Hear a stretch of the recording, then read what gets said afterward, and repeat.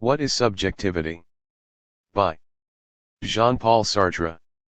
Translated by David Broder and Trista Silas. Introduction by Michel Kale and Raoul Kirchmayer, afterword by Frederick Jameson. Introduction. Consciousness and Subjectivity. By Michel Kale and Raoul Kirchmayer. Sartre gave the talk that you are about to read at Rome's Gramsci Institute in December 1961, not long after he had published his Critique of Dialectical Reason in April 1960. This great theoretical work organized a confrontation with Marxism, founded on the paradoxical appreciation that Marxism has come to a standstill one and also constitutes the unsurpassable horizon of our time. Point 2. Why did this lecture take place in Rome and not in Paris?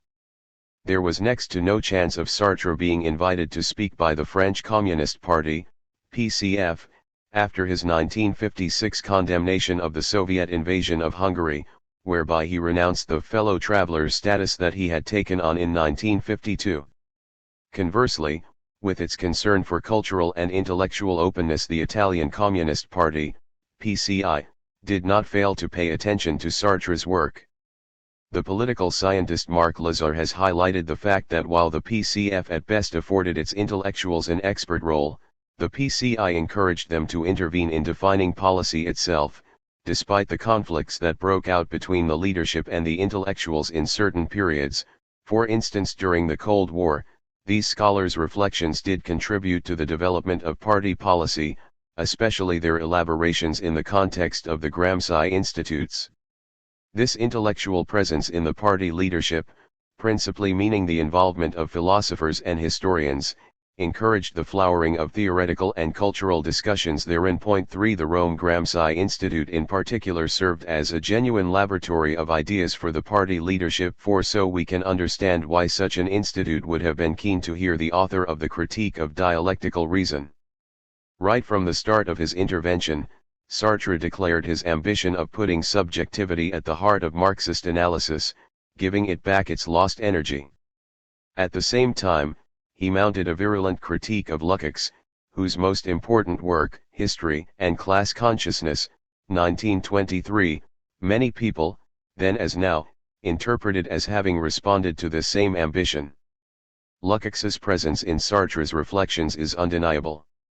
Hence, in his Search for a Method 5, Sartre made reference to Lukács's Existentialism or Marxism, 1948, 6, mistakenly citing this work as existentialism and Marxism, a lapsus that is not without a certain charm, and is doubtless also of some significance for our remarks here. In this mediocre text, the Hungarian philosopher denounced existentialism, essentially, Sartre's existentialism, as a new avatar of idealism, which he presented as nothing other than the ideological weapon that the bourgeoisie wields in order to defend its legitimacy. Lukács unconvincingly tried to distance himself from scientism and boasted of having developed a materialism that was free of mechanicism, in that it grasped the essence of realities as they evolved and not statically.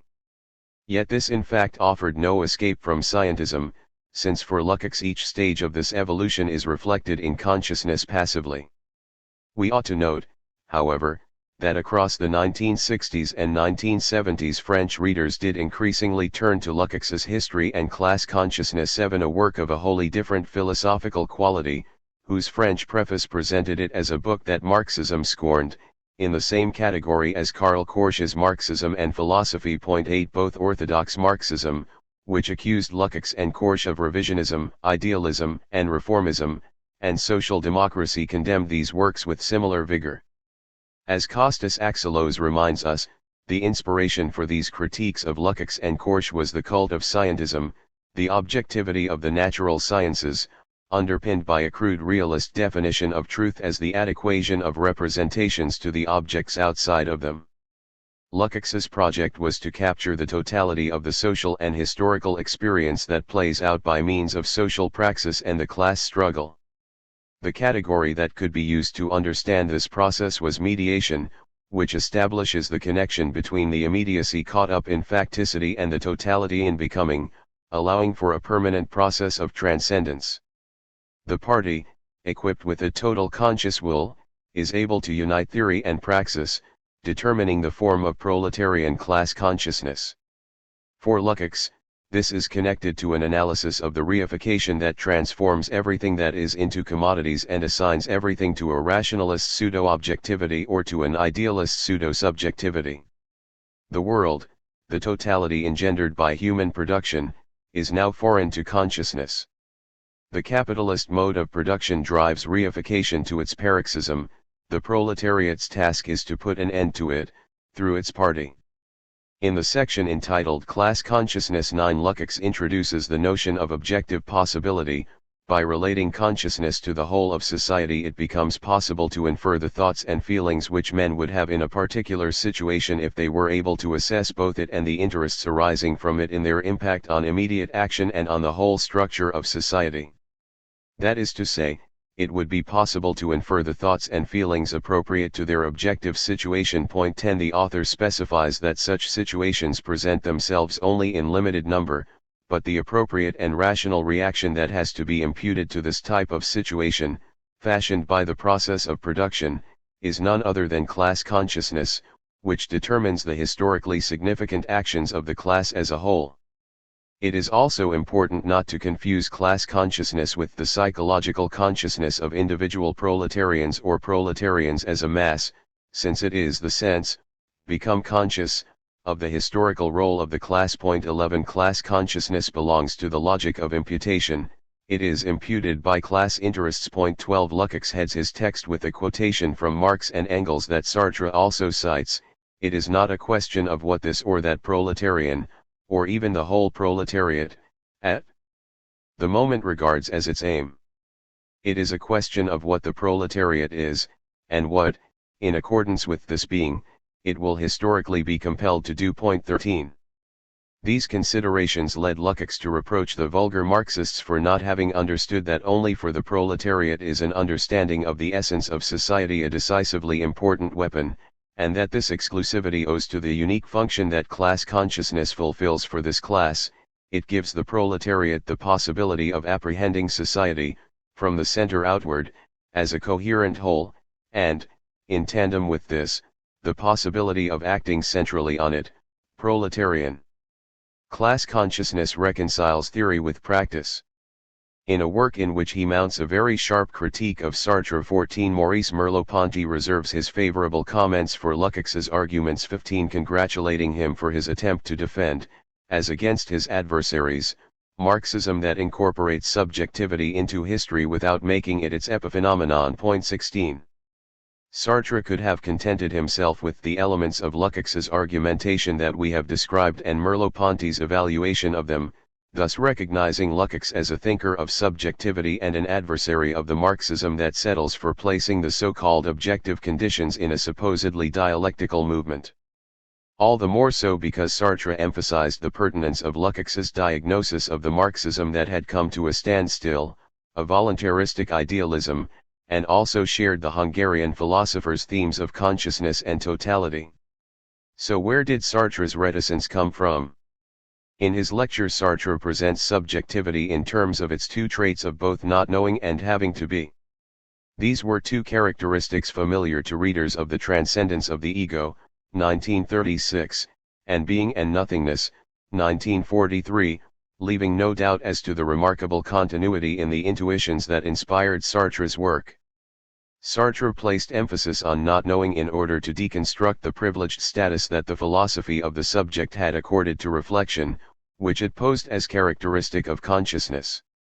The French philosopher stressed that consciousness is by definition self-consciousness, and therefore a non-reflective self-consciousness.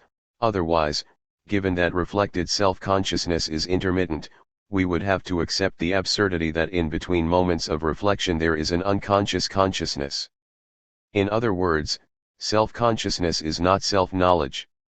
Having to be is the mode of being of consciousness, which is thus existent. While the subject is, consciousness is not born by any being, for as Sartre makes clear, it is an absolute of existence. Most important, consciousness is not the consciousness of a subject. If that were the case, it would surely have no function other than to reflect the subject's being. In the philosophy of the subject, consciousness of the self is necessarily a reflected consciousness of the self, that is, a consciousness that refers back to the subject's own being. Consciousness is not the consciousness of a subject, since in the conceptual order that Sartre elaborates, consciousness is substituted for the concept of the subject. This formulation, too, is an approximate one, since consciousness does not occupy the subject's place, but rather redefines the geography established by the philosophy of the subject. This is what goes unconsidered by those authors who incautiously remark that Sartre injected a dose of subjectivity into a dolefully objectivist environment. Having to be is a theme that places Sartre's reflection in a resolutely anti-naturalist perspective, a perspective that Simone de Beauvoir had already explored in all its depth in her masterpiece The Second Sex. Needless to say, Sartre's having to be does not enter into Aristotle's schema of potential and act, which requires the prior posing of a possible that bears all the determinations of being except for realization. Enclosed within this possible being, which, in the famous theory of four causes, is assumed by the formal cause, is an essence. Essence is the first inner principle of all that belongs to the possibility of a thing. 17 Essentialism commands a specific articulation of the necessary, the real, and the possible. Since essence circumscribes the possible being, it is none other than the principle of being, it is prior to it in law and in deed. The real is, then, confined to an intermediary role, it is the field in which necessity deploys its effects, thus revealing its coincidence with the possible. It is restricted to the role of a testing ground, or an opportunity, the opportunity for the actualization of a potentiality. Sartre was clear about his disagreement on this point. Being in itself cannot be potentiality or have potentialities. In itself it is what it is, in the absolute plenitude of its identity. The cloud is not potential rain, it is, in itself, a certain quantity of water vapor, which at a given temperature and under a given pressure is strictly what it is. The in itself is actuality. 18 So if there is a world of the possible, it must be introduced by a being that is itself its own possibility, being for itself, consciousness. It is particularly telling that, in this lecture, Sartre was so concerned to shine a light on the link between not knowing, or pre-reflective self-consciousness, and having to be, at the precise moment when his intention was to define the materialist status of subjectivity. As he explains, this is the first essential characteristic of subjectivity. If subjectivity is, by definition, non-knowledge, even at the level of consciousness, it is because the individual, the organism, has to be his being. This allows for just two possibilities, Sartre adds. One consists of being one's material being, as in the extreme case of a pure material system. Here there is the deficit, and that is all. The other concerns modifying the whole in order to ensure one's own maintenance, as in the case of praxis. Between the two there is the condition of interiority, in the sense that the whole is not something already given that has to be preserved when it is threatened, but something that always has to be preserved, because it is never definitively given. So Sartre proposes, on the one hand, that interiority is a condition, and on the other hand that the whole has to be, in other words, that it is always on course to totalization, including when we are talking about an organic whole. These two propositions lead us to the recognition that interiority is what we could call a conditioned condition. It is conditioned because the whole, which is not given, can only persist if it is driven by a tendency that is at one with the construction of the whole. In reality, the whole is a law of interiorization and perpetual reorganization. In other words, the organism is first and foremost a totalization, more than a whole. The whole can only be a kind of self-regulation that perpetually brings with it this interiorization as totalization. Totalization occurs through the integration of an outside that disturbs and changes, and the hemianopic is an example of this. All in all, the whole is no different from the overall drive. The drive and the need are at one. We cannot say that there are needs first. There is one need, which is the organism itself as a requirement to survive. This conditioning of interiority ought not be translated into determinist terms, which would suppose that the whole is definite, and confers such and such content on interiority. Rather, it ought to be understood as drawing on interiority, or better, the interiorization process, with a view to its own continuation as a totalization in progress. Having to be, interiorization and totalization are so many synonyms and belong to the order of existence. 19 Now this practical, dialectical unity that haunts the group and causes it to negate it in its very effort at integration, is simply what we have elsewhere called existence. 20 These considerations should doubtless suffice for a better appreciation of the interest and present-day relevance of Sartre's lecture. To this end it is interesting also to consider the discussion that Sartre's argumentation roused among the Italian intellectuals who attended his talk. The more phenomenologically minded ones followed Sartre the whole way and perfectly understood the true significance of his presentation, as Valentini's intervention, for example, demonstrates. But most of them, despite certainly being attentive to Sartre's philosophical discourse, which, we repeat, distinguished them from the French communists, were unable to free themselves from the idea, or rather, feeling, that abandoning an objectivist posture meant reneging on a materialist stance and submitting to bourgeois ideology. 21 So they accepted a dose of subjectivism but without being able to renounce the objectivist foundation of materialism and, in tandem with this, being able to understand that they remained prisoners of the dualism of subject and object. They could be responsive to the Hegelian solution that Lukács proposed, in that it allowed them to continue to believe in this dualism while also serenely envisaging its transcendence, since, as we know, a dialectical transcendence preserves the thing that has been transcended. An important reason for such an attachment to objectivism was the attempt to disarm the thread of antinaturalism, which seemed to tend toward sterilization in its insistence on denaturalization. This despite the fact that antinaturalism does not at all hold that nothing is given, rather, it insists that this given must not be interpreted in terms of nature, and emphasizes that the given is infinitely richer when these terms are not used since, as we have indicated, it is relational. Sartre, for his part, was clear that Lukács had fallen into an excessive Hegelianism. Notwithstanding his stated rejection of objectivism, he continued to think history with the assistance of the regulating idea of a philosophy of history, which orders real history according to the principle of transcendentalism, much as Kant's argumentation arranged phenomena in terms of categories of understanding. The philosophy of history anticipates real history once and for all, it delimits the possibility of this history, and is this history in its essentiality. Only with reference to the philosophy of history is it possible to construct and legitimize the notion of objective possibility. Subjectivity is thus convoced, this term's use here also bearing a tone of assignation, in the name of imputed class consciousness, under the pretext of actualizing the possibility traced in the sky by the philosophy of history. Consciousness, in this case, proletarian consciousness, has to be this possible consciousness that the philosophy of history reserves for it. He must never overlook the distance that separates the consciousness of even the most revolutionary worker from the authentic class consciousness of the proletariat. 22 Consciousness as having to be, as described by Lukács, is very different from the having to be that is constitutive of consciousness as being according to Sartre. For Lukács, what proletarian consciousness has to be is outside of it, a norm that it has to attain. The place that the production process assigns, second assignation, to the proletariat thus gives notice for proletarian consciousness. That is to say, such consciousness is narrowly framed by the base, through economic determinism, and from above, by the ideal of possible consciousness.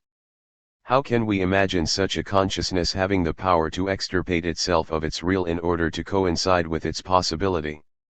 Lukács's answer in this regard evokes the question of the proletariat's internal transformation. 23 However, the conceptual frame within which he traps consciousness leaves it next to no room to show any kind of autonomy. Moreover, in Reification and the Class Consciousness of the Proletariat, his book's central chapter, Lukács cloisters consciousness's activity within very narrow limits, wholly in concordance with the presuppositions of his analysis, we might add, writing that it is by no means the invention of the proletariat, nor was it created out of the void. It is rather the inevitable consequence of the process in its totality, one which changed from being an abstract possibility to a concrete reality only after it had become part of the consciousness of the proletariat and had been made practical by it. And this is no mere formal transformation. For a possibility to be realized, for a tendency to become actual, what is required is that the objective components of a society should be transformed, their functions must be changed, and with them the structure and content of every individual object. Point 24. The formulas that we have italicized here have no meaning or function other than to resolve the problem before it has even been posed, in sum, to get around it. Lukács could not conceive of history without the presupposition of a philosophy of history, of an already closed totality, of a totality of possibles awaiting actualization. Confronted with such a totality, subjectivity is, then, conceived in the terms of the classic philosophy of the subject, that is, the terms of reflexivity, which must assume, even if dialectically, that this totality is. When Sartre characterizes Lukács's argumentation as an idealist dialectics, he means that in the sense that this dialectic is deprived of any real effectiveness, because it guarantees only the actualization of a totality that is already there, confining subjectivity to the role of spectator of a predetermined process.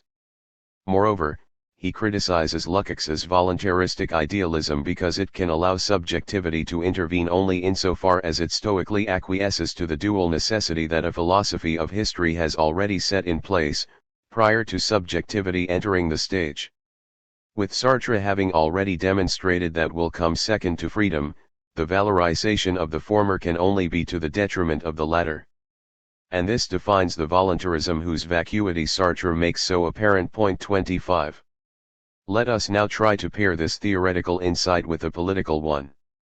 The bourgeoisie established itself as an emancipatory class, denigrating the privileges that the nobility had granted itself on a hereditary basis. Yet that did not mean that the bourgeoisie put an end to privileges. De Beauvoir thus explained in the foreword to Privileges that, although these essays were written in different times and perspectives, they respond to one same question: how can the privileged think their situation? The old nobility was ignorant of such a problem, it defended its rights, exercising them without worrying about legitimizing them. The rising bourgeoisie, on the contrary, forged itself an ideology appropriate for its liberation. Having become a ruling class, it could hardly repudiate this heritage. But all thought is directed towards universality, and it is no simple enterprise to make a universal justification for the possession of particular advantages. Point 26. The perspective of the universal introduced uncertainty as to the legitimacy of the bourgeoisie's dominant position. The temptation, then, is to point an accusing finger at the contradiction between the bourgeoisie's emancipatory vocation, which articulated its self-consciousness around the universalism of Enlightenment philosophy, and its dominant position, guaranteeing the satisfaction of its particular, selfish interests. But that is to expect more from the logic of emancipation than it can consequentially produce. This is a dual logic, and it can be set to work only by an emancipator that accords freedom to the persons it judges worthy of being emancipated, according to criteria of its own. The candidate for freedom thus receives a freedom that has the status of an accorded quality, and not that of the being of a consciousness that has to be. Here the emancipated is a subject in both senses of the term: first, that of a being capable of using freedom, the instrument that emancipation has provided it, and second, that of a vassal subject, like a king's subject, and now the subject of the emancipator. It is in this sense that the emancipator's conservation of his privileges conforms to the logic of emancipation. The norm of emancipation gravitates around the same conceptual framework as does the subject in the philosophy of the subject, effectively reduced to being a support for a series of qualities or attributes, including freedom. The emancipator can give freedom to this or that subject just as the politician pins the Order of Merit on the lapel of the devoted collaborator's jacket. Freedom is thus reduced to the level of will and condemned to the impotence of voluntarism. If this logic is to be disturbed, it is necessary to appeal to a new and different logic, the logic of self-emancipation. Antinaturalism is the philosophical prerequisite for this logic. Here the self-emancipated being constructs itself in and through the emancipation process, and is not, as in the logic of emancipation, earlier anticipated by the emancipatory will of the emancipator, or by a possibility prescribed by some sort of philosophy of history. More precisely, the logic of self-emancipation requires the antinaturalist materialism that Sartre is here elaborating, in which the materialist dimension serves to identify a situation of exploitation, and the anaturalist dimension to leave it to an act of freedom to designate what is possible. These two moments cannot be spread out in time, but rather must be convoced simultaneously. Marxism can mark out an unsurpassable horizon to the extent that it is understood as the opportunity to pose the question of materialism itself, which, as Sartre warns us, can only bear its full fruits if it is inspired by an intransigent antinaturalist stance. It is not enough to graft subjectivity onto the body of Marxism, which can always lead to incompatibility. Rather, it is necessary to refound Marxism on the basis of an antinaturalist understanding of subjectivity, so that materialist philosophy remains faithful to its vocation, that of a philosophy of freedom. Underscore underscore underscore underscore underscore underscore underscore underscore underscore underscore underscore. A note to the new edition. There have already been two publications, one based on the lecture that Sartre gave in Rome on December 12, 1961, as part of his 12–14 December meeting at the Gramsci Institute with PCI intellectuals and others close to the PCI. The first of these was in Italian, appearing in AUT Journal, No. 136–7, July–October 1973, under the title Subjectivity e Marxismo. The second was in French, appearing in Sartre's journal Les Temps Modernes, No. 560, March 1993, under the title La Conférence de Rome, 1961, Marxisme et Subjectivité. 3 These two versions were established independently of one another, on the basis of the transcription of the recording of Sartre's lecture, with the editors of AUT offering an Italian translation. For the Les Temps Modernes version we, MK, also used this transcription, which was entrusted to us by the Hungarian philosopher Tibor Szabó, though we also added in a few syntactical changes to make it easier to read. The differences between the two versions are minimal and are not cause for divergent interpretations. Even if in the strict sense this is not a Sartre text, since the manuscript either no longer exists, or remains impossible to find, and the tape of Sartre's lecture is lost, its reasoning and its thematic are, nonetheless, very much those of a text of his. So why this new edition, after the text has already been published in both French and Italian? Subsequent to the appearance of both versions, we got access to a new element, namely the transcription of the discussions sparked by Sartre's lecture.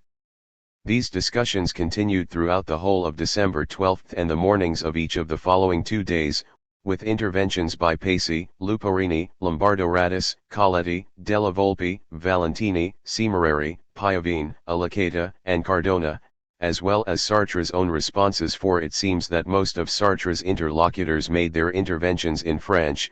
In a few cases, they apologized to Sartre for instead making their points in Italian, meaning that the Italian language transcription of the debates is for the most part a translation. Our retranslation back from the Italian has sought to respect the spirit of these interventions, perhaps sometimes to the detriment of sticking to the letter of the text. We are not publishing the whole discussion, which would have made for rather too thick a volume. Our criterion in choosing the texts has been to retain the elements and moments of the discussion that help further clarify Sartre's reasoning, and even to enrich it. Given this criterion, we have left aside the interventions that seemed digressive, or which looked too much like debates internal to Italian intellectuals. 5. Underscore underscore underscore underscore underscore underscore underscore underscore underscore underscore underscore. 1. An English translation of Sartre's lecture as well as the postface by Frederick Jameson both appeared in New Left Review 2:88, 2015. This English translation was based on the 2013 French edition, Paris, Les Prairies Ordinaires, edited by Michel Caille and Raoul Kirchmayer. 2. Founded in 1951, AUT is a prestigious Italian philosophy journal whose current editor-in-chief is Pier Aldo Rovati. The issue containing the text of Sartre's lecture is presented as a fascicolo speciale, with the title Sartre dopo la critique. Sartre's text appears on pages 133 to 51 and a few elements of the discussion that followed on pages 152 to 8. 3. With an introduction by Michel Caille, Introduction à la Conférence de Sartre, La conscience n'est pas sujet, pages 1 to 10, and followed by some remarks by Tibor Sabo, Note annexe, Sartre, l'Italie et la subjectivité, pages 40 to 41. We would like to take the opportunity to warmly thank Claude Lanzmann, the director of the journal, for generously allowing us to republish this text in the present edition. 4. The tape of these exchanges is also lost. Many thanks to Paolo Tomascia for recovering the typescript of these discussions at the Gramsci Institute, and for entrusting the text to us, and to Gabriella Farina for helping us in our exchanges with the Institute. Both are eminent representatives of Sartre studies in Italy. 5. Here we would like to thank our publisher Nicolas Viescazes, a driving force behind this publication, who contributed to this project with very useful assistance and great enthusiasm. Marxism and Subjectivity. Jean-Paul Sartre's Rome Lecture. Marxism and Subjectivity. Jean-Paul Sartre's Rome Lecture. Our problem here is that of subjectivity in the context of Marxist philosophy. My aim is to establish with precision whether the principles and truths that constitute Marxism allow subjectivity to exist and have a function, or whether they reduce it to a set of facts that can be ignored in the dialectical study of human development. Taking Lukács as an example, I hope to convince you that an erroneous interpretation of certain undoubtedly ambiguous Marxist texts can give rise to what I would call an idealist dialectics, which in practice ignores the subject, and to show how such a position may be damaging for the development of Marxist studies. My topic is not subject and object, but rather subjectivity or subjectivation and objectivity or objectivation. The subject is a different, far more complex problem. When I speak of subjectivity, it is as a certain type of internal action, an interior system and interiorite, rather than the simple, immediate relationship of the subject to itself. A superficial consideration of Marxist philosophy might tempt us to call it panobjectivism, insofar as the Marxist dialectician is, it seems, interested only in objective reality.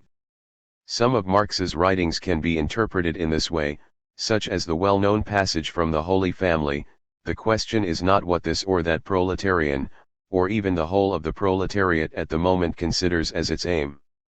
The question is what the proletariat is, and what, consequent on that being, it will be compelled to do. 1. The subjective is thus pushed into the category of representation, which, taken in itself, is of no importance, underlying reality being merged with the process that makes the proletariat the agent of the destruction of the bourgeoisie and constrains it to be this agent in reality, that is, objectively, in actual fact.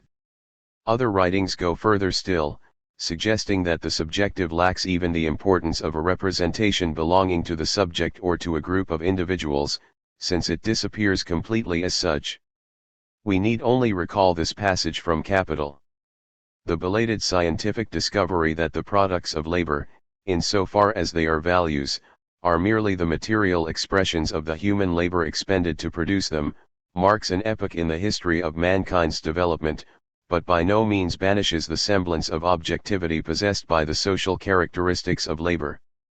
Something which is only valid for this particular form of production, the production of commodities, namely the fact that the specific social character of private labors carried on independently of each other consists in their equality as human labor, and, in the product, assumes the form of the existence of value, appears to those caught up in the relations of commodity production, and this is true both before and after the above-mentioned scientific discovery, to be just as ultimately valid as the fact that the scientific dissection of the air into its component parts left the atmosphere itself unaltered in its physical configuration. Point 2.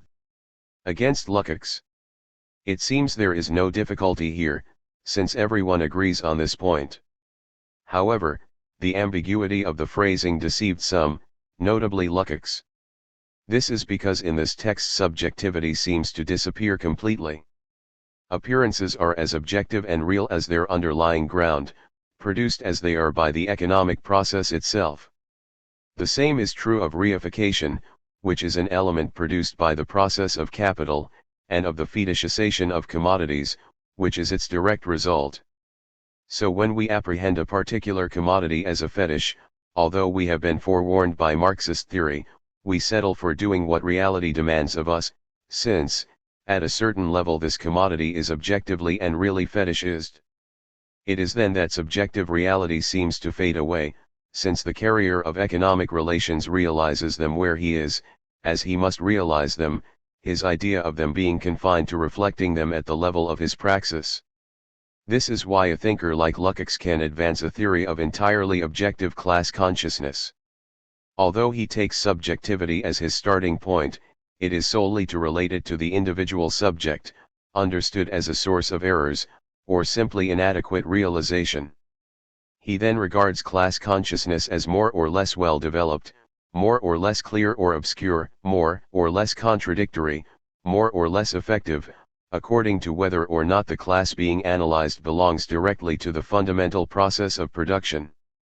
For example, in a petty bourgeois, class consciousness remains objectively vague and, for reasons Lukács sets out, never forms into real class consciousness, whereas the proletariat, being deeply involved in the production process, can be brought to a complete form of class consciousness through the objective reality of work. So, this conception pushes objectivism to the point where it obliterates all subjectivity and hence leads us into idealism. This is no doubt a dialectical idealism, with material conditions as its starting point, but it is still idealism. Neither Marx himself nor Marxism lend themselves to this. There are texts that are indeed ambiguous, by virtue of their depth, but none of them can be interpreted as though panobjectivism were the goal of Marxism. When Marx speaks of existence, as he does, say, in the 1857 draft introduction to his Critique of Political Economy 3, he has in mind the total man, a being defined by a dialectic with three terms, need, work and enjoyment.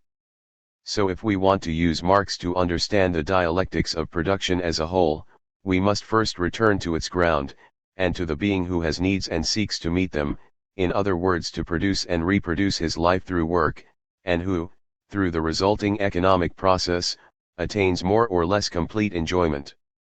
If we take these three elements into account, we note first that the three together establish a rigorous connection between a real man and a real society and the surrounding material reality that is not himself.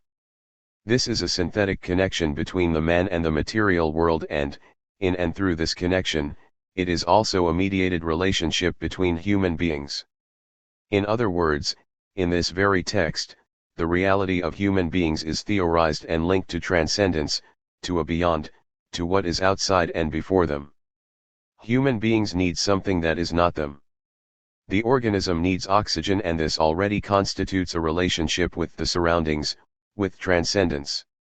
A man works to obtain tools that will enable him to appease his hunger and reproduces his existence in some form that depends on economic development. Here again, need is an element located elsewhere, and enjoyment is an incorporation through certain internal processes of what this man needs, which is precisely external being. The first connection Marx reveals through these three terms is a connection with outside being, which we call transcendence. The three elements form a kind of explosion of the self into outside being and, at the same time, a return to and reappropriation of the self. As such, these three terms can be objectively described and, at a particular level, can be an object of knowledge. But, through a regressive analysis, they are equally related to something like a self, which denies and goes beyond itself while conserving itself. To use Marx's terms, since work is objectivation through the reproduction of life, we are entitled to ask who and what is objectified through work? Who or what is threatened by need? Who or what puts an end to need through enjoyment? The answer, obviously, is the practical, biological organism or, if we prefer, considering subjectivity, the psychosomatic unit. So now we are dealing with a reality that exceeds direct knowledge of the self through interiority. Importance of not knowing. Let us suppose that work is carried out using a tool. There is a practical surpassing of the situation towards a goal, which implies knowledge of the goal and of the means, of the nature of the materials, of the inert requirements of the tool and, in a capitalist society, of the factory where the individual works, its standards, and so on. So many different aspects of knowledge are involved here, and this knowledge is at once organic and practical, since in some cases it can be acquired by training. However, the positions we must adopt to hold the tool and use the materials are not a matter of knowledge, still less the muscles, bones and nerve links that make it possible to hold this or that position. In other words, there is an objectivity maintained by something that is beyond knowledge, and which, moreover, it might be practically detrimental to know. Let us take a well-known example. If, as you go downstairs, you become conscious of what you are doing, and if consciousness emerges to determine what you do, to intervene in this action, you immediately stumble because the action no longer has the character it should. We can thus observe that, even in cases where the division of labor in society extends to machines and where, consequently, semi-automatic machines impose piecemeal tasks on the worker, the simplest movement that a worker is asked to do is one that does not engender knowledge of the body. The required movement can be demonstrated, but the organic reality of moving, altering position, and changing the whole according to the part is not directly a matter of knowledge. Why? Because we are in the presence of a system which, for reasons we shall examine, has non-knowledge as a component part and whose parts no longer appear in transcendence, but in interiority. Let us establish a clear definition of what we understand by a system in interiority, for the sake of a better understanding of what we are talking about. A material system is defined as having an interior or, if you prefer, as marking off a domain within the real world, when the relationship between its parts involves the relation of each to the whole. Reciprocally, the whole is no more than the sum of its parts insofar as it is involved as a whole in the relations that the parts have with each other. Of course, the recognition of our organic status as a system of interiority should not lead us to forget that we are also defined by inorganic status. In this regard, it is possible to understand us as a set of cells. This is what we are doing when we say that a human organism contains 80 to 90% water. The same is true when we are subject to mechanical forces. It must also be said that the organic is not a set of specific objects in nature that supplement the inorganic, but corresponds to the particular status of certain inorganic wholes. It is a status defined by the interiorization of the outside. This means that what the organism experiences in the form of a relation of interiority can also be understood as a physico-chemical whole. It is as though the entire physico-chemical whole were not sufficiently determined and, in some areas or sectors, this whole in exteriority can also be defined by a law in interiority. So, at the outset at least, we can then identify two types of exteriority. First, the exteriority of within or, if you prefer, on this side, and deca, or before, in other words, a type of exteriority whose crowning feature is organic status, from which death can return us to the inorganic. Second, the exteriority of beyond, odella, which reflects what this organism finds in front of it as a work object, a need, and the means to satisfy it, in order to maintain its status as an organism. Thus, we have a dialectic with three terms. This requires us to describe interiorization of the exterior by the organism, in order to understand its capacity to re-exteriorize in transcendent being, in carrying out an act of work or determining a need. So there is only one moment called interiority, which is a kind of mediation between two moments of transcendent being. However, we should not think that these two moments are in themselves necessarily distinct, other than for temporal reasons. Ultimately it is the same being in exteriority, which mediates with itself, and it is this that is interiority. As this mediation defines the space in which the unity of two types of exteriority will occur, it is necessarily immediate to itself in the sense that it does not contain its own knowledge. Consequently, it is at the level of this mediation, which is not itself mediated, that we encounter pure subjectivity. And it is from this starting point, taking account of a number of Marxist themes, that we need to reach a better understanding of the status of this mediation. Does it have a role in human development as a whole? Does it really exist as an indispensable moment in a dialectic crowned by objective knowledge? Or is it merely an epiphenomenon? In putting these questions, we are not bringing in from outside a notion of subjectivity that is not present in Marx.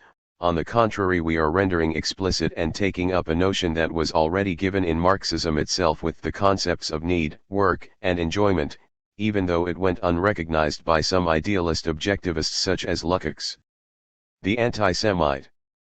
Why, first of all, must this mediation, which is immediate to itself, imply non-knowledge as its particular characteristic? Why must we in our praxis, which is knowledge and action together, action that engenders its own understanding, why, at the level of what we call subjectivity, must we also be non-knowing of ourselves? We shall also consider how, in these conditions, we can attain subjectivity, since, if subjectivity is in practice a non-object, if, as such, it escapes knowledge, how can we claim to state any truths about it? All this can be clarified very simply, but only on the basis of extremely simple situations. Let us take the case of the anti-Semite.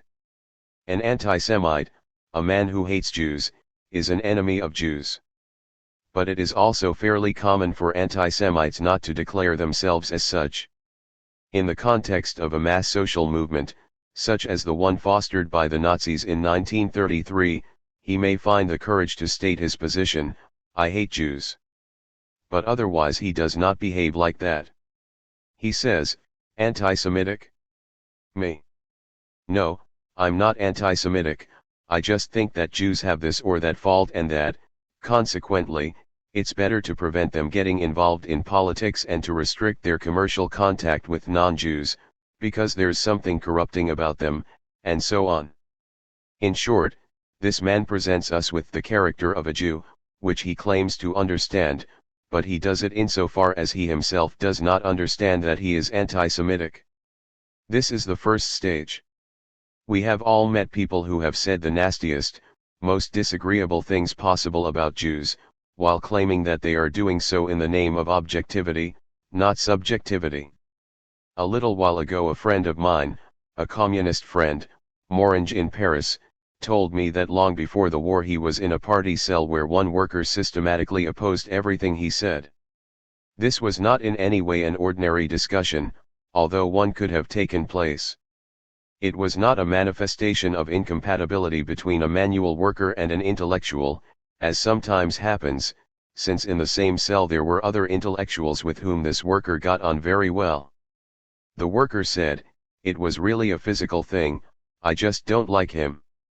One day, this worker went to see him and said, "Listen, I've realized why I didn't like you all that time, it's because you're Jewish, and now I realize that it was because I hadn't got rid of some of the prejudices that are part of bourgeois ideology. I didn't see that at first and your example has helped me. I've realized that it's the Jew that I hate in you, because I'm anti-Semitic." Note the change. At this moment a kind of contradiction between a general attitude and a particular attitude, a contradiction which, unfortunately does not work in the case of a petty bourgeois on whom there is no brake acting to prevent him expressing his anti-Semitism, a contradiction between general communist humanism and a particular attitude leads to a considered realization. But you will note that at this moment anti-Semitism as such is being eradicated. True, there is a passage to the object, but it is at the moment when the worker recognizes his anti-Semitism that he is very close to shedding it. He may find this difficult, he may think he has shed it but fall back into it in the end.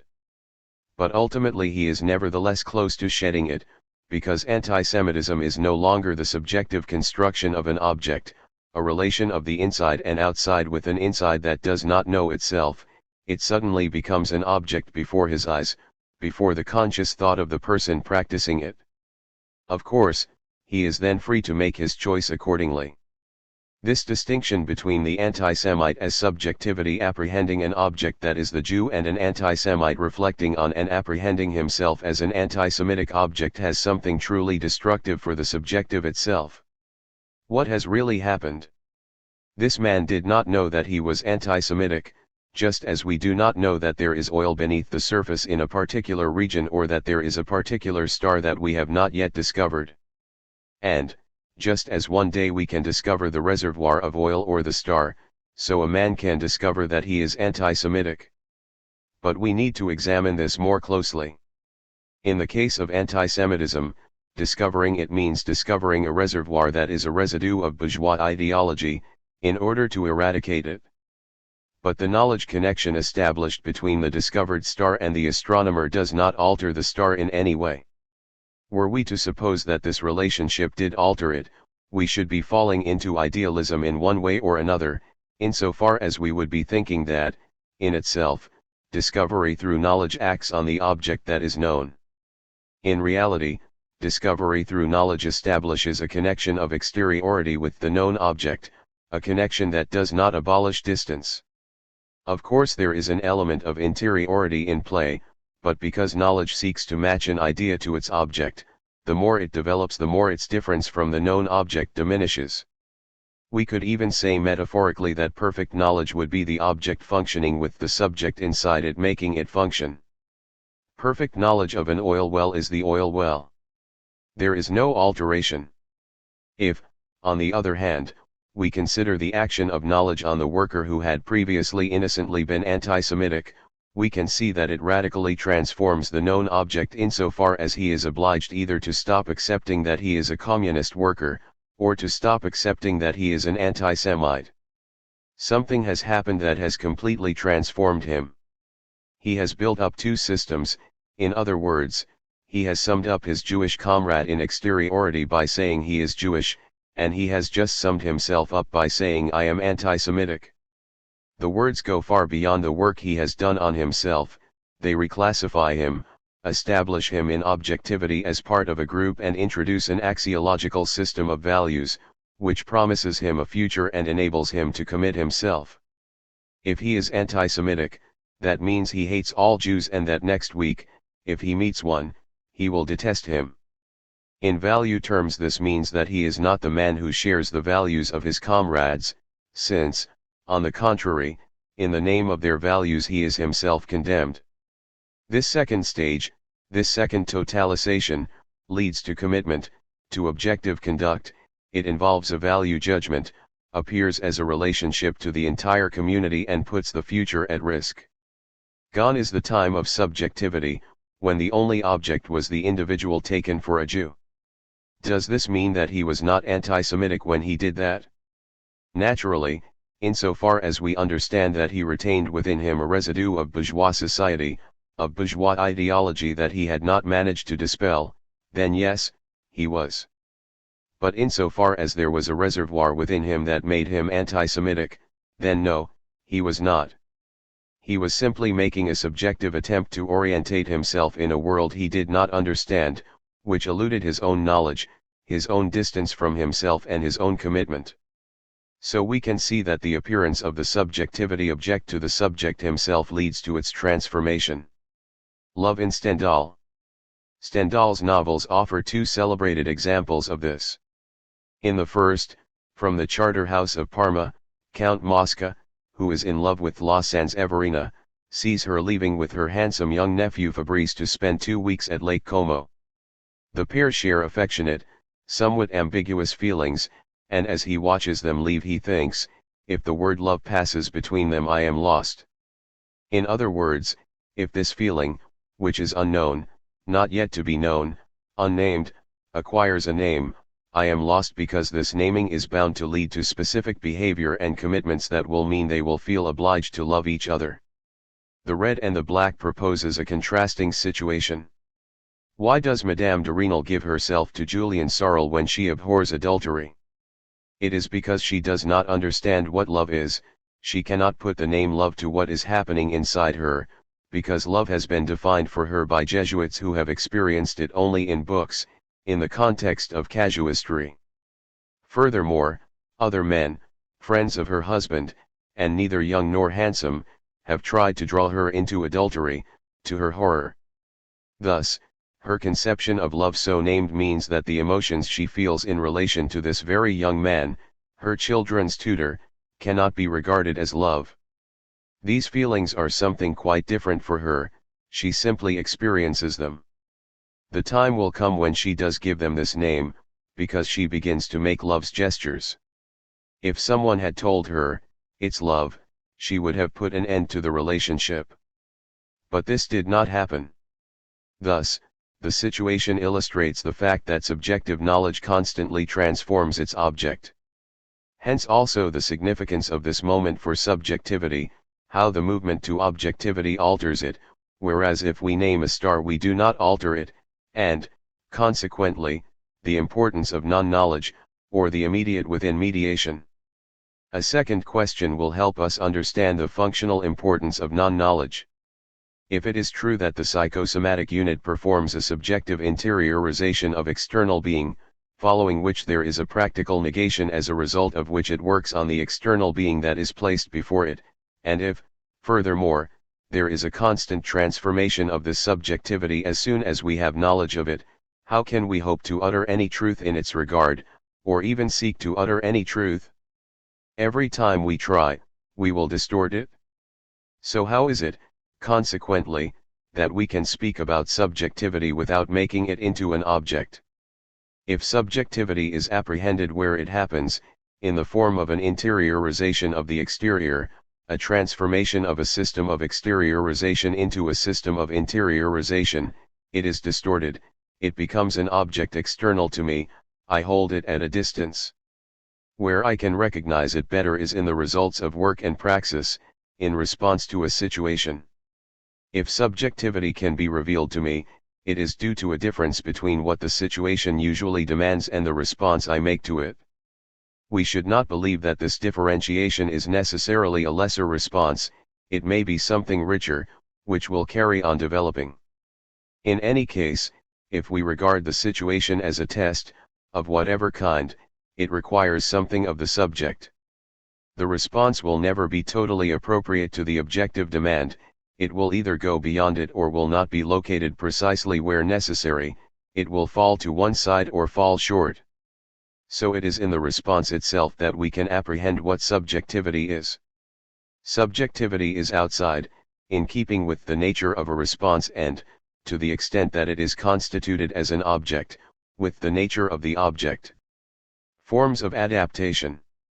To develop this idea at greater length, let us first consider a medical case, the response of someone suffering from hemianopia, half-blindness. This case is interesting to us because, although it undoubtedly relates to a psychosomatic unit, it is as close as possible to a simple organic connection, involving a lesion that affects the optic nerve where it joins the lobes of the brain.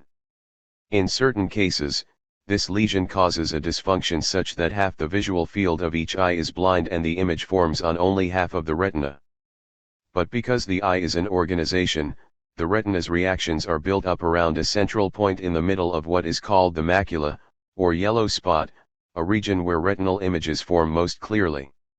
If we were dealing with a strictly inorganic, entirely external system, the consequence of this hemianopic deficit would be a vision of reality reduced by half. Let us imagine for a moment that I could cause the same lesion deliberately, as a laboratory experiment, by ingesting some substance or other. What would I do? Having knowledge of this lesion, I would distance myself from it, knowing that I would not see, for example, the right side of my visual field. When I wanted to see objects located in front of me, I would turn my head and eyes, thereby reconstituting a new complete field by means of a praxis that would in a sense render the deficit inoperational.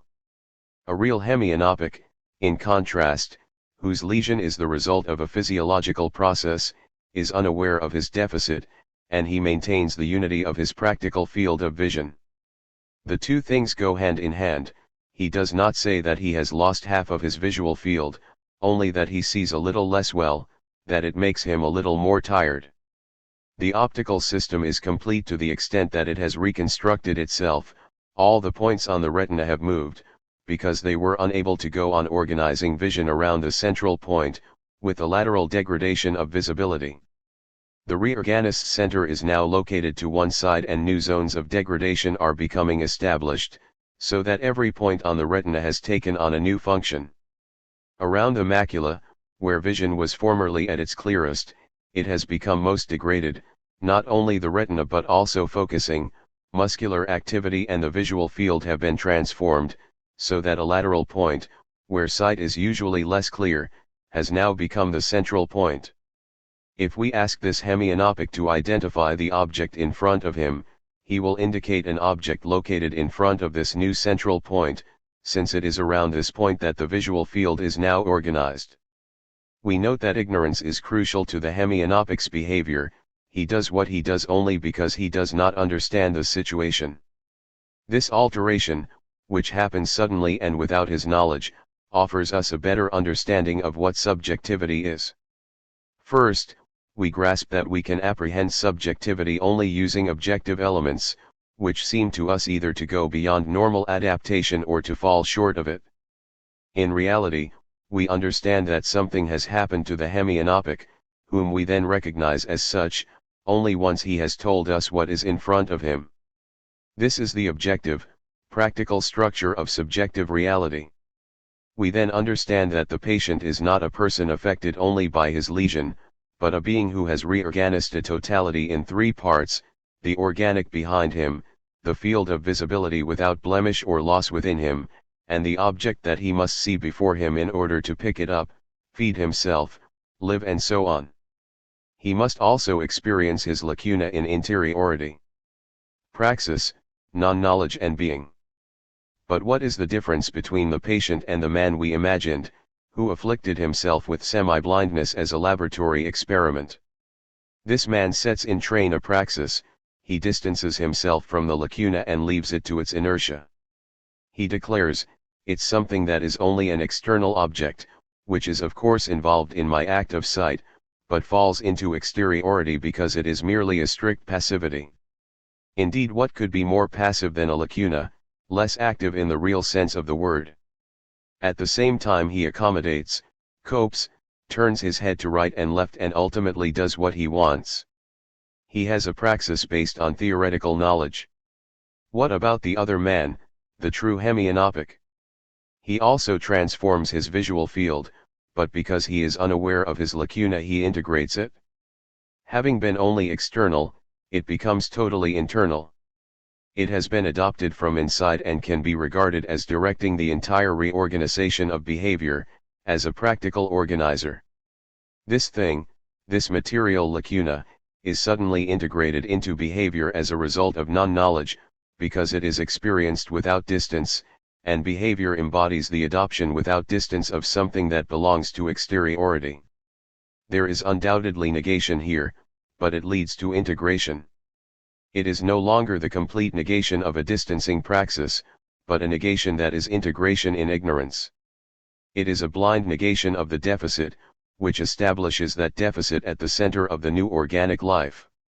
This blind negation is not accompanied by any recognition of lacunary being and, in denying it, integrates it into the whole. In other words, whatever happens, the whole remains and changes while claiming not to have changed, because it does not know the change. The patient is not hemianopic because he is deprived of half of his visual field. That would amount to regarding the state as a passive disturbance, when it never remains passive. He is hemianopic because he makes himself so, because he maintains a totalization from within by integrating the deficit. This is the first essential characteristic of subjectivity.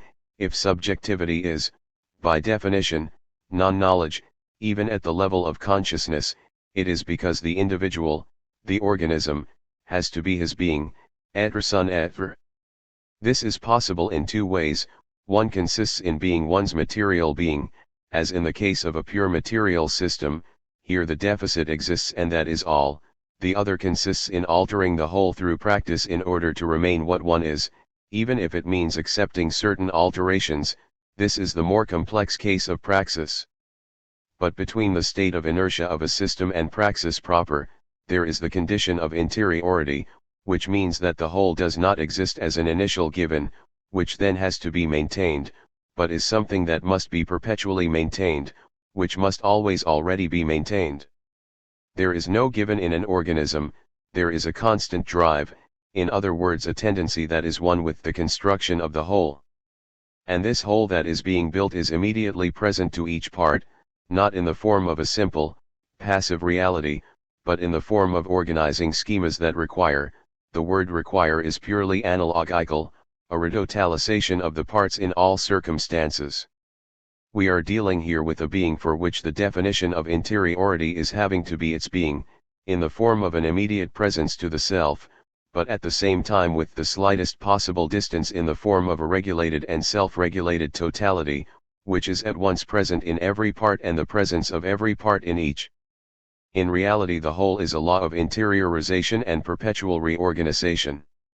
In other words, the organism is first and foremost a totalization, rather than a whole. The whole can only be a kind of self-regulation which perpetually brings with it this interiorization as totalization. Totalization occurs through the integration of an outside that disturbs and changes, of which the hemianopic is an example. All in all, the whole is no different from the overall drive. The drive and need are one. We cannot say that there are needs first.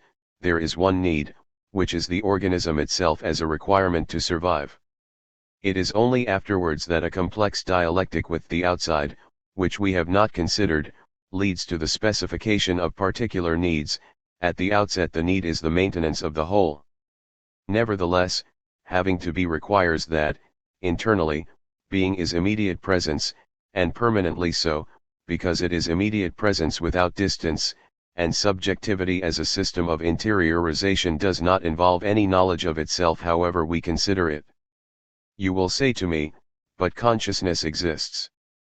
So it does, but, as we have seen, once consciousness is involved, subjectivity becomes objectivity. Politics of grabuge. The case of hemianopia involves an elementary behavior. Let me now go a little further in showing how things develop at what is more usually thought of as the level of subjectivity. In the case of a very close friend, a past and present contributor to Les Temps Modernes who was there at the beginning point, for there we were, about 10 of us, trying to come up with a name for the journal. As you know, the aim was to adopt a critical position with regard to the French bourgeoisie and the right. We were of the left on principle, allied to left-wing forces, and we examined the world from that point of view, combining action with critique, in order to help change it. We needed an appropriate name, and this friend simply suggested le grabuge. This is a familiar French word that occurs in writings from the 18th century and means, we could say, anarchic violence.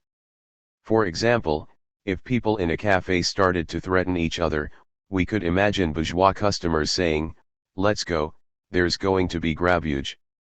It is a word that evokes violence, blood, and scandal, something that suddenly disrupts order. Subjectivity was immediately apparent in my friend's suggestion and created a mismatch. Of course, we were against the bourgeois order and wanted to assist its liquidation and the establishment of a socialist order as far as we could, but 1945 was no longer the time to do it in the form of grabuge, which might also mean that my friend would walk naked down the Champs-Élysées, certain as he was that any scandal would help to undo bourgeois consciousness. This was the strange mismatch that I will try now to explain, to the extent that it reveals subjectivity. If we suppose that my friend is called Paul, no one who knows him and who heard what he said at the time could have failed to think, "That's just like Paul." In other words, we all recognized him in this simple choice of a word. Why? First, because Paul is a former surrealist. He has moved away from surrealism, but he is nostalgic for it and, consequently, he is stuck in repetition. And, as Breton used to say, the simplest surrealist act is grabuge. You take a revolver and shoot someone at random, the act is scandalous, but also strictly individual, as destructive of yourself as it is of the other person. The surrealists got together when they were still young and cultivated this violence, which they continued to express, notably in verbal terms through literary and artistic scandals. However, none of them ever took a revolver and shot the first person he met in the street. Most of them have retained something of this, it is constantly refashioned and repeated in new circumstances. Long after surrealism, Paul would go into bars and insult someone, preferably a man much taller and stronger than him. He would end up on the floor for this act, having received a beating which deep down he did not fear. We could almost say he had gone looking for it. This is a manifestation of repetitive behavior, not recognized as such, in response to an earlier conditioning that has been reinteriorized. This surrealist will always be a surrealist. No doubt you could point out that other surrealists have had very different lives. Aragon, for example, has joined the Communist Party and is undoubtedly not the man to call a new journal Le Grabuge, but rather Concord or something like that. This is a very particular situation, which must be interpreted as such. Of course, it relates to Paul's social history, which he readily recounts, because he knows himself while also not recognizing himself in his suggestion. He knows himself admirably well, indeed, he has written remarkable books about himself, yet when he said that, it did not occur to him that what he had written was coming to the surface. He was just thinking that he had chosen a good title for a journal. Paul was and remains a petty bourgeois from a rich family, whose childhood, which it would take too long to describe, means that bourgeois life has a hold over him and suits him. He cannot really escape it.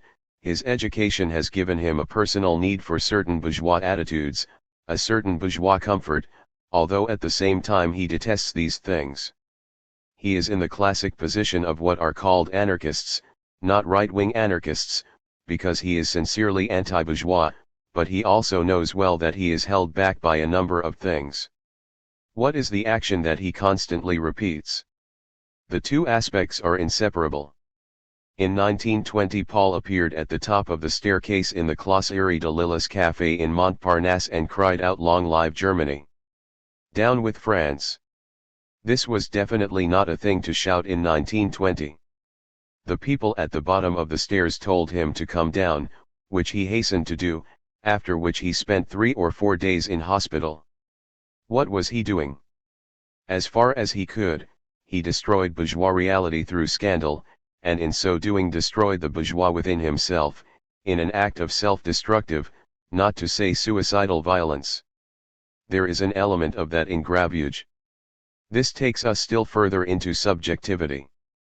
There was a moment, a few years after the Soviet Revolution, when grabuge appeared to all parties on the left to be the best possible inclination for an intellectual. The bourgeoisie was very strong, the USSR was a newborn threatened on all sides, and both the communists and later Trotsky himself were saying, for exactly the same reasons, your role as intellectuals is to destroy the bourgeoisie, to destroy it as an ideology. You are ideologues, so steal its words, provoke it with scandals. This attitude indisputably had tactical value in its day, around 1925 to 30, but it no longer has any meaning when the social problem and the international problem are posed in new terms. These days, analysis, study, and discussion are more important than pure scandal in combating bourgeois forms of domination. But Paul has maintained a certain past, and it was this that led to his mismatched suggestion. It was not only his own bourgeois reality, but the preservation of a tactic that had been valid in 1925, is no longer so today, and which he has not left behind. He is still attached to it, and that is where subjectivity lies.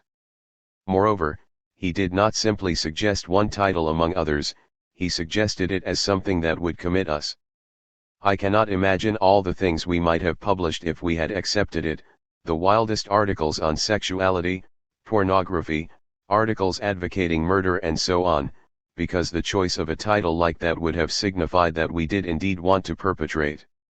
This indicates that the exteriorization of subjectivity implies something like giving it institutional form.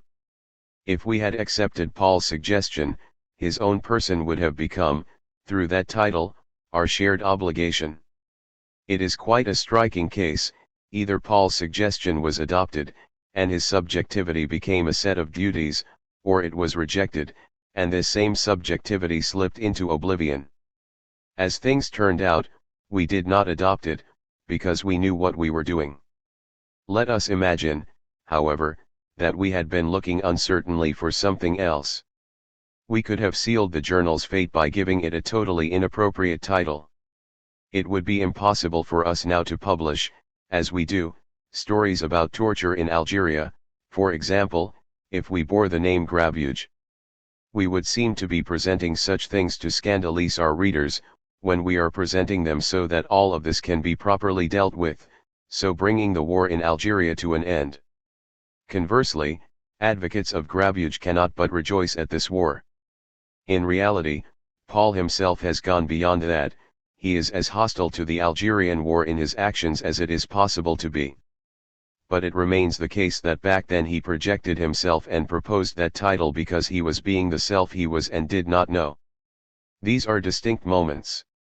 If, after the event, we had told him what his suggestion meant, he would no doubt have accepted what we said, but at the time he put forward objective arguments. It will be more attractive to the public, it will express the negative side, and so forth. He certainly did not say, I like it, and it's what I want. He did not say it because he did not know it. Repetition and inventiveness. This example offers us an opportunity to observe two traits describing subjectivity proper. For human beings there are several dimensions to subjectivity, subjectivity itself being ultimately their totalization. First there is what is current, actual. I would say, for example, that Paul's class being has remained current, insofar as his class being, which is a particular way of rejecting the bourgeoisie while being unable to separate himself from it, is a constitutive element of his being that is not of the order of the past, but timeless. It truly is his class being, in other words, the form of his insertion into the bourgeoisie. On the other hand, his relationship to surrealism is a relationship to the past because, after all, if he had not been involved in the surrealist movement, if he had not at one time participated in a project that allowed him to satisfy his appetite for grabuge, he would not have felt it. So there are two dimensions of subjectivity that must be perpetually retotalist, without their being known, the past and, at the same time, class being. We have to be our class being, we are not it. We have to be it, in the sense that we are it only in the form of perpetually deciding, subjectively, to be it. At the same time, we have to be our past. To regard the past as a set of memories that it is always possible to evoke is to reduce it to something passive, a set of objects that are available to us and which we can line up before us. To this extent, the past is already no longer me, it is a quasi-me. But, for this past to exist all the time as the possibility of distancing oneself from it, it must be perpetually retotalist. This implies that repetition is a constant in subjectivity. Because we endlessly retotalise ourselves, we endlessly repeat ourselves. Paul never stopped repeating himself in this way, from the moment he cried "Long live Germany," at the Klausuri de Lillis to the moment he suggested grabuge, and indeed long after, in different circumstances. His past is there in its entirety, but in the mode of non-knowledge, non-consciousness, in the form of a necessary reintegration, and this past in turn is linked in a contradictory way to his class being. While his class being may lead him to be something else in different circumstances, the past, on the contrary, implies repetition.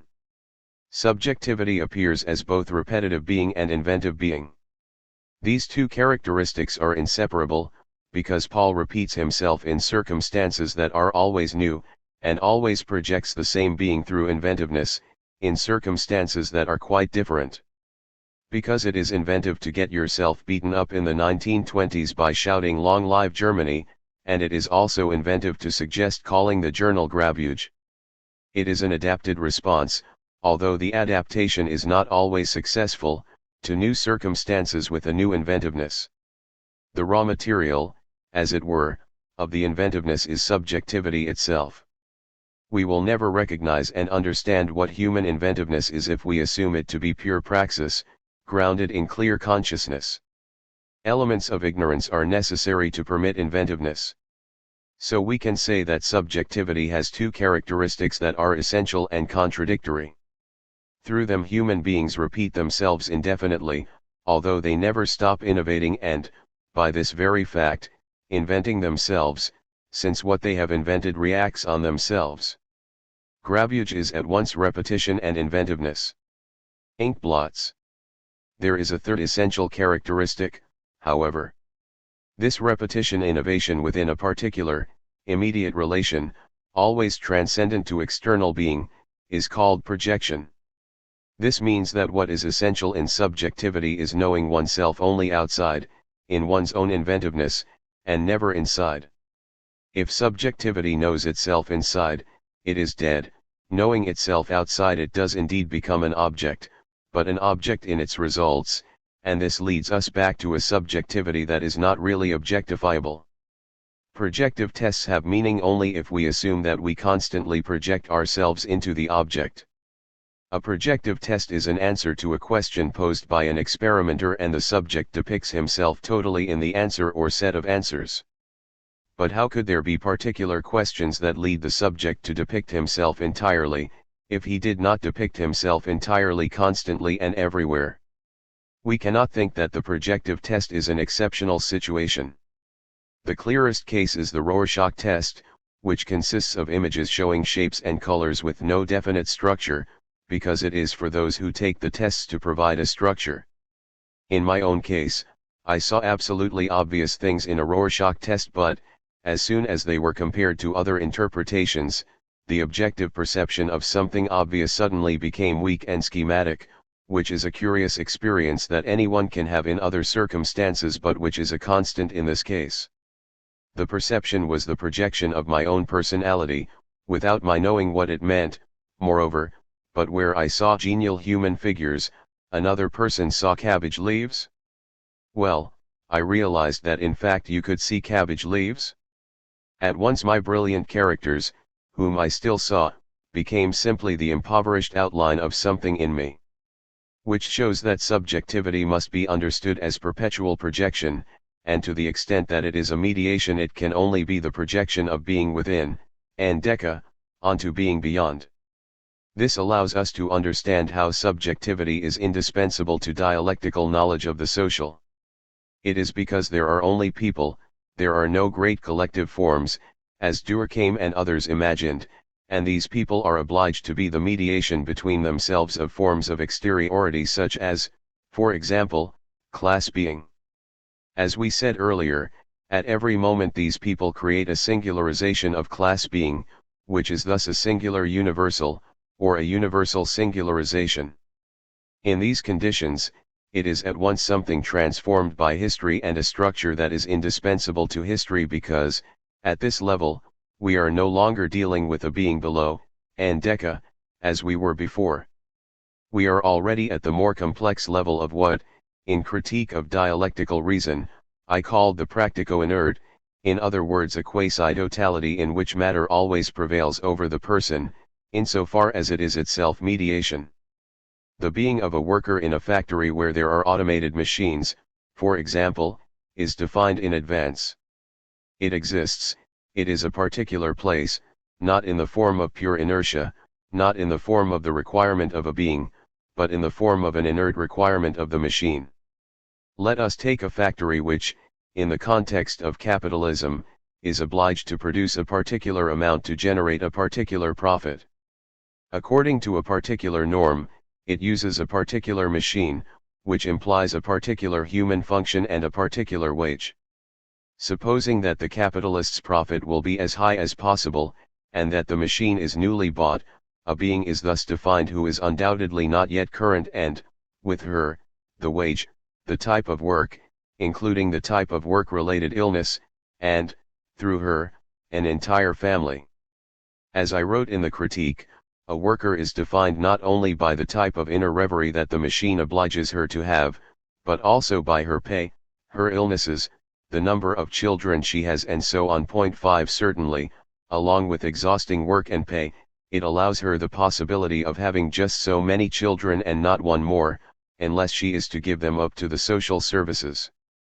While all this is imposed in the manner of inert requirements, a world nevertheless begins to take shape in which people can struggle, come into conflict, deceive and dominate one another as soon as subjectivity has to take that turn, et cetera. The concrete social reality is not the machine but the person working at the machine, who is paid, gets married, has children and so on. In other words, worker or bourgeois, one has to be one's social being and one has to be it in a way that is first and foremost subjective. This means that class consciousness is not a primitive given, far from it, and that, at the same time, one has to be it in the very conditions of work. Subjectivity of skill. In another passage of the critique, I cited an example to which, in concluding, I return, in order to show what I mean by this. Around 1880, one type of worker was defined in the clearest possible way by the universal lathe. This was a qualified worker who had done 2 years' apprenticeship, took pride in his work and was surrounded by unskilled laborers. The machine defined him because once there is a universal machine 1 that is not closely connected to particular functions and performs perfectly only if it is supervised, you need a man who can do that work, a trained technician.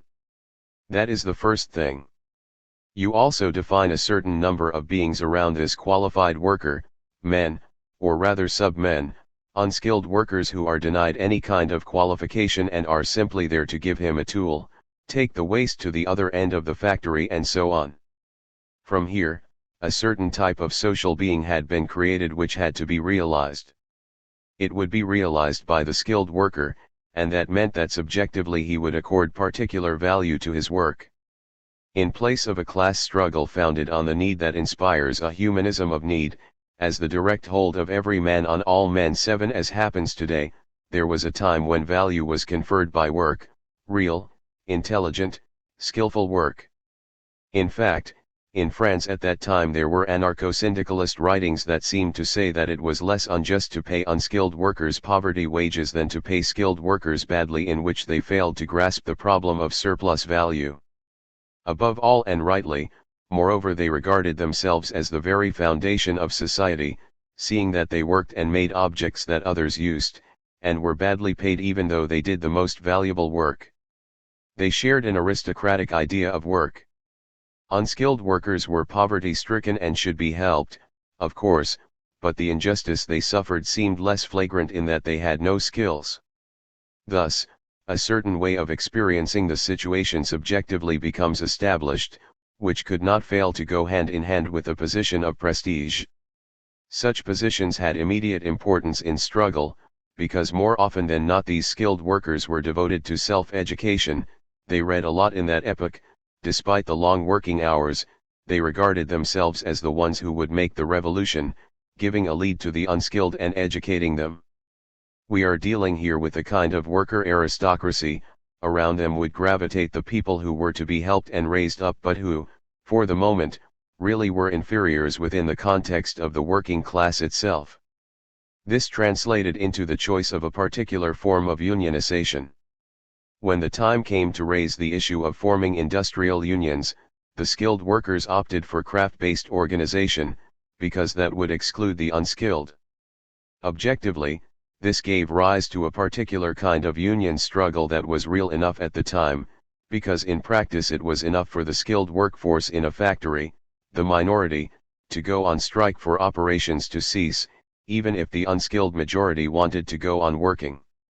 The union practice of the time, the kind of self-valuing, the type of struggle and form of organization, corresponded strictly to what those workers were, to what the machine was. We are not saying here that they were wrong or right, they were all that the universal lath allowed them to be.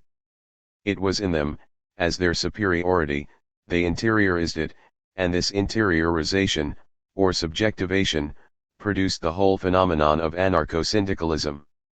This was not, as Lukács claims, because they did not grasp the totality of what the working class was and what its struggle was. On the contrary, because they were at the center of production, they did grasp it as it was at that time.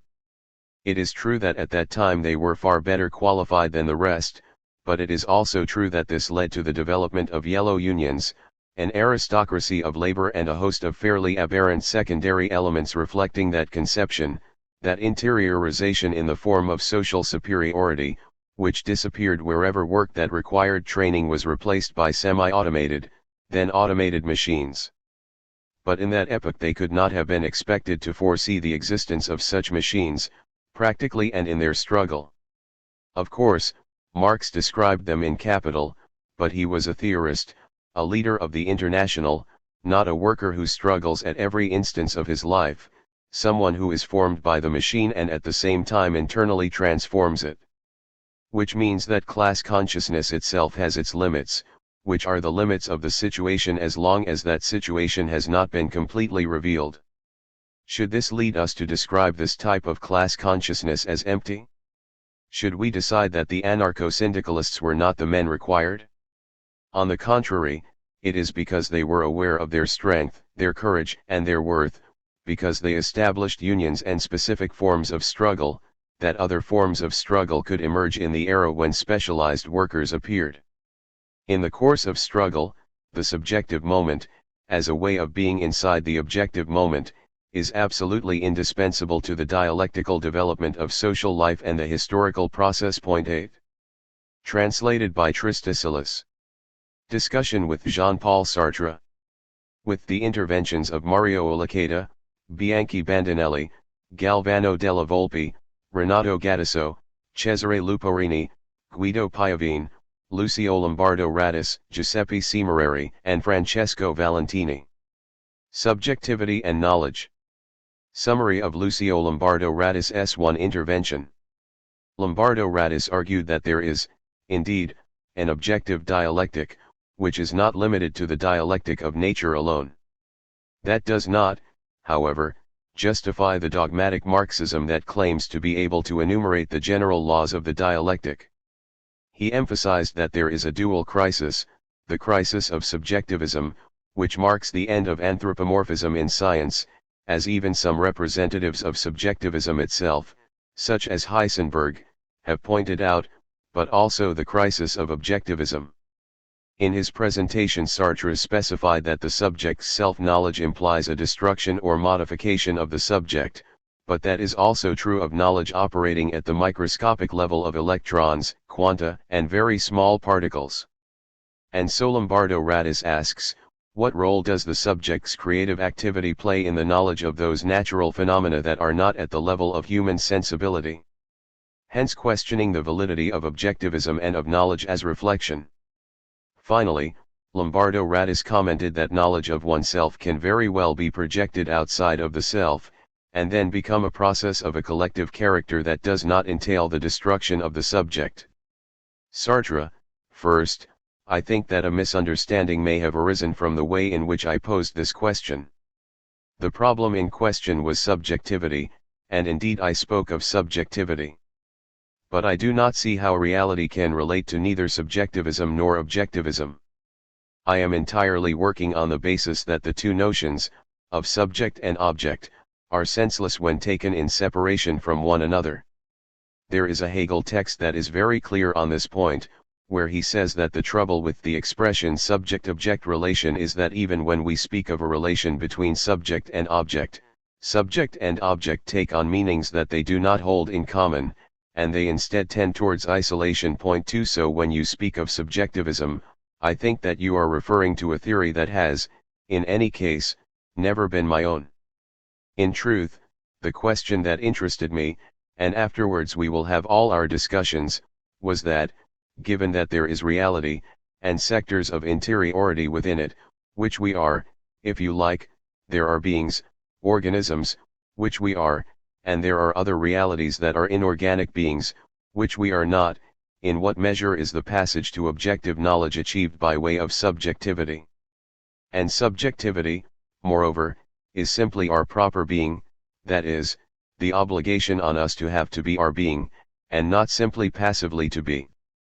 So from this point of view, I think that there is a very serious discussion that must be had, but it will certainly not bear on the cases where we would say, like some of the scholars whom you cite, man knows only himself. You referred to Heisenberg 3, but Eddington 4 said the same thing, and all this represents an idealism that I believe has today been completely transcended. The true problem is, in fact, that of knowing how, through an objective knowledge of the real, we who exist subjectively can transcend ourselves in order to have a relationship with reality. That is the first problem that I wanted to pin down, and we will discuss it further, if you like. I only spoke of subjectivity when that was the matter in question. Then you say, to know oneself is to destroy oneself. I did not say that. I said that to know oneself is to change oneself, and most importantly, it is to pass from one status to another. To you that seems astonishing, and you ask me if I wasn't myself fundamentally the victim of my own subjectivity. Well, I'll agree on that much, precisely to the extent that I consider that we are all, from this point of view, subjectivities transcending ourselves towards the object. But I must remind you that what I said, most importantly, is that there is a change in status. The examples of scientific knowledge that you give can be summarized by Louis de Broglie's line, according to which the experimenter is part of the experiment, and, as a consequence, for a certain number of scholars, I don't know what you think, you're more qualified than me to say, but for a certain number of scholars, doing an experiment in microphysics is already to change the thing, for example, in adding some particles of energy. So we certainly agree, at that level, but that does not mean changing its status. Here, we are changing it practically, but we are changing it just like how I can change the place of this microphone, or we give it an energy it had not had, or we are incapable of calculating simultaneously both its speed and its position, in the same measure that we cannot say that we are doing anything with our movements other than intervening as a physical force in a physical world, or, if you like, as a material force in a material world. On the contrary, when it comes to knowing ourselves, I did not at all say that we always in practice manage to change ourselves, far from it, since the anti-Semite who knows himself to be anti-Semitic will very often remain anti-Semitic. I said that we change in status, that is, that we pass from subjectivity to objectivity, and that the relation that we have with ourselves is changed. You will tell me, I know very well that I am not anti-Semitic, I am sure of it, too. I am not anti-Semitic, I am not racist. But you know no better than I do if you totally aren't. Only through experience will you learn if your anti-racism is not a particular species of honest, violent reaction against racist tendencies that you still have, or if it truly means a complete absence of racism. It would be to believe in the purity of a drop of water, and again, not the scientific drop of water, but of the drop of water viewed as such, to imagine that we have a knowledge of ourselves that allows us to say in an absolutely rigorous fashion, I am not racist. What we can say is, I will make every effort to erase any racism within me. I will make every effort to fight the racism inside of me and outside of me. But it's happened to more than one person, like, for example, the worker I spoke to you about this morning, who doesn't believe himself to be anti-Semitic, that they suddenly discovered by chance that they were racist. And I could tell you stories of people in France who didn't believe themselves to be anti-Semitic, and became so at a moment during certain episodes or affairs. They came to see that they were anti-Semitic, having believed that they were not. But we ought to be very attentive to the fact that that is not at all what subjectivity is. At first it is not, we are nothing, and then, thanks to some complex situation that we reflect on, we see that we transcend, interioris and objectivate it. At that moment we see the reality of what we are, which often surprises us, and the fact of knowing this reality sets us in a different relation with ourselves. Here I am alluding, for example, to analysis. Analysis, psychoanalysis, is a method often employed by charlatans, and its underlying metaphysics isn't a good one. But as a technique for putting oneself in perspective by relation to an onlooker, there is something truly excellent about it, in the sense that it is a moment where we open up our thinking about what we are, and we see things that we did not know. Not because they were so somber and horrible that we had neither the courage nor the will to know them, but simply because our mode of being means that we live what we are without such distance, in a state of absolute presence, and we discover what we are only by way of objects to which we refer in order to know ourselves. As a consequence, we absolutely must not think that we are returning to some mysterious foundation. This is not at all a matter of declaring that there is I don't know what deep and hidden source of existence. As we rightly said this morning, citing Marx, man cannot but be a natural being, he is also social, because he then distinguishes himself from nature, but if you try again to go beyond that, you have nothing.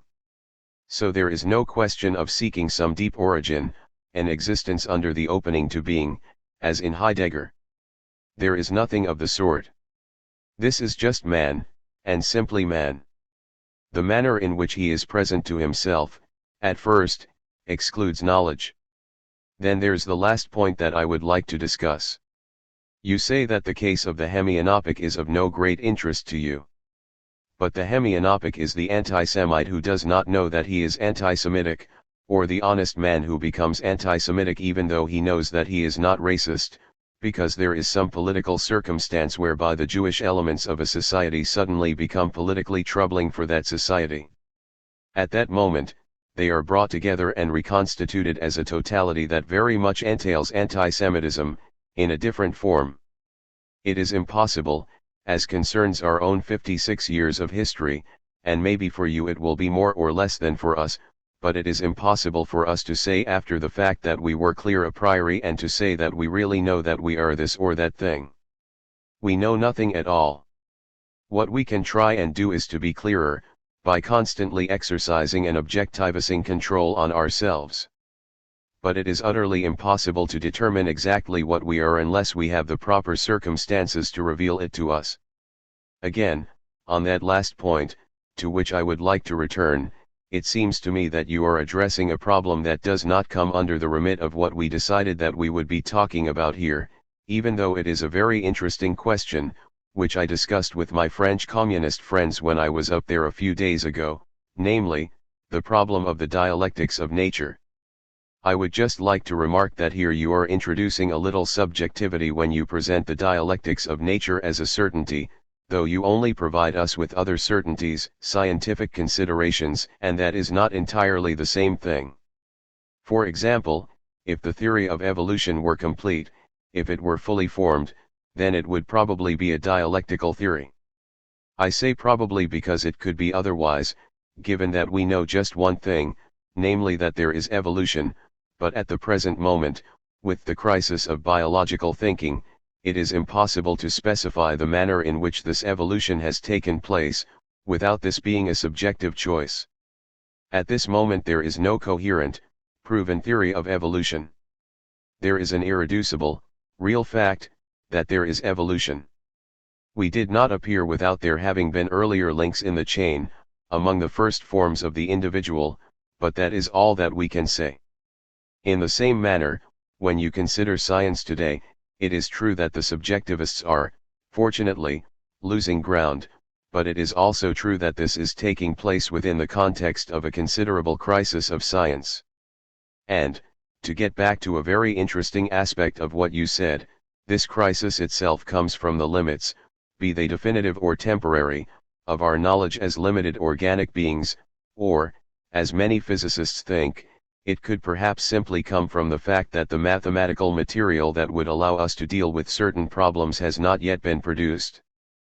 But, in any case, this crisis does not allow us to consider the dialectics of nature as anything other than something that you don't like, that is, fundamentally, an anthropomorphic projection. There is a clear, intelligible dialectic in historical materialism. That is to say, I can understand not only the objective fact and the dialectical real, as you explained it to me, but also the dialectic itself, to the extent that it functions therein. I understand the dialectic starting from the totalization that is history.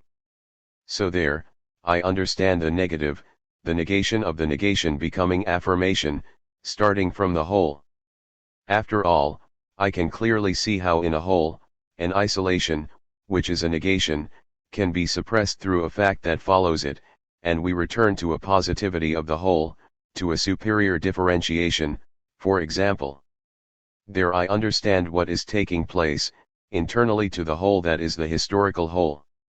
Starting from the moment that I declare that the ensemble of physical-chemical knowledges today, for example, which are effectively knowledges in progress, in enormous progress, but which, precisely because they are in progress, are in crisis, so, starting from the moment that I declare that these knowledges are of a dialectical order, at that very moment I transpose what I know into the human order. Because as you say, this is the very crucible of Marxism. It is man in historical materialism, man defining himself within a society through his acts and through his objective reality as social man. So, then, that is a thought that is valuable for man. And I'll pose the following question, entirely outside of our remit today: don't you think that there's a degree of anthropomorphism in projecting this in time?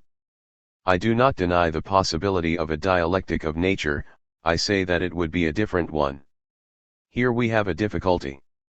Those are all the responses that I wanted to give. On the dialectic, Valentini 1, I want to venture a few remarks on your presentation this morning.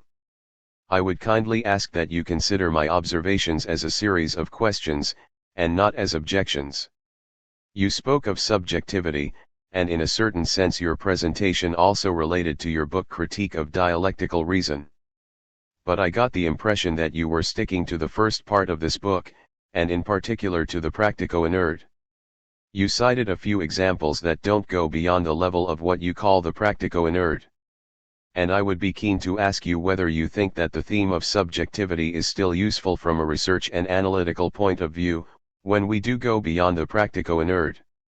When you speak of the group and of history, and I'll return to the problems posed by Lombardo Rattis and by those who intervened after him, when it comes to looking at and discussing what we call history, and even when it comes to what we call nature, the subjective appears to have lost its function.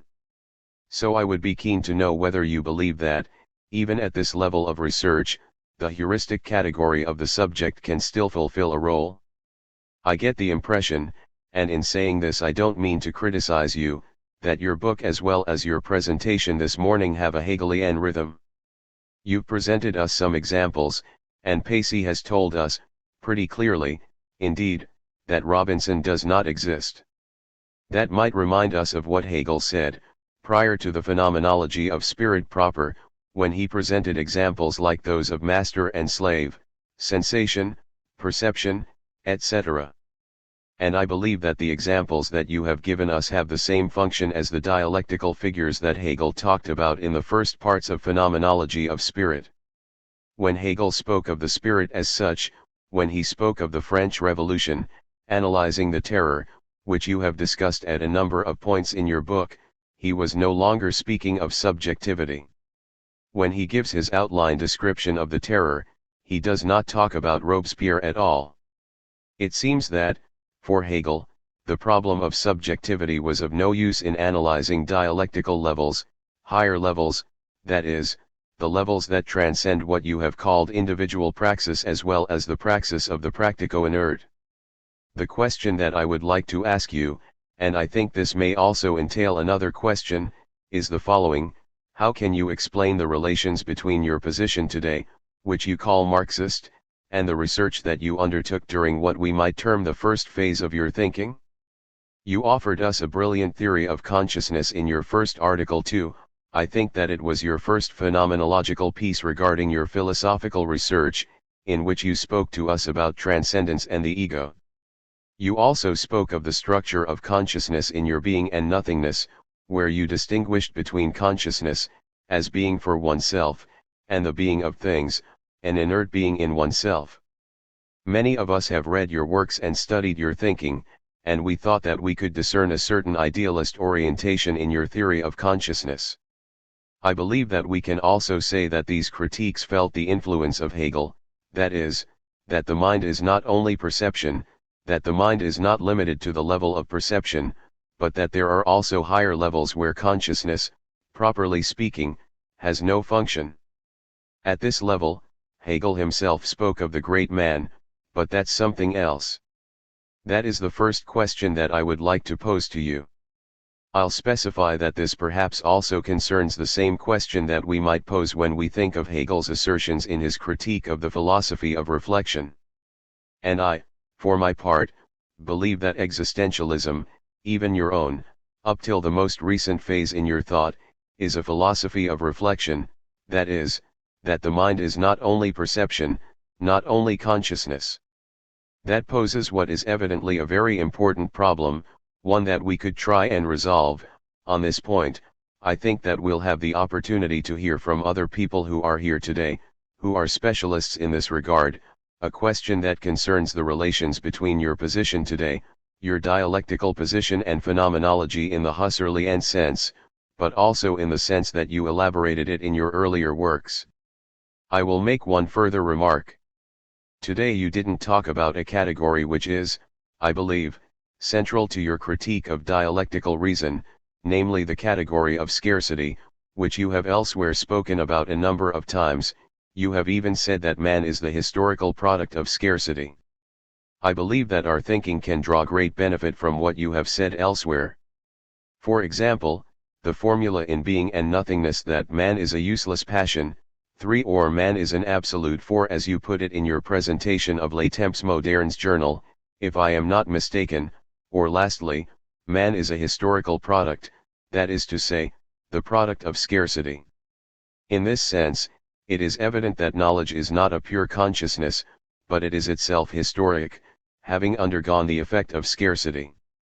If that is true at the elementary level, for example at the level of the individual and of the practico-inert, I believe that it is all the more true at higher levels. Last question. This morning you cited a number of examples of dialectics, and Lombardo Radis and Luporini have also continued citing them. You drew these examples above all from biology, ones related to biology, and you presented examples of dialectics. I remember that there was the example of hemianopia, that is, pathological damage to the vision. You also spoke of the organism, that is, of the totality that is, in sum, the organism. Your dialectic is above all this dialectic of totality. In this sense, it is Hegelian. I think that Della Volpe is completely right on this point. Here we are dealing with the dialectic of totality, of the Hegelian totality. But for me that, perhaps it is not worth saying, but it is best to say it anyway, is not a criticism that I am directing against you. I repeat, I only want to pose you some questions. We could take a lot of examples from the level of biology and biological research, where there is this structure, this configuration, that is totality.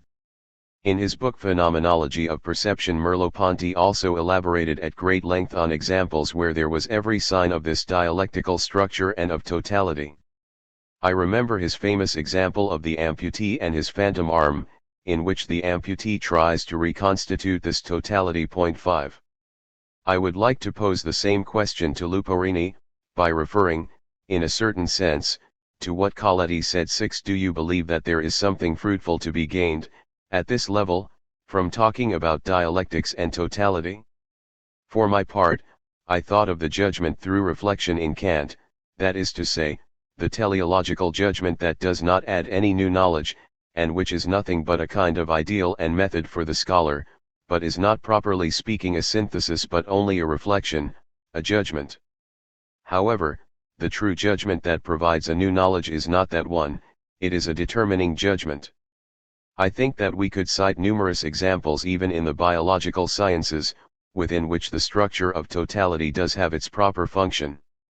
For example, when Luporini spoke of a real contradiction, I thought of the contradictions, so to speak, among the vegetative, sympathetic and parasympathetic nervous systems, which all have an antagonistic function and all represent, so to speak, a contradiction in reality. But I ask myself, is this a true contradiction? Is there some use, something fruitful to be drawn from emphasizing that? I think that it adds nothing, from the point of view of adding new knowledge. I will moreover refer to what Luporini spoke about, the question of the unification of the sciences and the function of the dialectic. Personally, I think that the dialectic is a question that concerns the spirit, meaning, the Hegelian spirit. For example, I'll mention that Father Fessard, who is a dialectician and a Hegelian, has mounted a very interesting study of Saint Ignatius's spiritual exercises, basing himself on the Hegelian dialectic. That works very well. That is not a criticism, but I believe that there do exist experiences, that is, what we call the experiences of the spirit, master and slave, and also the spiritual exercises of Saint Ignatius, which Father Fessard spoke about, 7, in which the schema of the dialectic proves its fruitfulness. However, I would struggle to believe that the schema also has the same fruitfulness when it comes to historical research, that is, I think that it is above all an anthropological question, expressing a certain anthropomorphism. We can say that, if the Hegelian dialectic does not always operate, then it is not a law. Indeed, I don't think that it is a law. In my view, it is a monist prejudice to believe that there is any one law under which all phenomena could be brought together. These are monist prejudices. There are no laws, there exists no law, as general as that. I believe that reality is much richer than that. If we thought that such a law could exist, claiming that there is this dialectic that can be found as a fundamental structure everywhere, then whoever replied that there are many more things in the world than our philosophy can even dream of would always be in the right. Sartre, I am going to reply to your points in reverse order, that is, starting from your last question, which moreover seems to me by far the most interesting and generally important one, because fundamentally it poses the very problem of the dialectic, and also extends some way beyond the question that we have come here to discuss. I should start by outlining the extent to which I am in agreement with you, since I do think that the projection of dialectical interpretations onto nature, when the scholar is not resorting to it as a method, has the status of a working hypothesis, or of a regulating principle, or of a Kantian idea, and I am not against that. It is for scholars to see whether that bears them some fruit. I will simply note that, in fact, scholars today do not make much use of it. The scholar, as a scholar, does not use the dialectic a lot, and I would even add that when we envisage these antagonistic forces not on the plane of positive and negative, but truly as an orientation in the universe, that still does not give us a dialectic. It simply gives us directions, orientations, or even oppositions, but not contradictions. So, you'll find that I agree with you entirely, with regard to the limitations of the dialectic. That's where the problem gets more difficult, it seems to me, when it comes to asking whether within history itself, at the level of historical materialism, we have some dialectical segments and others that are not, as you seem to indicate, or if we have to imagine it as an entirely dialectical ensemble. And I would like to reply on that point. I do not at all consider the dialectic either as a law or as a set of laws. We can devote ourselves to making laws, on the basis of dialectical movement. Perhaps we can produce a logic of the dialectic, Lefebvre did. Why not? But that seems to me wholly secondary. The true problem is to know whether history is a totalization or not, and, if it is a totalization, knowing what are the structures of a real ensemble that totalizes itself. That is the level at which I speak of the dialectic. For me, the dialectic is simply that. It is not totality, but the ensemble of structures of a totalization in process. And when I tried to write a critical work on the dialectic, I did so precisely because it seemed to me that in all the literature, not only the Marxist literature, but all the literature, because everyone is talking about dialectics, the dialectical fact was completely obscured. We don't understand anything about it anymore. I also cited a quite unbelievable text of Levi Strauss's in which he speaks of the dialectic as a dichotomy. Yet a dichotomy is anything but dialectical, since what it does is separate out its elements. So what I tried to do, and I believe that it's one of the things that we can try to do, was to render some intelligibility to the dialectic, not a Hegelian intelligibility, not one that starts out from the self-forming spirit, but a material intelligibility at the level where men are among themselves and where there is totalization. So, if you will, the problem that needs discussing is a dual one, and if we did discuss it, then the question would be, is totalization a fact in human society? I think that Marx himself responded to this when he said that production is a whole, that the production process is a whole. There you have it. Effectively, there he gave an answer. And why is the production process a whole? That takes us back to the biological individual, or rather, to the psychosomatic individual, because man, need work pleasure is himself a whole. It is on that basis that the relations among men, in a binary form, in the form of asymmetrical or symmetrical relations, ordered by relations with nature, etc., can begin to constitute a totalization, and it is starting from this totalization that we can try to know, not a priori, but in history itself, the conditions for the loss of a totalization. So it's there that we have to find an intelligibility of the dialectic, because we are ourselves the beings who make the dialectic. It is not an individual fact, if you will, but an intersubjective fact, a human fact. That is how I'd respond to your question. As for the examples I used that are of a psychosomatic order, I used these, like that of the hemianopic, because they go beyond a simple organic reaction, because I think that we cannot truly establish a dialectic based on the organism, and we remain outside of it in order to observe its phenomena of self-regulation, synthesis, etc. But from the moment that there is a psychosomatic being like man, and once the elements of perception, reflection, knowledge, and ignorance, and conduct are involved, then we have a totalization. And that is what is happening in the case of the hemianopic, because this is not a matter of a non-human organism, in which we could observe more or less tendencies for the whole to maintain itself, as, for example, if we removed a frog's brain.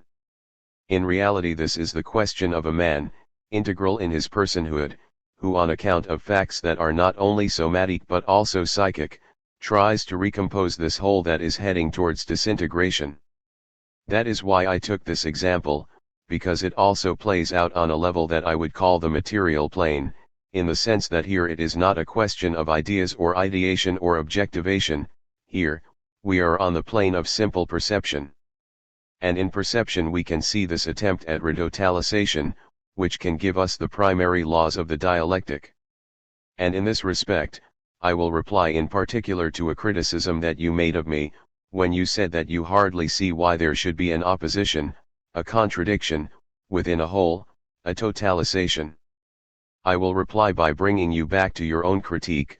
I do not understand how there could be contradiction in an infinite nature. I cannot conceive of contradiction except within a unity where two opposed forces, whether they are conscious or not, that is of no importance, either destroy the unity or entirely take it over.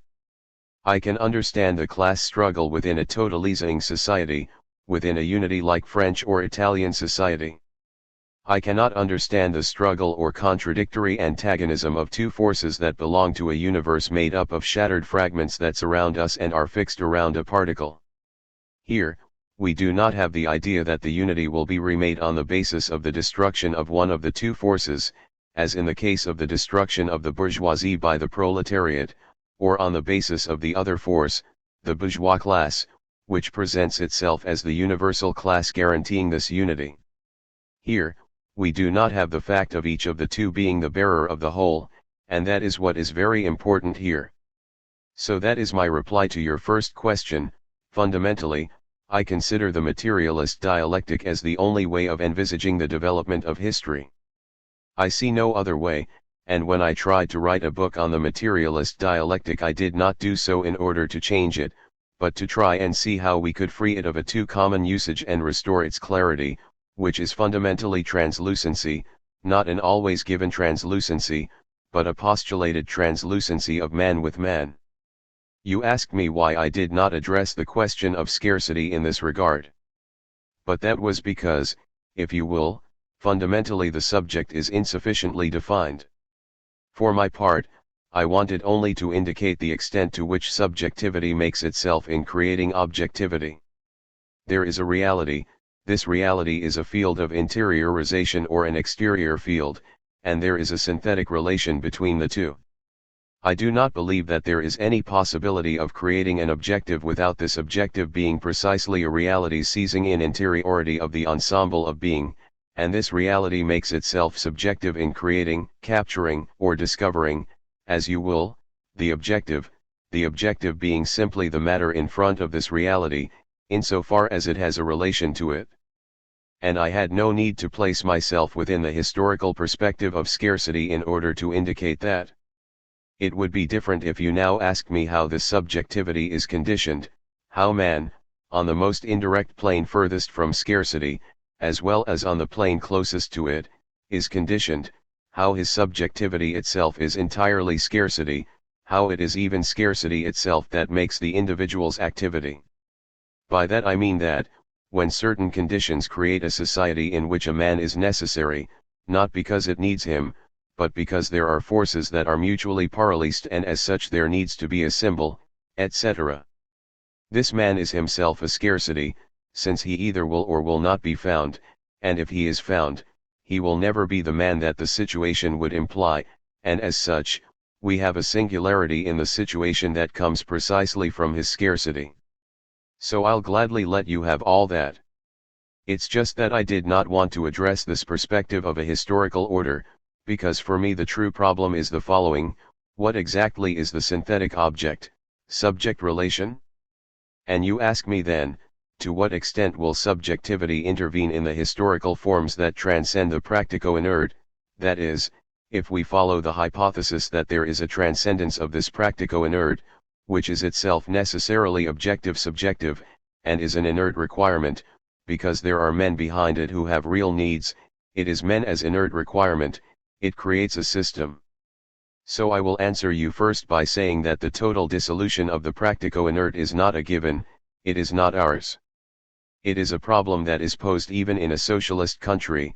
The practico-inert does exist there, because it can be produced not only by oppression, but simply by the relation between man and machine, the demands that the machine and the economy place on man, that are retransmitted, etc. There is a practico-inert everywhere, and consequently there is, at this level, a subjectivity everywhere. But also, most importantly, in the socialist countries there is a group effort to break out of that. So at that level, we get to what I just told you, and I think that this is the important thing, that the class or the group or the party is all the more the agent of history the more that it is its own object. To put that another way, subjectivity does persist, but on the one hand it endures as a reality that is weakened in reflection and, on the other hand, it is an object that is at each instant malleable. That is one of its characteristics that we do not emphasize enough. There is a French historian, a right-wing one indeed, who has emphasized this in his analysis of the changing attitude towards the body, birth, death, and the family over the last century.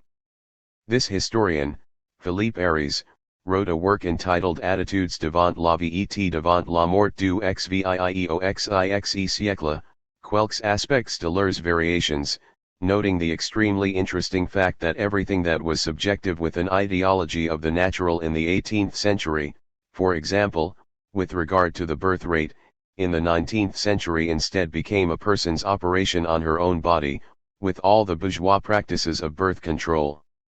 In the 18th century, they had children without any birth control and relied on death to take them away, so they did arrive at a certain equilibrium, but this balance was constituted by a sort of laissez-faire. Children were born, they died, and they let one and the other thing happen. But in the 19th century, conversely, with all the bourgeois practices of birth control, the person captured her own body as an object, including in the domain of sexuality. Similarly, Our own attitude towards death and the body to be cared for is entirely new, that is, a body is now for us simultaneously both the subjectivity that we are and the object that we are. We see this very clearly, for example, when we look at the difference between a man trying to climb the Annapurna Massif 50 years ago and a man trying to do so today. Today this man treats himself as an object, he uses every opportunity to increase his capacities and his strengths, so he has nothing in common with the man who tried to do the climb in previous eras, and who was only an agent, but an agent overwhelmed by his own subjectivity. So we can say that starting from the moment that a group or a class really, truly becomes conscious of what it is, and at the same time, becomes class conscious, for that is the same thing, it becomes conscious of itself as an object in order to be able to act, in taking account of its objective limits and in utilizing them. Like the phrase, I am not sure that Lukács said it, but it more or less corresponds to his line of thinking, that the more you are an object for yourself, the more you are a subject. But the problem that you pose has a certain resonance, perhaps Payavin will talk more about it in a moment, that echoes the problem of art, on this level. If we imagined a society freed of subjectivity, not because subjectivity no longer existed, but because it was always kept in the state of an object, then could we conceive of an artist in such a domain, and what is the role of subjectivity in art? This is a whole other problem. At this level, you are right, then, to say that what I tried to do was at the level of what we call a philosophy of reflection. This is not a philosophy of reflection in the sense of the mind reflecting on itself, but a philosophy at the level where there is a distance to oneself, really created by reflection, a philosophy trying to define the social person and the group in its objectivity, starting from subjectivity. You saw today, for example, how I tried to describe a character to you, on the basis of what he had spoken about, Le Grabuge, and you see that this was not truly a matter of reflection in the ordinary sense of the word. After all, reflection in the ordinary sense of the word would not need to convey the whole of the person's life starting from that basis. Rather, it was an analytical regression, which should, then, push towards a synthetic progression, and in what I say later I will describe this progression, how we pass to history, and, specifically, the role of subjectivity. So I think that's the answer that I should give. Luporini 8. If I understand you correctly, I think that you have posed a rather polemical question. That is, you presuppose the existence of a moment of transcendence in which subjectivity persists only in a state of objectivity. What decides that? Is that what's at issue? Is that quite right? So I think that I'll have to reject this question, as a matter of principle, in the sense that I think that there will never be such a moment, when subjectivity is maintained in social life only in a state of objectivity. Sartre, no, that's not quite right. I said that reflected subjectivity, the subjectivity that is the object of reflection, if you will, would be maintained in the state of an object, but reflection itself is, in substance, subjectivity. Or an immediate, unreflected consciousness. We have seen how the fact of its existing without distance makes it subjective, but in certain cases of contradiction, as in, for example, the case of the worker who is simultaneously both communist and anti-Semitic, there is cause for the emergence of a reflection that grasps this first consciousness, this first subjectivity, as a reflected subjectivity, it grasps it almost as if at a distance. It is this first consciousness, the consciousness that is reflected, that I think will be more and more objectified in the sense that we can increasingly grasp it in its objective motivations, like those men and women who are very much involved in their own psychoanalysis, and at the very moment that they see certain movements of anger, fear, or anxiety arising within themselves, manage to grasp them in an objective form. Which does not prevent subjectivity from appearing, since in any case man is subjectivity, and cannot be anything else. That is all that I wanted to say, and there can be no question of eliminating subjectivity from nature. Underscore underscore underscore underscore underscore underscore underscore underscore underscore. Marxism and existentialism. Semerary 1. I get the feeling that in general this debate has not sufficiently taken into account the presupposition at the basis of the critique of dialectical reason. Probably Sartre himself, in his summary exposition of his position, did not do enough to emphasize this assumption. At bottom, the critique of dialectical reason emerged at a particular moment. It had precedents that we can find even within Sartre's own works, as well as in the cultural and political situation of our time. Everyone knows that the core around which he built the critique of dialectical reason was the very long article Search for a Method and the Events in Hungary. Sartre had already published Being and Nothingness some years previously. Between Being and Nothingness and the critique of dialectical reason there were works like El Humanismo Literaire, Three Adventures of the Dialectic, and even Merleau-Ponty's Phenomenology of Perception. Merleau-Ponty is not discussed in Critique of Dialectical Reason, but I think that he is very much present in this work. That is not to deny the originality and novelty of Sartre's method and the coherence of the method that he deployed in Critique of Dialectical Reason, with respect to his previous works. But this morning I would like very briefly to draw the attention of all our friends in attendance to the question that is at the very beginning of Sartre's Critique of Dialectical Reason, that is, to draw your attention to the introduction. Throughout what I say, here I am taking the position of a disinterested onlooker, relatively disinterested from the viewpoint of Marxist orthodoxy, as well as from a non-Marxist point of view. That is, the position of someone addressing the problem of the goal that Sartre set himself when he wrote the Critique of Dialectical Reason. We find a formulation of this problem right at the start of the book. Sartre says, "My goal is to pose the problem of our time, which interests us as philosophers, politicians, sociologists, ideologues, and psychologists, as men of culture and also as common men, the problem of how we can construct an anthropology, that is, of a radically, integrally human conception of man. In order to arrive at such a vision, in order to enrich this perspective of a theoretical character, and it is, after all, a theoretical way of looking at things, we need to decide on certain steps and to make certain cultural choices. Now, Marxism makes up part of our field of choices as a possible operational tool in putting together this structural and historical anthropology.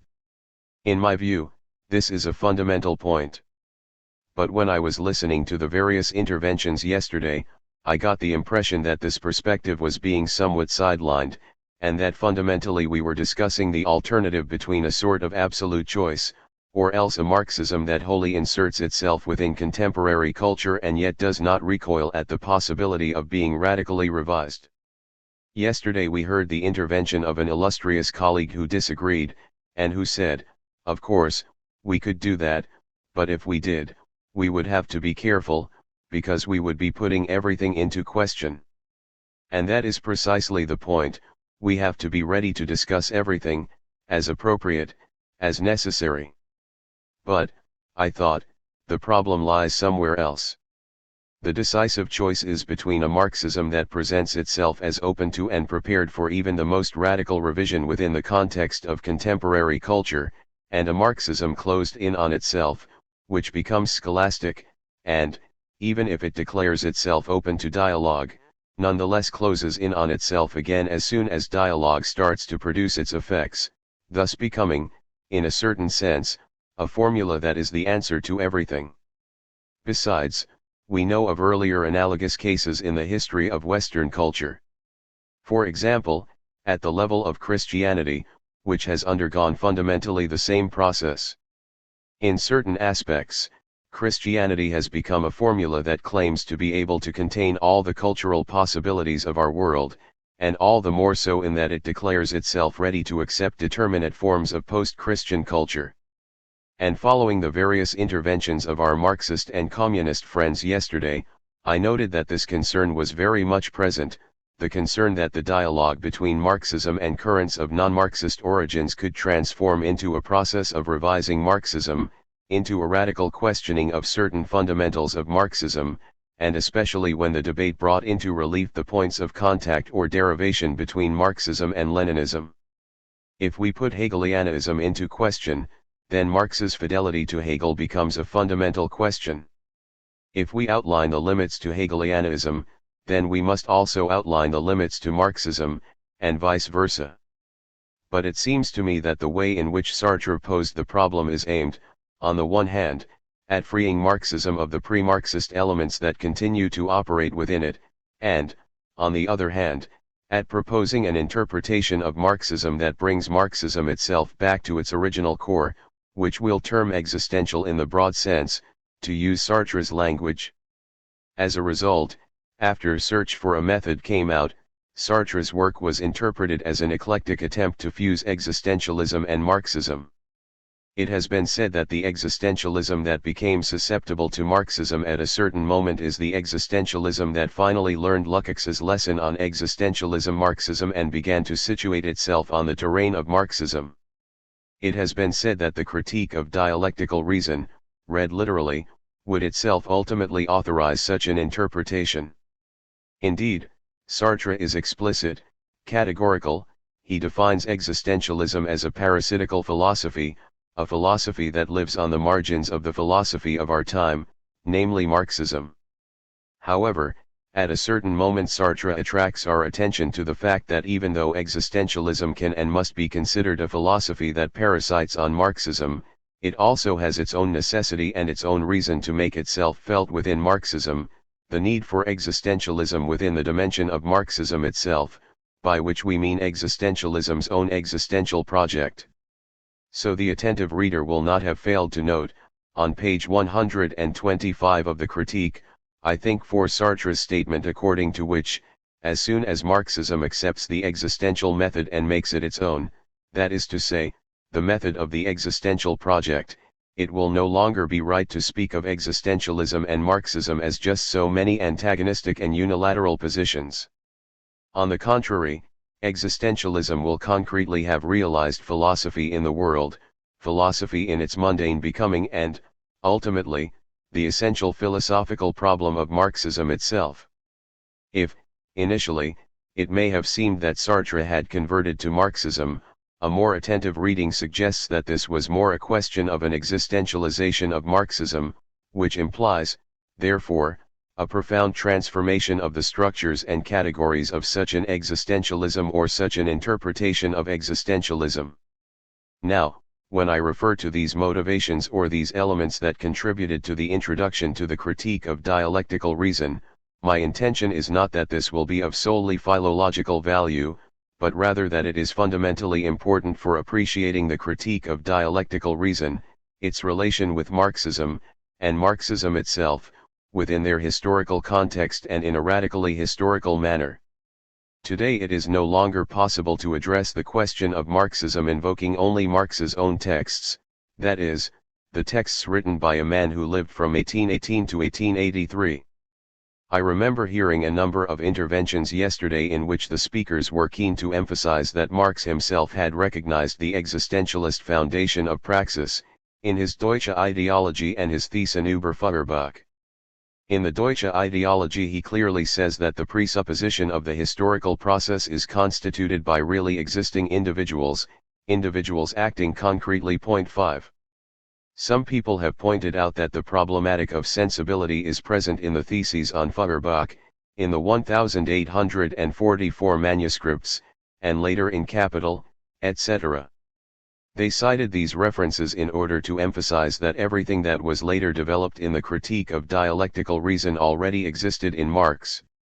In a certain sense, that is true, but in another sense that's not the case, since we have to occupy ourselves with Marxism today, in 1961, in the middle of the 20th century, and 20th century Marxism can no longer be considered independently of its Leninist and Stalinist developments.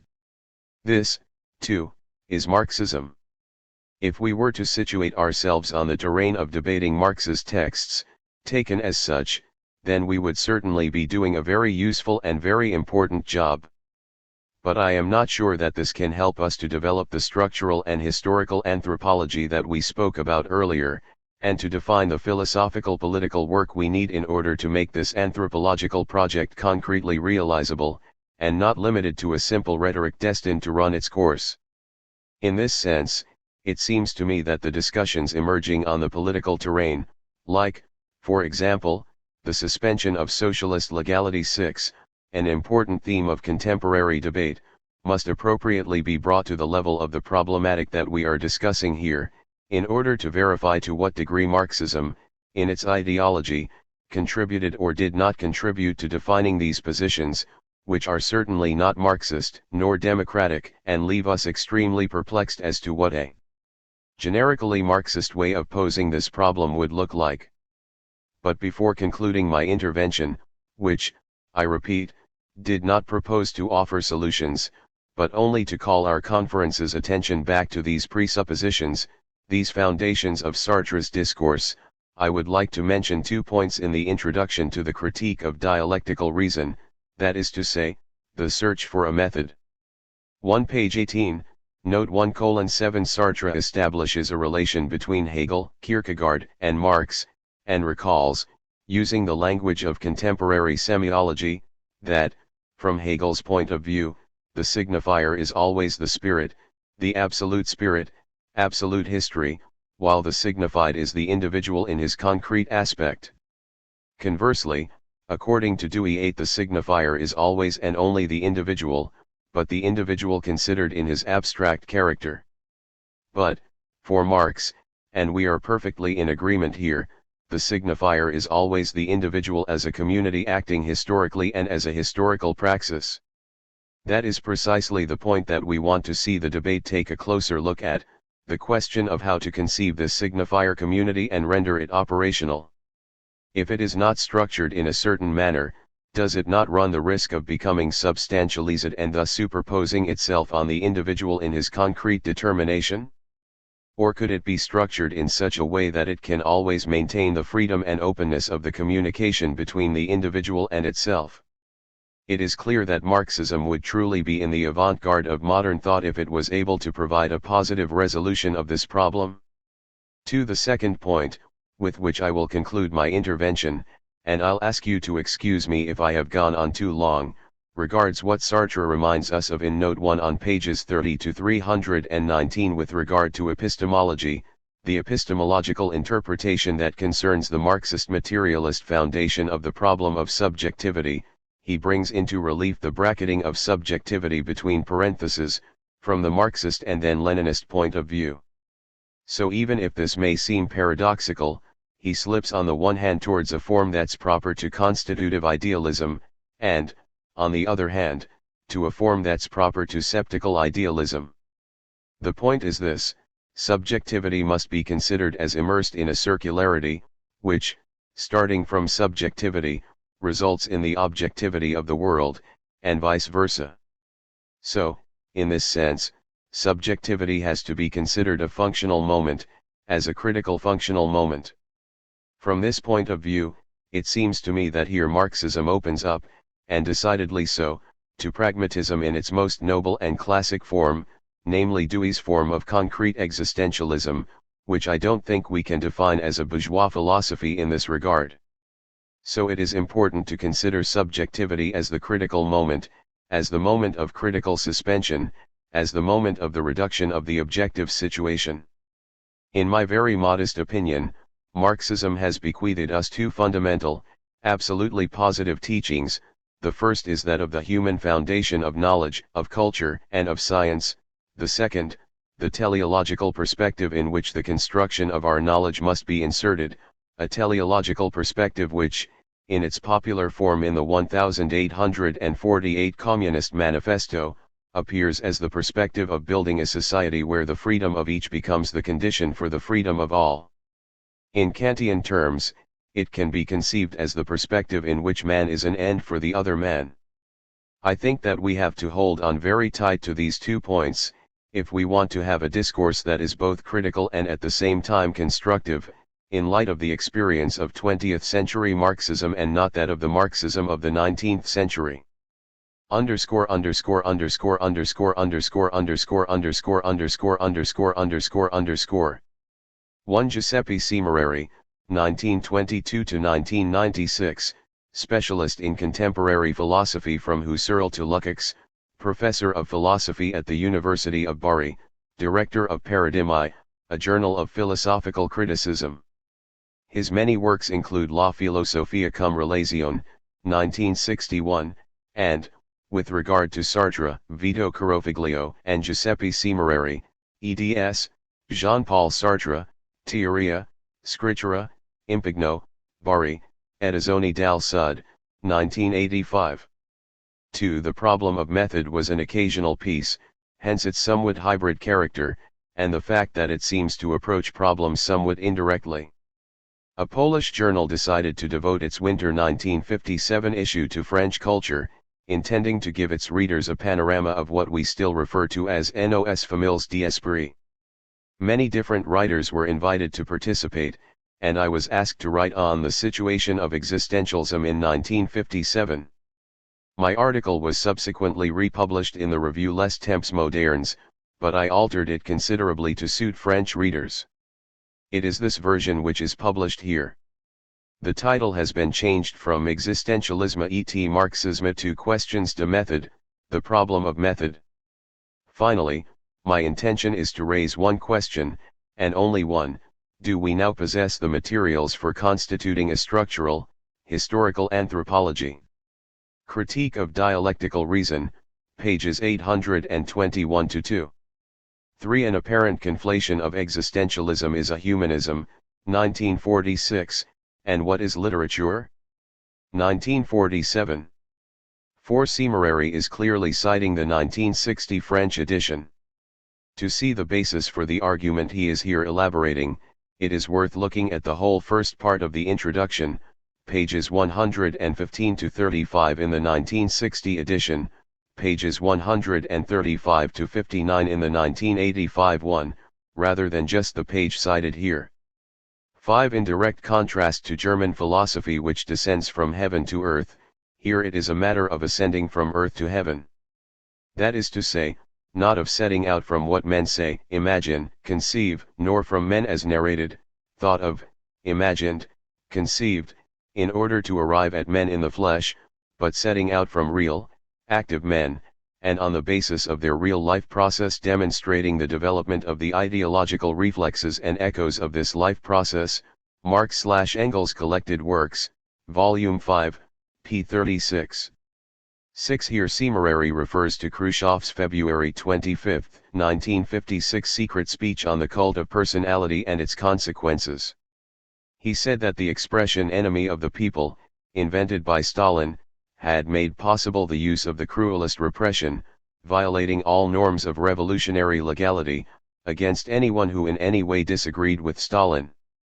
7. For the English edition, see The Problem of Method, London, Methuen, 1963, p. 9.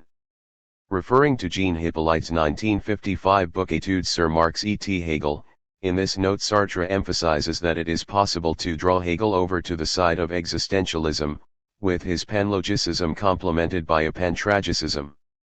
Yet, he continues, that is not where the problem lies. What Kierkegaard opposes in Hegel is the fact that he neglected the unsurpassable opacity of lived experience. Indeed, for Kierkegaard, the man is the signifier, who himself produces significations, none of which target him from the outside. He is never the signified, even by God. 8. It would be impossible to present the oeuvre of John Dewey, 1859-1952, in a footnote.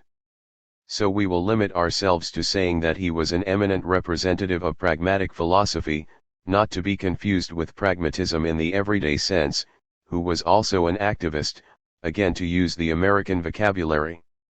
His works include The Public and Its Problems, 1927, and Art as Experience, 1934. 9. For the English edition, see The Problem of Method, p. 32n1. This very long note is a recap of the theory of consciousness, and not theory of the subject, that Sartre had advanced in Being and Nothingness, on the basis of which he constructed what we might call an a-naturalist materialism in Critique of Dialectical Reason. To cite the first few lines, the methodological principle which holds that certitude begins with reflection in no way contradicts the anthropological principle which defines the concrete person by his materiality. For us, reflection is not reduced to the simple immanence of idealist subjectivism, it is a point of departure only if it throws us back immediately among things and men, in the world. The only theory of knowledge which can be valid today is one which is founded on that truth of microphysics: the experimenter is part of the experimental system. This is the only position which allows us to get rid of all idealist illusion, the only one which shows the real man in the midst of the real world. This was a materialist perspective that he had already heralded in his 1936 Transcendence of the Ego. Art and Subjectivity. Piavine 1. Sartre and Luporini found themselves in agreement on a point that is, certainly, general in character, but which is nonetheless a substantial one. Namely, they agree in affirming that even though it is not easy to find Marxism's sense of subjectivity, this is nonetheless something that remains at the very center of Marxist thought. It is no appendage to it.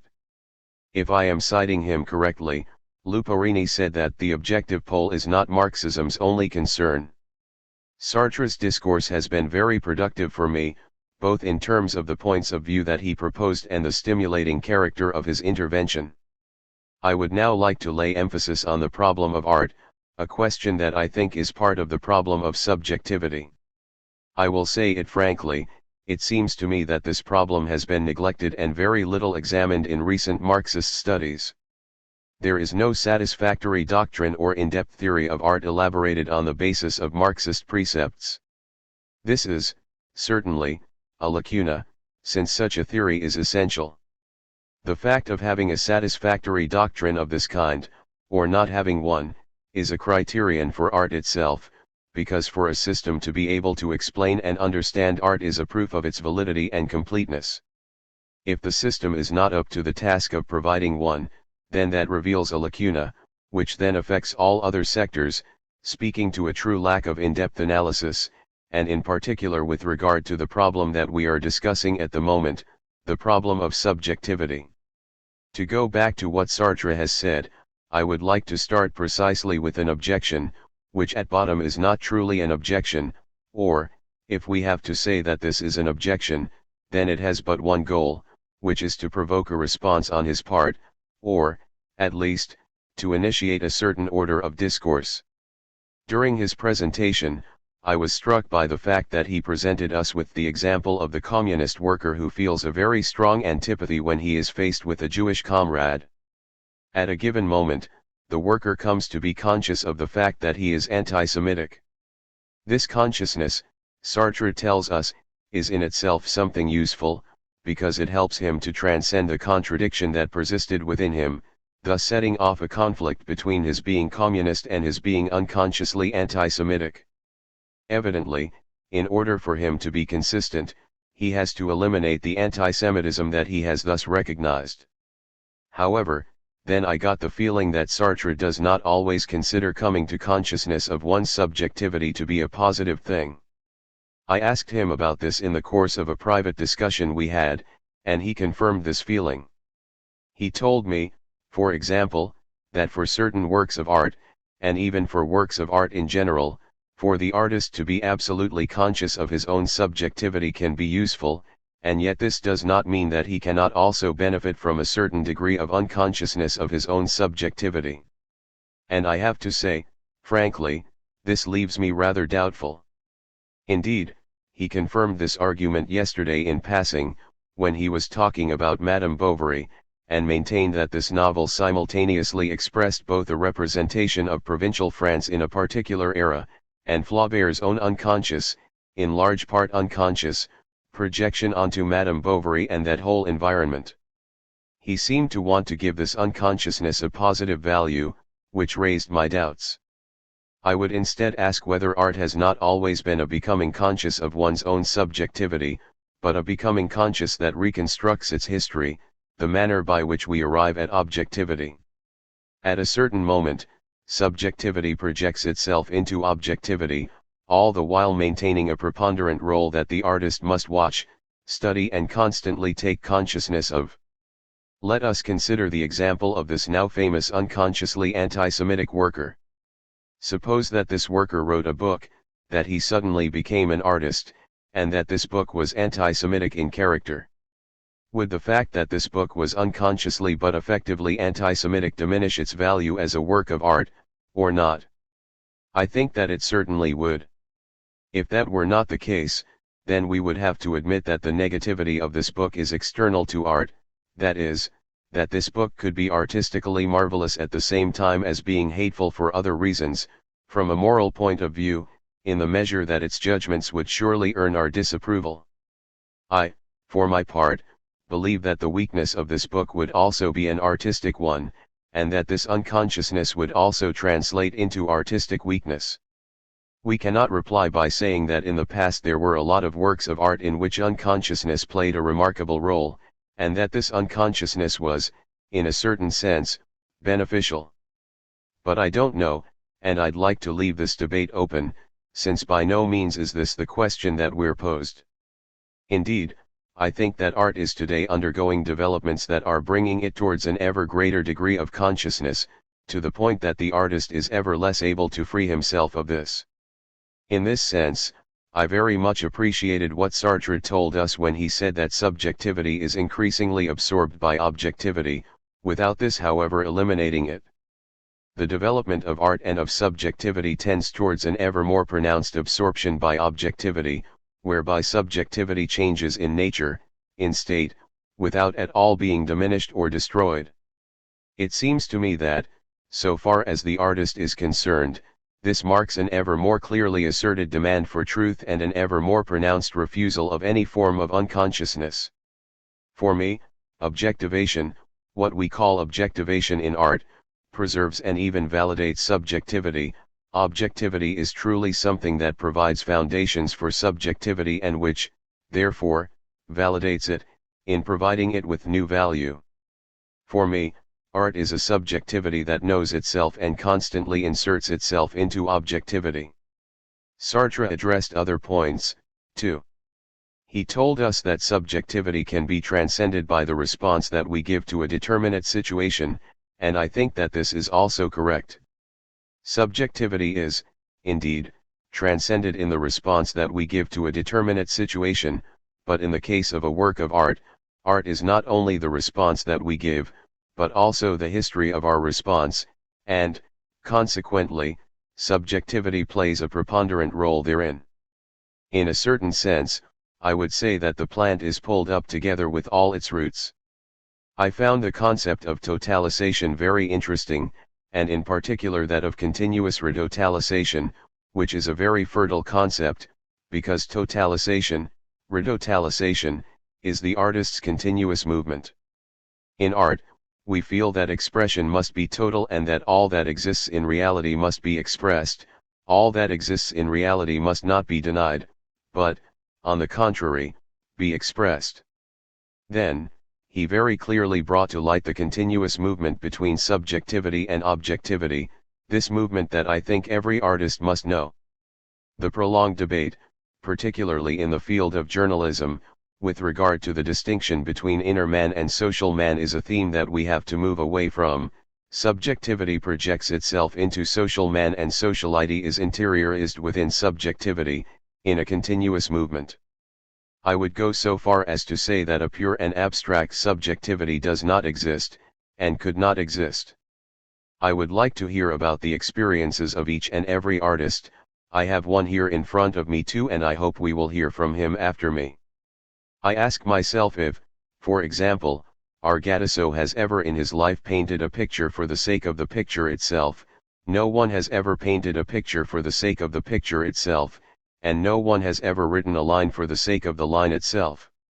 We all sense that in the practice of a work of art, at the most subjective moment of the work of art, this subjectivity is already dialogic. We work to realize a determinate society. All our work, even the most intimate, which we call subjective, is social, in a certain sense. It is always a matter of the interiorization of sociality, or indeed the socialization of interiority. So that was what I wanted to say, those were the points that I wanted briefly to bring to light. And I would like to add a couple of words on what Luporini said yesterday. He spoke to me in private of his desire to go deeper into what he was saying to us, particularly in the sense of a theory of art.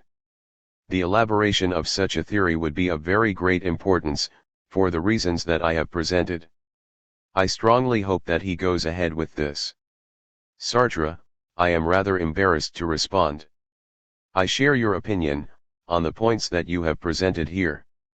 I would simply like to take this as a pretext to go back and delve deeper into the idea of subjectivity.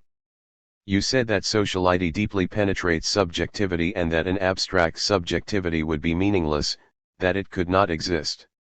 I am wholly of the same opinion as you.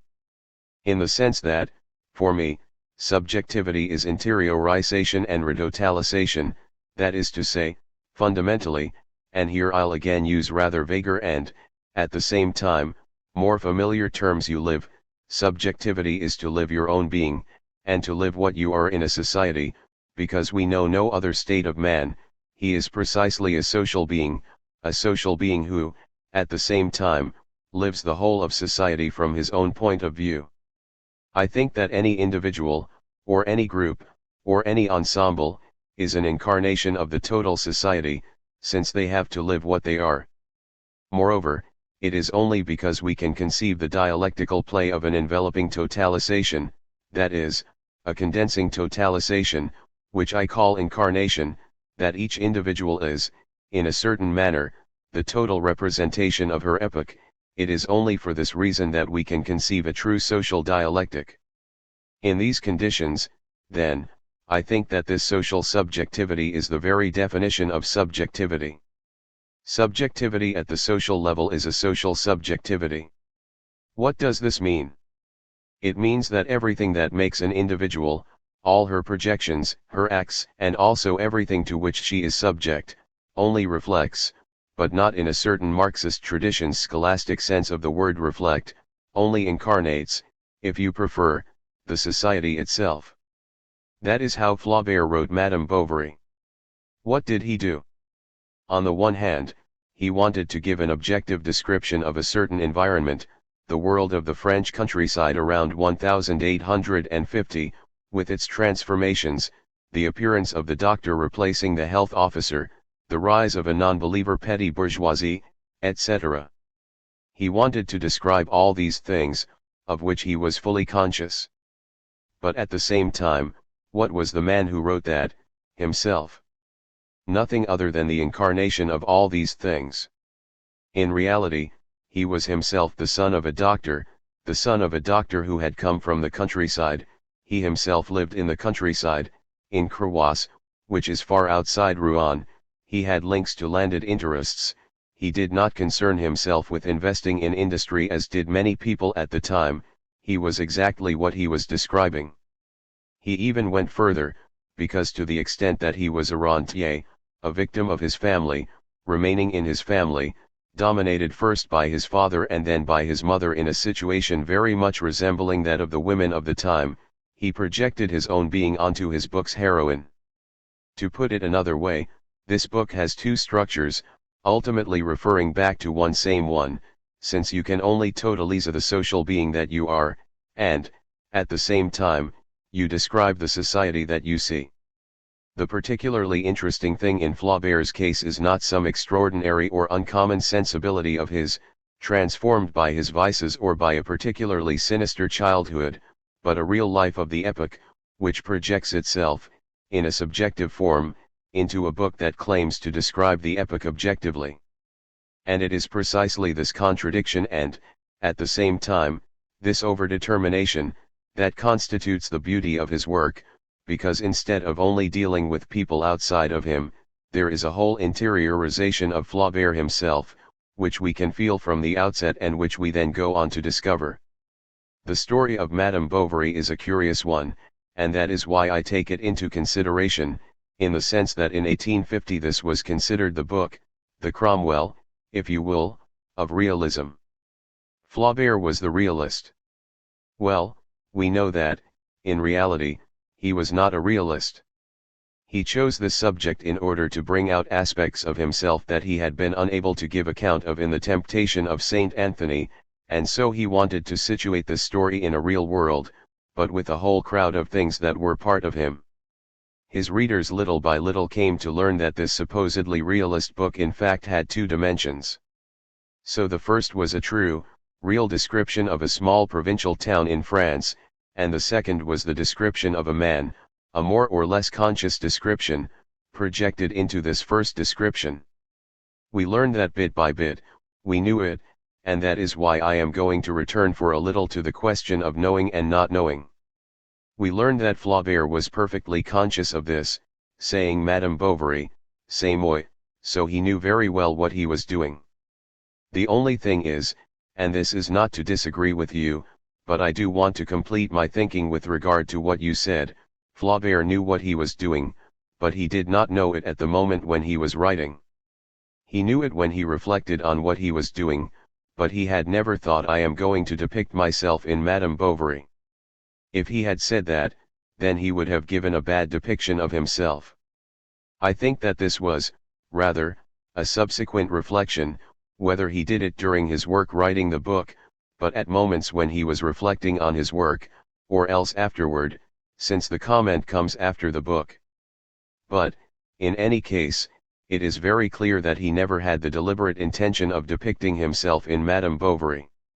What he wanted to do was simply to depict a certain number of ideas that he had, which had not been synthesized properly in The Temptation of Saint Anthony, and which he took up in another form. So here we have three things, and it's this, I think, that makes for a true novel, an objective depiction, the same objectivity, no longer as depiction but relived in a subjectivity that projects itself, thus constituting this work as well as an identity of subjective and objective, in the sense that both relate to the same thing, the development of France in a certain era. An epoch captured simultaneously in the eyes of the now departing health officer Charles Bovary, or those of Monsieur Homa, and also by way of Flaubert himself, feeling conflicts within himself that he projects onto it. Take the example of his hatred for Homa, which is hatred for his own father, whom he loved too much and who pushed him away, a hatred for science that is also a love for science, a very complicated mix that is Flaubert. So he presents Homa, Bovary, the priest, the Abbé Bournisien, etc. in an outwardly objective form, but in reality it is very impassioned. He reproaches the cleric Bournisien for not having provided him the keys to having faith, though he did want to believe, and at the same time reproaches the surgeon Homa, a degraded image of his own father, for having only poor scientific knowledge that risks inhibiting mystical ecstasy but without providing any solution to it. All of this was Flaubert himself, and at the same time, it was the real situation, since this was the epoch in which there was a great swell of dechristianization in France, which, starting from the Jacobins, spread across the petty bourgeoisie. But this also relates back to Flaubert, producing two forms, and it is necessary that both exist. There needs to be a kind of dense obscurity, which is the manner by which you understand yourself. The book has to relate back to both these things. If I went to Patagonia on an assignment, and then I wrote a novel on the mores of the Patagonians, I would produce a relatively objective book full of information gathered during my journey. However, it would be a very bad book, unless I produced a sort of poem putting myself in the Patagonians' place. But in that case the Patagonians would disappear, and there is not in truth enough relation between the Patagonians and me such that I could project myself. If, conversely, I wrote a novel on everything around me, the novel would be myself, as a projection, and, at the same time, everything around me. Besides, I am myself everything that is around me. Indeed, here we again arrive at a practical retotalization, the same as that which we find everywhere. That is why the strictly objective novel is, in my view, a thing of no value. There has to be this kind of condensation, the author's obscurity to himself, which can go back from there to his situation, as a totalization. Without the author's obscurity to himself, we would get a book like they often had in the socialist countries at a certain moment. A writer sets himself up in a factory for a few weeks, comes back and then recounts what happened in the factory. He does not put himself into it or project himself onto it, because he knows that he is not truly a worker, he is a socialist writer, but not a worker, and nor is he putting other people into it, since he does not know them well enough, so what we get is a bad book.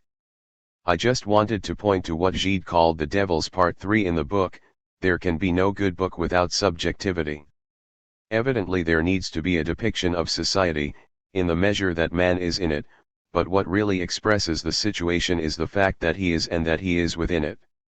In reality, this is what we all are, people who know in the same measure as we project ourselves.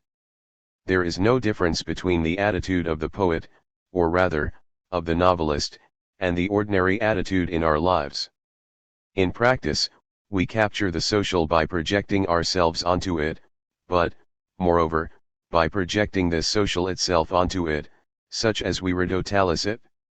There is this kind of permanent envelopment and incarnation, which we need to take into consideration. So, can we really govern our subjectivity? I understand that you want subjectivity to appear more and more clearly, precisely in the name of truth, as it is certain that truth is one of the elements of art. I say one of the elements because this only a matter of the truth internal to aesthetic schemas, aesthetic values, and not of pure truth.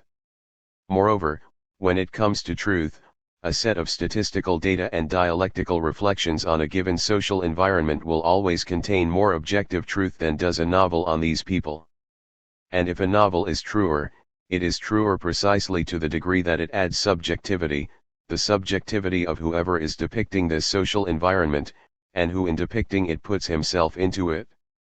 But if it is true that we can better know our subjectivity, that does not mean that we could define the portion of ourselves that we put into the book, rather, it means that we are ever more reflective in relation to the immediate subjectivity that we are. As I was telling you yesterday, the worker who says, "It's true that I am anti-Semitic" could, in his reflection, very well become complicit in this bourgeois ideology that has been inculcated into him, and it may well be that rather than saying this is not compatible with my activity as a militant, and so I will get rid of this anti-Semitism, he will maintain, I am anti-Semitic, and that's fine. It's the communists who are wrong, Jews are indeed this and that.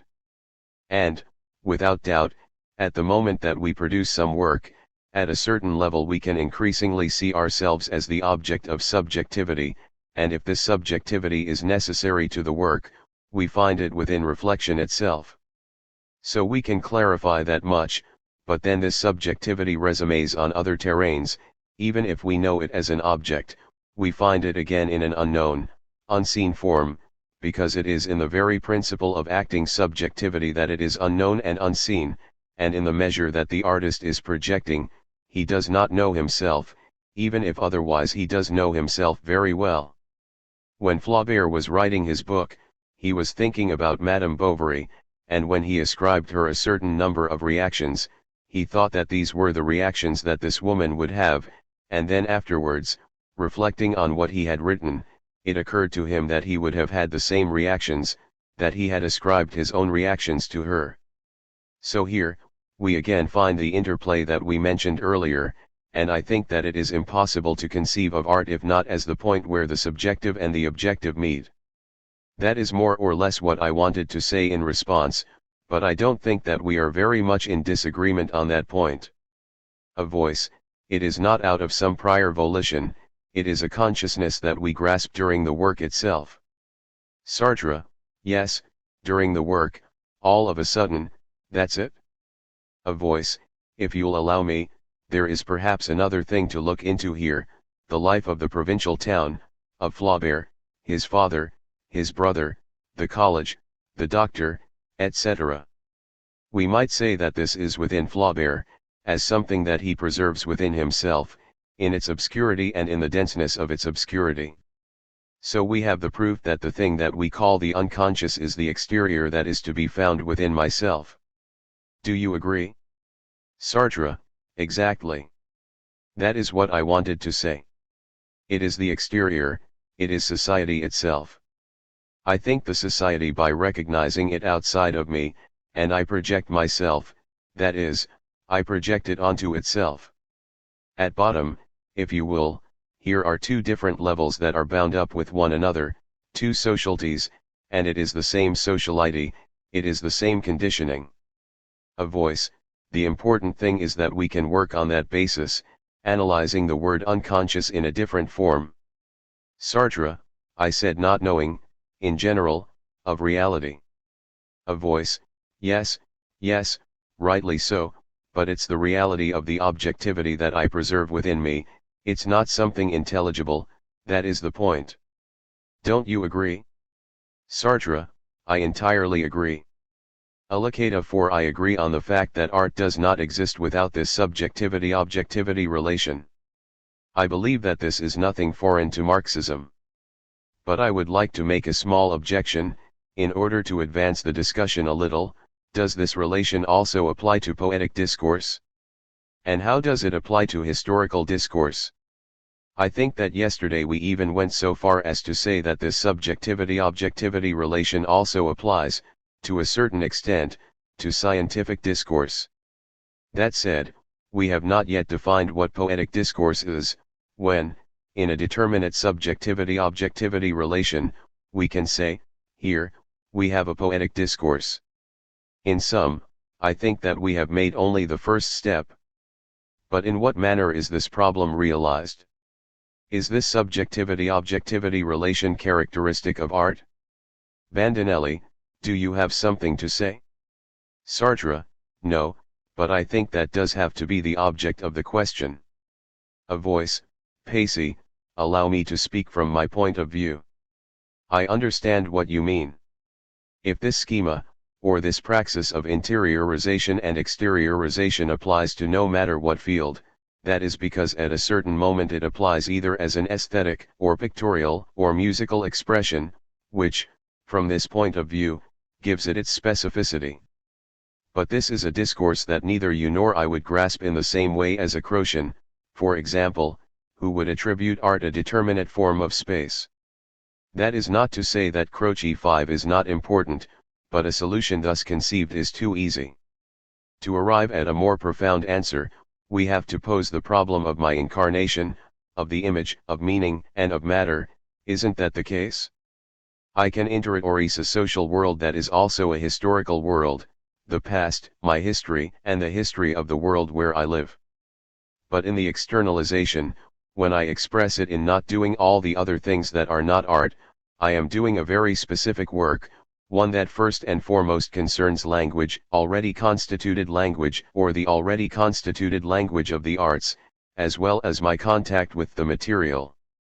So if we are talking about a painter, then this comes from his feeling for his material, and also of his degradation into material, since he himself becomes color. In his example, Sartre spoke of Flaubert, but he pointed out that Flaubert's style also flows from that. You did not say that, but that's how it is. There is also a reason why Flaubert was a writer and not a politician. He could express himself, externalize himself, only as a writer. At a certain moment, he said, I have plenty of things to do other than loving myself more than my father and my brother. His father was a doctor, his brother the ideal son who studied at the same college as his father had. So at a certain moment came Flaubert's rebellion against his family, which was also his rebellion against this petty bourgeoisie that had made him and which he preserved within himself. From a genetic point of view, we see that in him, this rebellion expressed itself in literature, and not by other means. So this rebellion had to converge with the language of the era, the writing style of the era, and also Flaubert's own singular manner of writing. Sartre, it is like someone who rebels against activity. Not all artists are the same, fortunately, but that was true in his case. A voice, absolutely. Sartre, and he claimed that by writing he was producing science.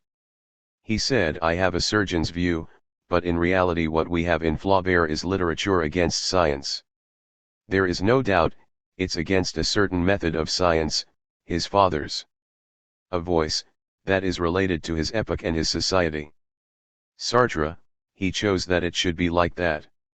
To repeat, that is not always the case, but that is what he did. A voice, I'll conclude. Allocative, in an analysis of this kind the problem that you pose does exist, but I think that it is extremely difficult. Rather than pick out the subjectivity-objectivity relation in art, in science, in morality, etc., as you said, what we need to do is take the road that explains the universality of the singular incarnation, through a regressive method. Sartre, there are some ordinary books that portray this fiction, and socialist books of a particular aesthetic value. In Poland, for example, books were written to describe the whole 1945 to 52 period after the fact, but, at the same time, they were also justifications of the authors themselves. I am particularly thinking of La Défense de Grenade by Brandes. He is an extremely curious figure, because in a certain sense he was fully attached to the regime, such as it was at the time, and his novels were narrowly realist, socialist books in which he did not portray himself. He then started to follow another tendency, he passed judgment on himself.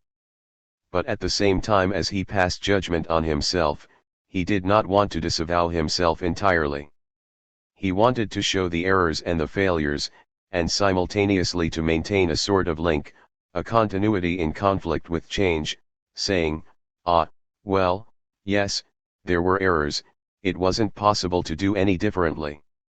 And he recounted this objectively. Again, take The Mother of Kings, a novel in which he objectively recounted this period.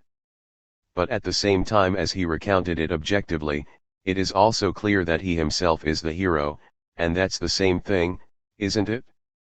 At the level of a single writer, we see a development and an attempt at justification, self-critique and justification, but without his character ever appearing, and, at the same time, we see a set of characters who are captured objectively, and in whom we see this ensemble of errors, necessity and goodwill, derailed goodwill. Which means that here we are dealing with what I would call a socialist post-realist type of novel, in the sense that there is a lot more in it than the simple description of a society. It is not like when Balzac talked about the French Revolution, which was not his own work and which he only knew by way of the documents. Is a man who truly did this, and recounts what people did? Yes, he is still recounting it with the objective methods of the socialist realist novel, but at the same time he depicts himself within it. Which means that there is a subtlety to his analyses, and that relates to him wanting to show that he was wrong in being right. He wants to produce an autocritique, but nonetheless this autocritique does not liquidate him as a character. Taking that as its basis, this is a remarkable novel. The author penetrates all the more deeply into the consciousness of his characters because he is himself one of them. Isn't that the case? Anyway, this is something very important. It is a fact that none of us, for example, could write a true story of the life of a Pole or a Russian between 1945 and 1952. They had an extraordinary experience, this construction of socialism with all its deviations, its errors, the whole ensemble of things that went on there, and those of us who saw it only from the outside, even if we belonged to left groups that were linked to this experience, could not describe it. It's up to them to produce today's novel. And why is it up to them? Because they were the ones who experienced it? So you see that here we find subjectivity again, in full. We can dream of sending a writer into a factory, of having him stay there for 2 years. But none of us would dare to write a novel on the period from 1945 to 1952 in Poland, Hungary, Russia, no one, isn't that right? Because it would have to be done by the people who experienced that. So, then, the simple fact that we recognize this proves the importance of subjectivity as retotalization. A voice, Piavine said the same thing yesterday evening. Piavine, what I meant is that, for me, subjectivity has a preponderant role in the work of art. When you were speaking, it occurred to me that what you called obscurity to the self is declining in art today, despite everything. Sartre, yes. Piavine, that is the point that I wanted to emphasize. This obscurity is in decline, despite everything. I believe that the artist always has more than one vision, in capturing the reasons for this vision. However, I don't think that you can be obscure to yourself at will, and I think that this element of obscurity, of productive obscurity, let's say, plays an ever smaller part. Sartre, the novel is invention. A voice, that's it? I think that if Flaubert were writing today, he would manage to depict himself by more direct means, he would choose less long a road. I am not saying that Madame Bovary is not a masterpiece, clearly it is. And I'm also thinking of something else that's very important, namely that today, even in art, it is important to arrive at a correct conclusion. Sartre, I'm perfectly in agreement with you. A voice, you can't feel that you're a liar. Probably for an artist in the past that was less important. Sartre, then, too, it was very important. Flaubert's book is very true, it arrives at accurate conclusions. Thibaudet 6 has shown that Flaubert foresaw the development of the petty bourgeoisie in France, its importance to political life under the Third Republic. All that is already there in what he wrote under the Empire. But I agree with you, with the caveat that I think that in any case the subjective retotalization does take place, at another level, but it exists even so. A voice, in fact, if it did not exist, we would have no identity. Sartre, or there would be a copy of yourself, an object that you would project, and that would be a bad thing. Bandinelli 7 Excuse me, I do not know if it's your turn to speak or Luperina's. Luperini, I would rather speak first, for the following reason, Della Volpe has an aesthetic. I don't. It's better that whoever doesn't have one speaks first, as then we will end up with more complete answers. Bandinelli, perfect reasoning. Luperini, I asked to speak because I think that I will more be following the line of observation that Alicata indicated more than did those who've gone before me. I think that his position poses Sartre's with the greatest difficulties. I say difficulties precisely because I have no aesthetic, I have problems, I have questions, perhaps because Marxism has not provided itself an orthodox aesthetic. It could be that it depends on this lack of aesthetic. In any case, I have only questions. So first I would like to pose a general problem, which concerns what I call, in translation, the subject forgetting itself. This is a fact that we always find in subjects' operations. And Sartre was fully in agreement, I think, when he spoke about the man going down the stairs. In any operation, the subject does not think about the operation that he is accomplishing, but clearly he is thinking about the goal that he is aiming at. So the problem is to capture the subject within a determinate field, in the first place, I would say, in the field of knowledge in general. By that I mean historical knowledge, scientific knowledge, and art. I believe that this element of dense obscurity, this backdrop that the subject stands out from, is present in all these fields, it is present in the artist, in the scholar. A voice, Sartre didn't say otherwise. Luperini, allow me to retrace the path that led me to these difficulties. I'm a bit of a pedant, so I have to follow a certain order. So this dense obscurity is always present in operation, in the operation that is knowledge, be it scientific or historiographical. It is an artistic backdrop, which is still present in subjectivity. For the present moment, I just want to invoke a certain experience, which isn't my own, but my wife's. I have followed it with a certain interest for a number of years. I would have preferred her to speak about it herself, but she did not want to. She worked on editing the over that you were all talking about yesterday evening. And editing Tolstoy's over means studying the process by which his novels take form, and Tolstoy's narrative form, by way of both their different variants and all that he said across the years of his work. Now, we can see that here there is a continual reflection on the self, it does not come afterward, but in the work process itself. So Tolstoy was perfectly conscious of two things, he was conscious that he was describing an objective world, and, at the same time, that he was continually describing himself. That is, he saw himself in each of his characters, not only the male ones but also in Natasha 8 etc. Which we could also prove philologically. So we could say that Tolstoy is more modern than Flaubert, and he may well also be by the standard of a certain measure of values. But there is no doubt, thanks to philology and studies of the texts, that this consciousness is permanently present in Tolstoy, a consciousness that is simultaneously an objectivation of the two moments. I think that this objectivation helped Tolstoy, it was characteristic of him as an author and constituted the greatness of his art. Now I get to the objection that Alicata raised. The question of art is posed starting from this point of arrival. If we agree that art is knowledge, the major problem then is to determine to what genre of knowledge art belongs.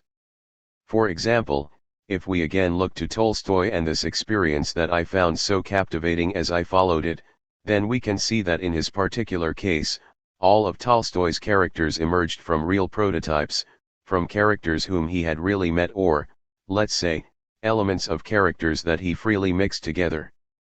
But it's not only that, that would be too elementary. Tolstoy began writing, describing, and giving form to the things that interested him, by way of a style that we could characterize as naturalist, with an absolute wealth of details and supplementary aspects. The process of constituting the character consists of taking away all these minute details and creating what we could call an idealization. This is where the aesthete's discourse begins. Tolstoy was conscious of that. It was as if he were saying, note, when I am writing a historical novel my goal is different to a historian's, because when I produce a description the historical character is not the same one that the historian is interested in. The historian captures the character in his historical significance, whereas I capture him in all the interlacing of real life, like other men. So when it comes to this process of denaturalizing the realist prototype, could we not pose the question to which I'll return, which I'll conclude by posing, and which I do not feel up to the task of answering? For it seems to me that this is the fundamental question: to what genre of knowledge does art belong, and in what sense is it different from other genres of knowledge? Sartre, I will respond afterwards.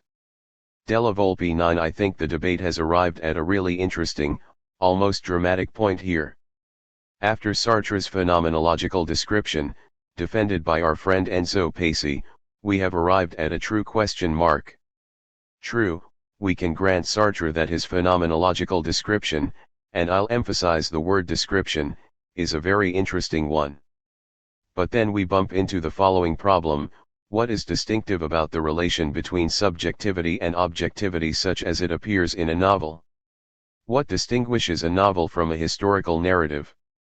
Let's use this category of subjectivity, for a moment, and consider Mommsen's History of Rome. Point 10. This work is famous for this aspect in particular, namely the powerful character of Mommsen's subjectivity, of his political ideas. The history of Rome is analyzed by way of Mommsen's own subjectivity and political perspective, the perspective outlined by his political ideas, which, we all know, led him to emphasize the figure of Caesar, etc. So what is the difference, on this point, between Mommsen's subjectivity and Flaubert's, between the subjectivity realized in Madame Bovary and the one reflected in A History of Rome? None. What has Sartre done, in truth? Let's follow his method. With great finesse he presented us a description of the contents of Madame Bovary. He conveyed them to us as should be done today, namely by taking account of society, the social base. But Thibaudet had already done that. In any case, in Sartre this is much more marked. We can also do this for Sentimental Education and Flaubert's other masterpieces. But it still remains to be explained why this is a novel and not a historical narrative. It seems to me, therefore, that phenomenological description is a path that leads us to an impasse. But I will say that Sartre's analyses, which we get a sample of in Critique of Dialectical Reason, are very interesting, a far-reaching, brilliant effort, often even a work of genius. A voice 11. I'll specify, it is regressive and progressive, not phenomenological. Della Volpe, certainly, it is regressive and progressive, but it is the description itself that we could term phenomenological. It remains descriptive in character, and doesn't get to the fundamentals. It does not tell us what the principles of art are, and, above all, what really matters, After all, we could get by just fine without all the rest, namely what the criterion for literary criticism is, the criterion for criticism in the plastic arts and criticism in general. It's not apparent what criterion it can offer us for evaluating literary works. I repeat, the very fine analysis in Sartre's regressive and progressive description of Madame Bovary does not explain why these are poetic characters and not historical ones. In my view, we have to abandon this path. Certainly, it is very interesting to note that the crisis of culture today is a very serious one. We can deduce as much from the fact that many Marxists, or many people who proclaim themselves Marxists, are interested by this form of describing art, which, truth be told, is useless because it does not show us how the historical content becomes poetry, as it does in Mayakovsky but not in other artists in Soviet Russia. That is what should interest Marxists. But Marxists have gone so far in identifying with what Plekhanov called the signified, sociological values, and their attitude is so heavily determined by these abstract values, that they open their arms even to Sartre. Indeed, Sartre has already evolved a lot. What we have been presented with here is a very interesting, very instructive phenomenon. But it seems to me that, to go back to the example that I just gave, we should not follow this path, which is not worth borrowing. For a Marxist, it is a point of honor to be able to explain to a bourgeois, to a man with bourgeois tastes, why Mayakovsky is a poet, a great poet, why Brecht is a poet much greater than all those whom the bourgeois present to us as so many dramatic poets, including Pirandello. Why is Mayakovsky a poet, just like Brecht is? The path to follow, then, and this is just my personal opinion, I am well aware that almost no one here agrees with me, but I am not too worried by that, is a different one, which consists of seeing what the elements are that constitute the structure of the work of art. We need that in order to go beyond a vague discourse and get to the concrete, we need to start from language, and, starting from language, show how common, vernacular language acquires a power in a work of art, thus becoming poetry. Let's take an example, which I think is a very banal, simple one, but which tells us a lot. Let's take a line from Browning, which reads so war night. 12 What tools would we need to convince ourselves, and prove to others, that not only do we feel moved by his words, but that this is poetry? In my opinion, we have no other means of doing so than by starting from the text and the elements that compose it. We have to start from questions of language, and note, for example, that we cannot grasp the poetic nature of So War Night unless we start out from banal, common language. If we were using that language, we would express the same thing by saying the night passed. To grasp So War Night we have to transcend the night past, which is a trivial, vulgar, unpoetic expression, but one that cannot be totally eliminated, since So War Night is a metaphor. And we cannot grasp the metaphor if we don't keep in mind what is literally being signified. We find this latter in vernacular language, and not in poetry, as Croce said, following Humboldt 13. It is a phrase in the metaphorical sense, a phrase that is a phenomenon of language, and in language, in this linguistic system that has norms different from those of other linguistic systems and languages. So how can we explain So War Night?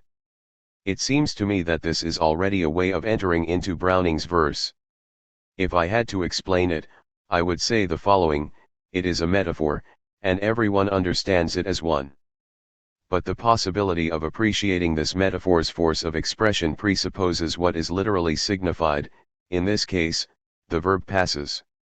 And even having said that much, we are only halfway. We still need to convince ourselves that there is a relation between these two elements, which could only be called dialectical.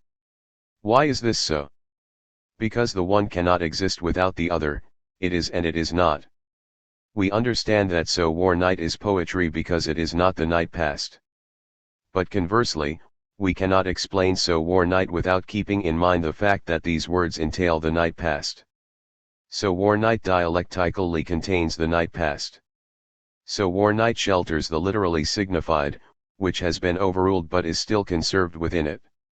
I think that it is impossible to deny that. And this is just a basic example, the most elementary one we could take. We cannot grasp so war night without the night past. But it is just as true that so war night says something rather different from the night past, and yet even so, we cannot do without the night past if we are properly to grasp so war night. We cannot arrive at so war night or explain this line all by itself, with its famous synthetic immediacy, etc. It cannot be done, these are stories, myths.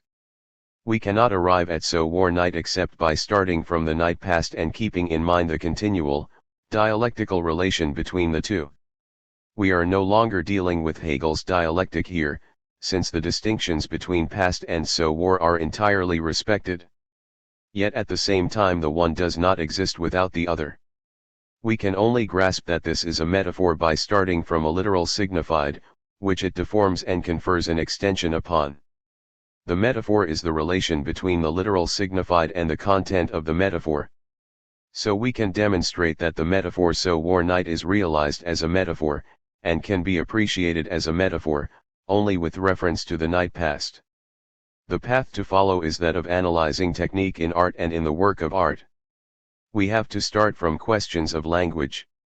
I understand the comrades who are scandalous to see these questions of linguistics being posed, and that's before we even get to stylistic matters, the critique of taste. After all, these questions do not belong to our Marxist tradition. We always evoke Gramsci, and, rightly or wrongly, we can also refer to him in this case. Gramsci ridiculed the famous Bertone 14 precisely on account of his idealist linguistics. He wanted to unbind language 15 in order to reduce the linguistic phenomenon to the word, the famous complete, subjective, creative word, when it is in fact always a phenomenon within a linguistic system. I don't think that we can settle for what Sartre says, even if there is a great truth in his argument. It does not allow us to access the problematic specific to art, because the old categories no longer serve us here. In the example that I presented, the example of Mommsen, one of the greatest historians, we can recognize his powerful subjectivity, which indeed we find in his History of Rome. So the criterion of subjectivity, the traditional one as well as your own, becomes useless, because subjectivity is present in the novel as well as in the work of history. So we have to follow another path, the path of structural analysis of the work of art. In order to do so, we have to start out from singular, concrete, technical questions, which are not in themselves poetic. Our sensibility is not used to such questions, which force us to mount an analytical effort in order to be able, perhaps, to draw out a synthesis. Of course, all that involves us being able to identify what poetry is. Starting from the example that I have given, we have to recognize what I call the multi-sense. The poetic signified cannot be confused with the univocal signified of the historical narrative. The multi-sense poetic signified is not the univocal signified pertaining to science, history, philosophy, etc. I'll conclude. And I'll pose you this question, is the example that I presented, which concerned the distinction between the night past and so war night, as well as the indestructible, truly dialectical relation between these two elements, only a matter of subtleties and sophisms, or is there some fundamental truth here? Does this relation between poetic and literal expression convince you? And the critic himself, when he is writing his critique, what does he have to do? Croce said that we have to start from the literal signified in order to grasp the metaphorical signified. Ultimately, that could even seem rather banal. Bandinelli, I'll kindly ask all those who want to intervene to pose short questions, for the moment. If necessary they can speak again. So, Gattuso, let's have your question. If you only put it to Della Volpe, we won't be able to hear you. Gattuso 16 It relates to the example the night past. Indeed, the literal signified of the line saying so war night is still present in the poetic phrase, but we could equally say the night was destroyed or the night dissolved, or something else of your choosing. The problem is the choice, all the more so since we are translating this verse from English. I would like to know why the poet made this choice, and how the critic can know that this choice was the right one. Della Volpe, the question is meaningless. The critic knows this by way of comparison. This is a continual dialectical process, by comparing what is literally given, what I call the literal material, in this example, the night past, with so worn night, we measure the gap between the expressive value of each of the two. At the same time, we cannot grasp the second without going through the first. The first is always within the second, it is a dialectical relation. We don't have one without the other, they are not each other, but we do not have the one without the other. That's the gap. A voice, excuse me, I don't know if has finished, but Sartre wants to say something right away. Sartre, yes, because I am very troubled by what Della Volpe is saying, since that would make poetry the metaphorical poetry that Delille 17 was doing in the 18th century, the work of a poet who is renowned in France but who has a bad reputation. He could indeed coin expressions like the heroes who put out the fire to say firemen, or the riders pulling a chariot simply to say people in a cart. In truth, I think that the metaphorical relation such as you portray it, taken by itself, is wholly unable to distinguish a bad comparison, perhaps denoting firemen with these valiant mortals who put out the fire, from a good one. In one case, we have a metaphor, that is to say, a process that results in another manner of speaking. That is what we also do, in certain tongues, when we want a novel to talk about sexual themes. We take other words and make comparisons because there is a prohibition, because there is a moral barrier, but these other words are much poorer ones. So it seems to me that the true criterion for knowing whether a set of words works aesthetically is its relation to the totality of the projected object. Personally, I addressed the aesthetic problem only because Piavine and I were talking about subjectivity in art, but by that I did not mean to suggest that subjectivity defines the structure of art. But if we get to the true problem, then you cannot make an artistic critique independently of the totality, and you cannot consider the slightest phrase or formula apart from as a differentiation within this totality itself, which, moreover, is a totality linked to this other totality, language. We must start out from totality, that is, the projected totality, and not only from this totality, but from the totality of a language. La notte si consumo is a phrase that works in Italian. We cannot say la nuit si consume in French. The poet who said la nuit si consume would not be a poet, his choice of words would be no good. Simply because there is a difference between these languages. And here I want to get to this point. This verse is by Browning, and though you can put it like this in English and translate it like that in Italian, we would certainly not translate Browning's poem into French by saying la nuit si consume. Simply because, and this is my point, languages implicate subjectivity. That is what we began to understand, ever since Saussure. What do we understand by subjectivity, in relation to languages? We understand this, that every fact of exteriority is interiorized in a total system and takes on an internal meaning, that is, one relating the whole to the part, whereas outside of this it was something else. And language in the form of languages is this, it is an ensemble structured by itself, with the phonological element, the lexical element, the semantic element, each of which conditions each other, and always synthetically and dialectically, and everything that happens in a language happens to it linguistically. That is, a language reflects all social facts, but it reflects them in its own manner as a language, and there will be new linguistic differentiations internal to the totality. Let's take the example of two invasions. When the Romans invaded and occupied Gaul, it was the Latin language that prevailed. When the Normans invaded England, it was the English language that prevailed, with a few exceptions. In each of the two cases, the invasions were reflected in the language, not through ready-made facts but through new syntheses, new dialectical forms that introduced themselves, a new relation among words, but these were very particular relations that made this language into something without equivalence, and that makes it difficult to translate poems.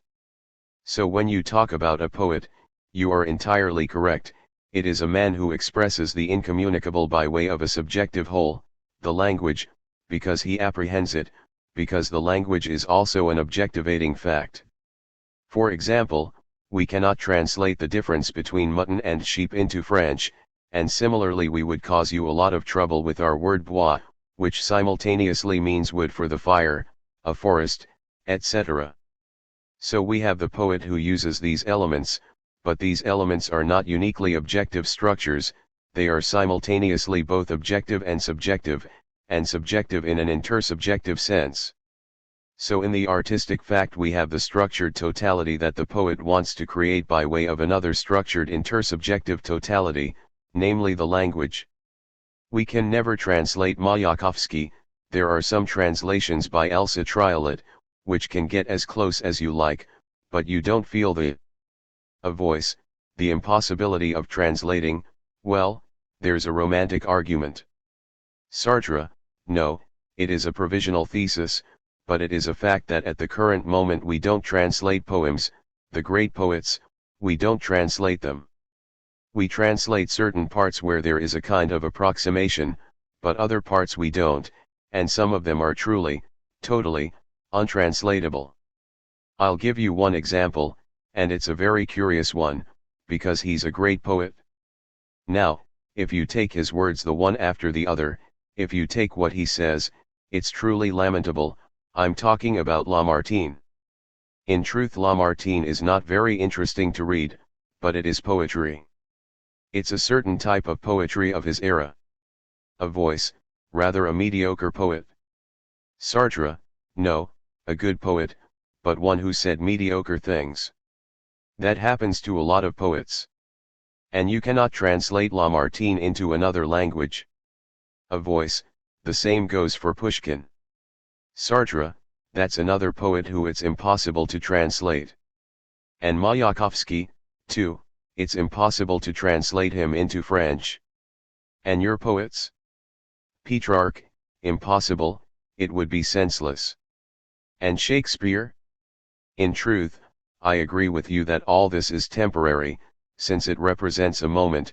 History is not universal, it begins to be universal, it is not completely universal. But this is not a romantic myth, it is a reality, and a reality that I have constantly come up against. I simply wanted to suggest to you that if we want to talk about works of art, then we first have to speak of the idea of totality and the idea of projection towards a totality by way of totalitarian fields, one of which, and on that you're entirely right, is language. But properly taking into account the fact that the choice of words comes from the totality, and it is then subject to this other totality that is language. In particular, the surrealists in France often made for very good poets, very great poets, but they were also poets without metaphor. In their case, you can't take recourse to the night passes behind so war night. That's not what they wanted. They wanted something quite different.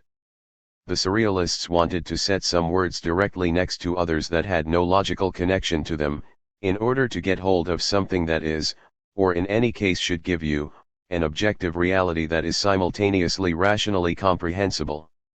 Isn't that right? Take the example, if you will, of the butter horse. They wrote of a butter horse, a horse, then, that would melt in the sun, a horse that could be eaten. Their goal was clearly a sort of self-destruction of language by itself, allowing us to look for what's behind it. I am not telling you that they were right or wrong. Poetically, this example is not well chosen, but they often were right, poetically. Fine, but where does this butter horse take us? Only to horses and to butter, that is, not to expressions, but to the signifying differentiations in language. A voice, let's take Pushkin, where he says unscathed by northern gales blooms the Russian rose. 18 Here there is no metaphor, but the same thing is at work here, the dialectical relation between. Sartre, yes, here there is no metaphor, there is a real. It's just that at this moment it is the whole that counts, totality, the totality decides whether you use a metaphorical ensemble.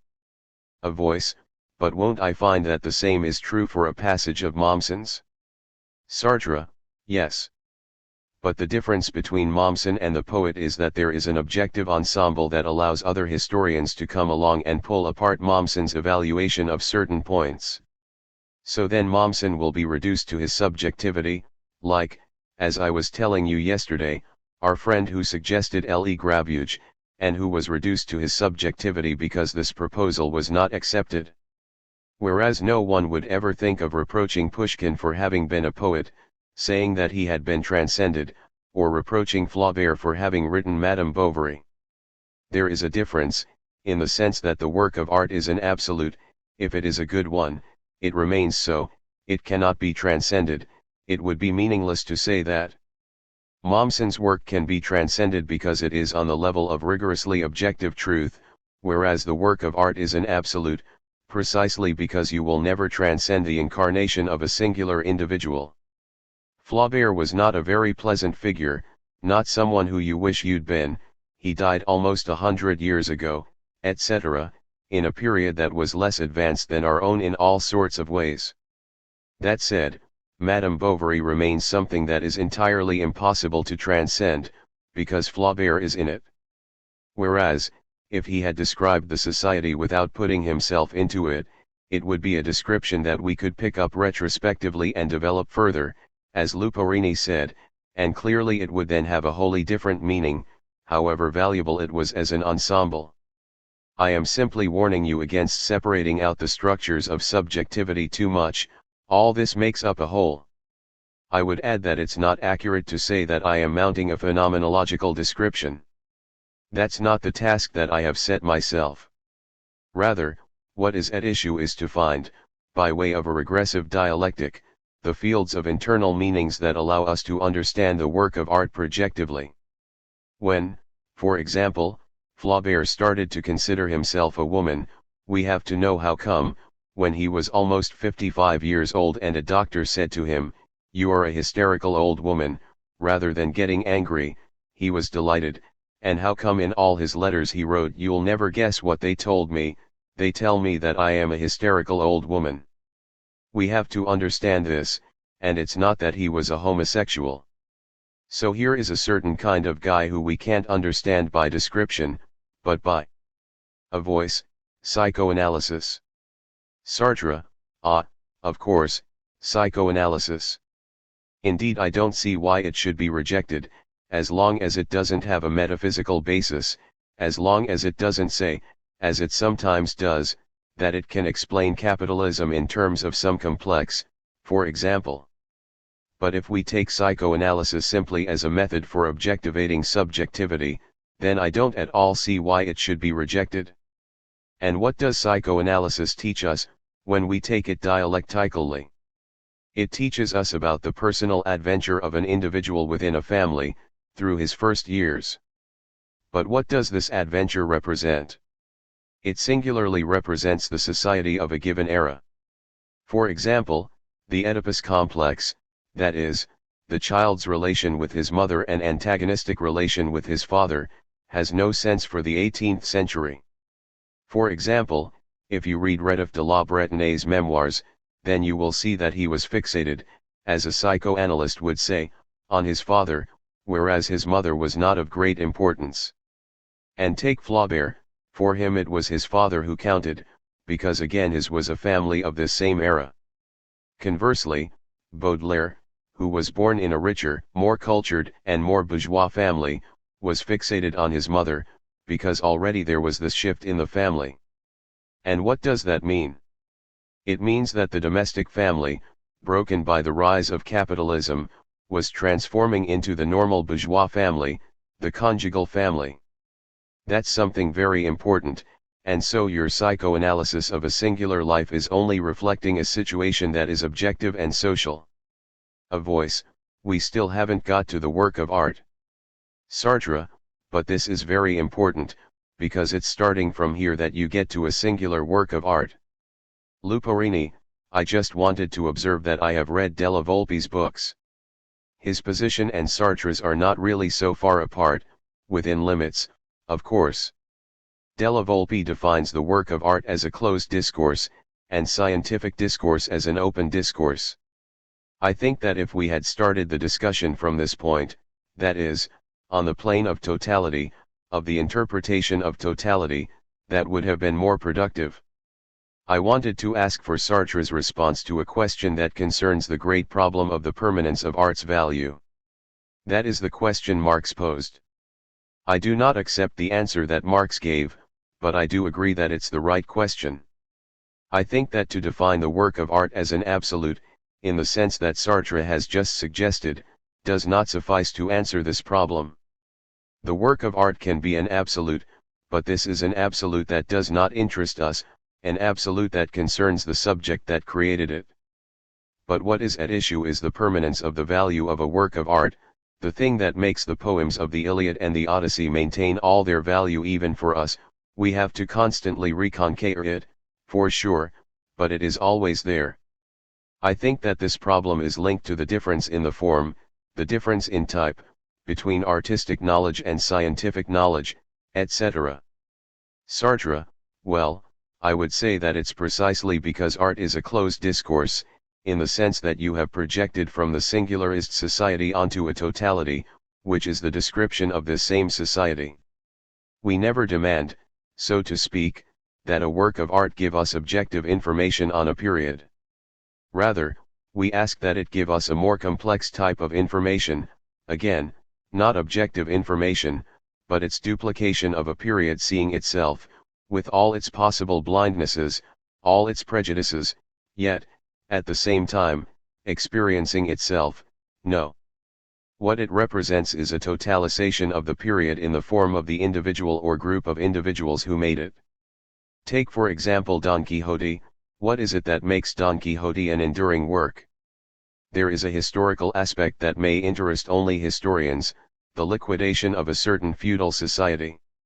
In an era when absolute monarchies were establishing themselves, and, as such, at the same time as the Renaissance, here we also have the liquidation of a feudal ideology in favor of another ideology, within a man who lived this contradiction. The liquidation of this feudalism, in the form of tales of chivalry, regarding a man who would now simply be a soldier for the king and no longer a wandering knight, is interesting from a strictly historical point of view, if that's how we take it. But if we read this in a book into which a man has projected these contradictions, then we have to deal with a character like Don Quixote, who is almost constantly ridiculous and sometimes tragic, isn't that right? With this kind of strange contradiction that is Cervantes's own. There we have something that interests us, because it presents us with this whole society as a society that is as lively in its contradictions as the one that we live in. Do you see what I am getting at? Don Quixote would not be able to connect to us if it were not for Cervantes's subjectivity, and precisely in the way that Cervantes was very ill at ease in himself, because he was witnessing this separation between two worlds. So, for my part, and I would like to say this, too, I don't think that a historical character is a historical type. I don't think that the true goal of a novel, or, at least, of a typical character in a novel, is typologizing. Rather, I think that its goal is the singularization of the universal. But singularization of the universal does not mean typical. It means presenting us a character who in himself, like Don Quixote, for example, is in no sense typical. But in reality, I think it is necessary to represent characters who have a certain degree of obscurity at the outset, which is their individuality, their personality, and whose universality the reader gradually succeeds in discovering concretely, though without ever arriving at the universal in itself. If you see what I mean by that. Moreover, it is necessary that the character, like Don Quixote, for example, be plagued by manias, a sort of imbecility that strikes right from the outset, that he behave unusually, like a 1 in 8,000 case. And then, without him ceasing to be unusual, we should be able to feel all the contradictions of his era within him. So you have this constant fact, the real and individual fact of the life of each person, namely, that we are incarnations, that is to say, that we are the singularization of the whole universal of systems within which we live. We are that, each of us is, and that is what our novels show. If we are presented as living in full awareness of what the contradictions are, that does not ring true. However, if we are presented as beings who do not recognize these contradictions, which are half hidden, we can grasp them in part, but in part we can't, then we are on the terrain of the work of art. Whatever the degree of abstraction or schematization, here we find the character that each of us is, for ourselves and for others. A voice: excuse me, Sartre, but I don't think that suffices to answer the question of the permanence of the value of a work of art, which is linked to the work's existence, its presence. For example, in an archaeological dig I found a fragment of a work of art from a civilization that I don't know anything about, but that, to my eyes, is a work of art, and so the fragment immediately took on an artistic value. All that poses problems of interpretation. It is the immediate incarnation of a value and the permanence of a value, which is something completely different from historical values, etc. And that's the problem that Marx posed, and I still haven't found any answer to it, either in you or in Della Volpe or in Lukács, or in general. Sartre: yes, but then I'd say this. On the one hand, you can't provide an answer to that without an analysis and a study of the work itself. It is impossible to say, in principle, why one work endures and another does not. That's a problem that concerns the work itself. On the other hand, what is missing, in my view? A voice: that is a general problem. Sartre: yes, that is a general problem, but it's one that can only be resolved by particular studies. You cannot decide a priori. And second, both you and we are still lacking a theory of values. Marxism does not have a theory of values. You are missing any such theory. So to you Marxists I say that there is no established Marxist axiological system. Indeed, there is no such system, we cannot claim to have found one, either. To be clear, that is still not a given. It's not true, it is still not a given. Evidently a Marxist axiology does need to be created, it is one of the essential questions. There are elements of it, but it is not a given. So you pose a problem that I think is almost premature, because you want to found this permanence on values, but we have to find these values, establish what they are.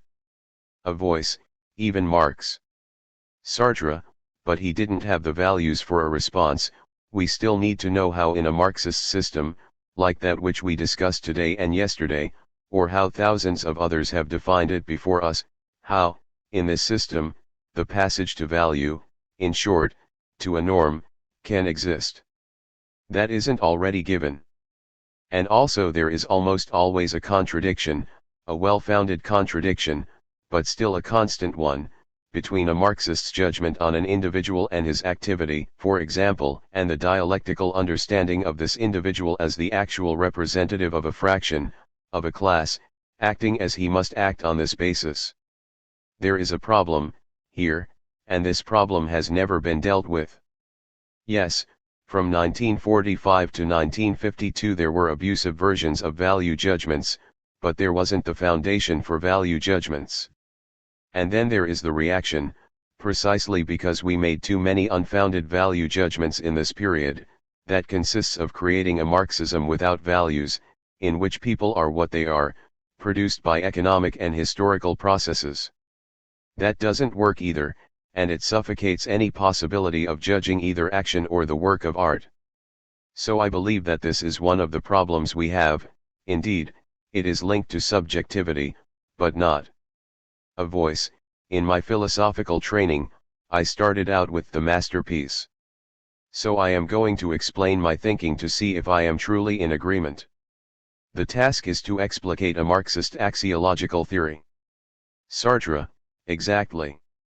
A voice: in which the subject, the question of art must have its place. Sartre: and also a moral. A voice: of course.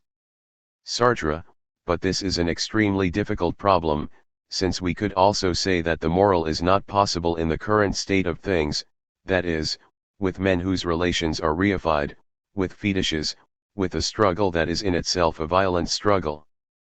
We could say that today the moral is impossible, and at the same time that it has to be, if we want to give account of all aspects of humanity. In my view, the two problems are analogous. For example, if I told you that it is clear that in certain circumstances no moral attitude can be taken. Let's imagine a young man who has become a colonial administrator because he just drifted into this position, or because his family forced him to, and here he is in the colonies. He cannot apply any kind of moral attitude, among the colonists who he is administering. Even if he was as liberal could be, this would be a liberal neocolonialism. He couldn't do anything.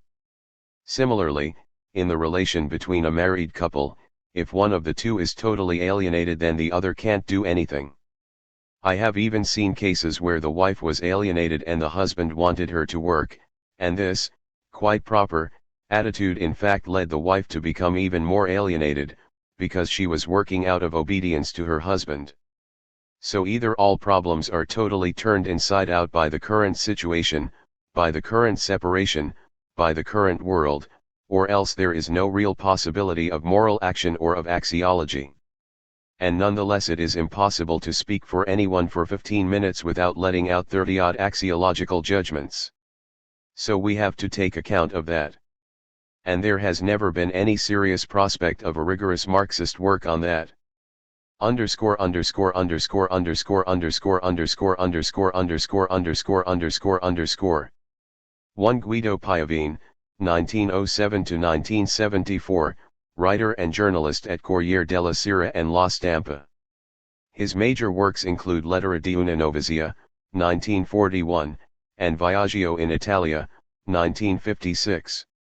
2 Piovene is here addressing Renato Gadiso, who speaks next. 3 See George Strauss, La part du diable dans l'œuvre d'André Gide, Paris, Lettres modernes, 1985, Archives de Lettres modernes, Volume 219, Archives André Gide No. 5. 4 Mario Olaceda, 1918–66, was an important leader of the PCI, having joined the clandestine Communist Party in 1940, the same year that he defended his thesis Vincenzo Gravina e l'estetica del primo Settecento. He participated in the anti-fascist resistance in Rome and worked as a literary critic and journalist. As a party leader he was very attentive to cultural questions. A complete bibliography of his writings from 1937 to 1966 appears in R. Martinelli and Armani, eds, Intellettuali e Azione Politica, Roma, Reuniti, 1976, pages 463 to 503. 5 Benedetto Croce, 1866 to 1952, Italian critic, philosopher and historian, and a fundamental reference point for 20th-century Italian intellectuals. We can hardly present his thought in a footnote, but we shall highlight the fact that he professed an intransigent historicism from an idealist viewpoint. His numerous works include Aesthetic, 1902, Logic as the Science of the Pure Concept, 1908, and History as the Story of Liberty, 1938. 6 Albert Thibaudet, 1874–1936, Gustave Flaubert, 1922, revised and corrected edition 1935, now available in Gallimard's Tell collection. 7 Bianchi Bandinelli, 1900–1975, archaeologist and art historian, specialist in classical art, a Siena aristocrat and anti-fascist who became a communist after the war. His works include Quelques jours avec Hitler et Mussolini, Paris, Carnets Nord, 2011, an account of Hitler's 1938 visit to Mussolini's Italy in 1938 excerpted from his Dal Diario di un Borghese, published in 1948. Bandinelli had been seconded to serve as a guide to Hitler and Mussolini during their visits to the monuments and museums of Rome and Florence. 8 Natasha Rostova, a character in War and Peace. 9 Galvano della Volpe, 1895–1968, Marxist philosopher, who had a particular interest in developing a rigorously materialist aesthetic theory. He emphasized the social production process of works of art in the formation of aesthetic judgment and emphasized the rational value of artistic creations. His works include Critica del Gusto, 1960. 10. Theodore Mommsen, 1817–1903, A History of Rome, Glencoe, Free Press, 1957.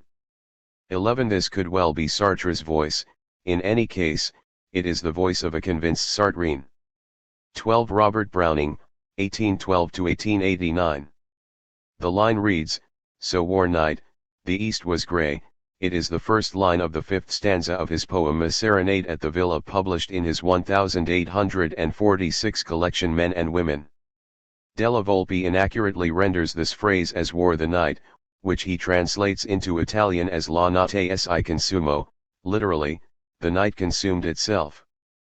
13. The linguist Wilhelm von Humboldt, 1767–1835.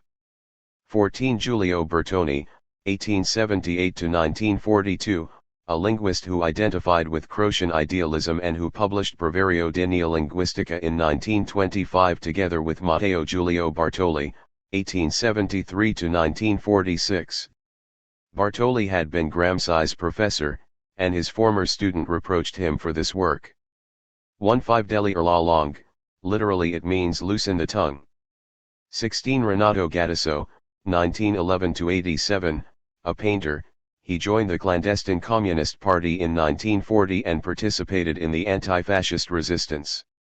His Crucifixion, 1940–41, is considered one of the most significant paintings of the Novecento. 17. Jacques Delille, 1738–1813, translator of Virgil's Georgics. His most famous poem is Les Jardins, ou, l'art d'embellir les paysages, 1782, a poem in 4 songs. He was as rapidly forgotten as he was famous in his own lifetime. 18. The speaker says Comme essuverlager la rose rousse dans le tourbillon de la neige, a reference that the French editors ascribed to Pushkin's Winter Morning. However, it seems more likely that this in fact is a rendering of line 45 from his Winter, What Are We to Do in the Country? Which reads, D.B. Reality and Objectivity. Sartre, given that we're about to go our separate ways, I think that the most useful thing to do now would be to pin down what points we have reached agreements on, and which other ones represented points of disagreement. And also, to note the problems that none of us could claim to provide any resolution to, but which were simply problems that we posed. I cannot myself say what the agreements and disagreements are, I would rather that all of us discuss them together. For example, right away I'll address myself to Luporini, because I think that this is the starting point. I think that you above all addressed the problem of subjectivity in knowledge, and I elaborated more on subjectivity in praxis, or in the practical or effective relation with the people who surround us, but we would agree in saying that subjectivity is an indispensable moment in the passage to objectivation. Would you accept that much, in this form? I think that this is an essential point. I don't think that we agree on what comes next, namely the way in which we ought to envisage this passage and this moment. But it seems to me that we have seen this, the real dialectical process passing from a material being to an objective being, because we cannot call a material being an objective being, seeing that the objective is always linked to the subjective. The passage from the material being, in its real but still not objective form, to its objective, social form, with all the contradictions that this will then imply, supposes the subjective moment, in the group as in the individual. I would like to know if you would accept this initial conclusion, in these terms, or perhaps with modifications. Luporini, thank you very much for posing the questions in this manner, that is, in giving us the opportunity to respond. To be frank, I have to say that I accept this answer only in part. I do accept the fact that there is a moment of objectivation, which evidently depends on subjectivity, and I accept the fact that subjectivity is absolutely ineliminable, always ineliminable. As concerns the other point, that is, the question of whether we can speak of objectivity only within this relation, in a relation of objectivation, I can't agree. I know that there is a very difficult problem here. Sartre, a problem of words and of Luporini, it's not a question of words. Sartre, I mean, words in the sense that words are paired with concepts. I'll quote you this phrase from Vigier 1: if man disappeared, the internal relations between the nucleus of the atom and its elements would preserve their objective reality. For me, such a sentence is meaningless. They would, naturally, preserve their real relations, but for whom would they be objects? They have to be objects for someone, or, in any case, for some organism, perhaps a different one to our own.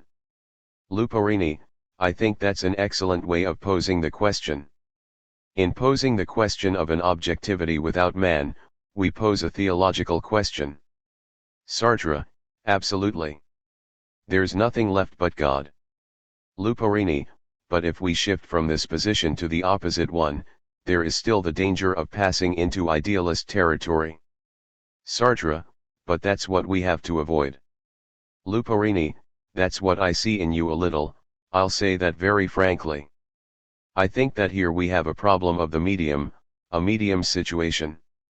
You yourself have used the word real, so let's see what the real is. We cannot think about what the real is without referring to something that is in the background of objectivity. And I can't say that I already have the answer to this problem. Sartre, no, but in any case I would say that reality is already something that is not idealist. The solar system's existence doesn't require man, too. It is a fact that in relation to the solar system, we are contingent. If you like, it is perhaps necessary that the development of life on planet Earth leads to us, but in relation to the entire system, our existence or disappearance does not count, at least from the viewpoint of astronomical studies. If you accept that, as you surely will, then there is no idealism. We have to conceive the world as not made for man, it is not made in expectation of man. Point 3. Luporini, agreed. Sartre, after all, that's the reality. Luporini, so in this situation, which you accept, there is a world before man and without man. Sartre, evidently. Luporini, and the objectivation that starts from consciousness, and which I proceed towards as a practical movement. There's a relation that is not only a relation at the level of thought, at the level of theoretical reflection, but a relation that has established itself. I only know this a posteriori, but it has established itself in the very development of reality. Sartre, I agree entirely. Luporini, there are intermediate levels, which have established themselves as intermediate levels. Sartre, but all the same, at a given moment they have to be taken back by interiority. Luporini, but which mean that my movement towards objectivation is always, at the same time, the conquest of a real objectivity, an objectivity that really exists. Sartre, of a reality that exists, a reality that is part of objectivity, but not of an objectivity. Luporini, we could simply say, there is an objectivity constituted for man. I believe that it is constituted for man already according to the order of magnitude of his existence. That is, it is more or less the same objectivity constituted for the biological being. This objectivity is not only constituted on the basis of the immediate reflection of the world in man's interiority, but it is simultaneously constituted on the basis of this objectivity, which you call the real, which is man. We can call this objectivity no one, as to avoid using the same word and causing confusion. Sartre, but why use the word objectivity at this point at all, when the word reality is more full? Luporini, because then there wouldn't be this movement through which I objectivate a thing and from which I emerge as a biological being. Sartre, on that we completely agree. Yes, it's just that this emergence takes place in the form of a retotalization. Luporini, I want to say something very serious, if I may.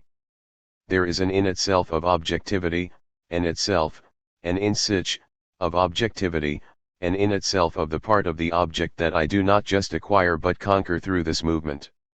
Sartre, Merleau-Ponty would grant you that. Luporini, You can't forget that. Without that, you can't explain, for example, that science is always an approximation. When we say that science is an approximation, we are posing a very serious question, and we cannot say that this is a scientific position. So there are realities that are still to be defined, a human reality, the movement of the unconscious. Sartre, yes, but then, indeed, you are very much defining objectivity in relation to subjectivity in the sense that I understand it. You are saying, in sum, that there is something behind and something ahead, and, in each case you call that in itself. But precisely the point is that the in itself isn't for us, there is the in itself, and then there is the for others, the for us, or the for itself. Luporini, there is the passage, which is called. Sartre, well, the passage, or the for us, is made by subjectivity, and when, at a given moment, you mark the limits of a science, in my view you are marking, if you will, the intersubjective limits of human knowledge. For why do we stop there, after all? Because we have such and such history that we have ritualized in a certain way with such and such instruments and principles. Hence our subjectivity relating to a reality that in every sense goes beyond it, but which will be conquered, I agree, little by little, through historical stages, which must always be considered subjective. To put it another way, there is a subjectivity of science, which is the fact that it is there and in this moment, and not somewhere else. This is not at all an idealist subjectivity, since it comes from the entire development of the organic being, the social being, the instruments created on the basis of our praxis, and the theory that enlightens it. But ultimately we are like that at each moment, and our successors, the people who will come after us will say, you know, our grandparents still believed that. And they will blame that on our subjectivity, indeed as we do in relation to the people of the Middle Ages. All the same, I believe that on this point we could. Luporini, we could discuss that for hours, but there is still a difference, namely the objectivity of subjectivity, the original objectivity of subjectivity, to be precise. Evidently, there are things that I cannot see, except through reflection.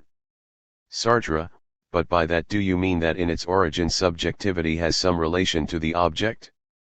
I am totally in agreement on that, you can't conceive of it otherwise. Luporini, that's the idealist response. Sartre, or do you mean that subjectivity is more than a moment of a reality through which the being in itself is then constituted as objective? To put that another way, do you mean that there is an objective in itself? Luporini, I want to say that a real, objective relation between a being that subjectivizes me and an inert being. A voice, the discussion keeps identifying objectivity and reality, so what about the linguistic distinction that you're calling for? Objectivity is not reality. Sartre, do you associate, do you identify, objectivity and reality? Luporini, no, I'm posing the question as to whether it is possible to speak of a reality without in some sense referring to subjectivity. That's the question. Sartre, it's impossible. Luporini, so long as we haven't defined reality, what we can say is that reality is one thing and objectivity is another.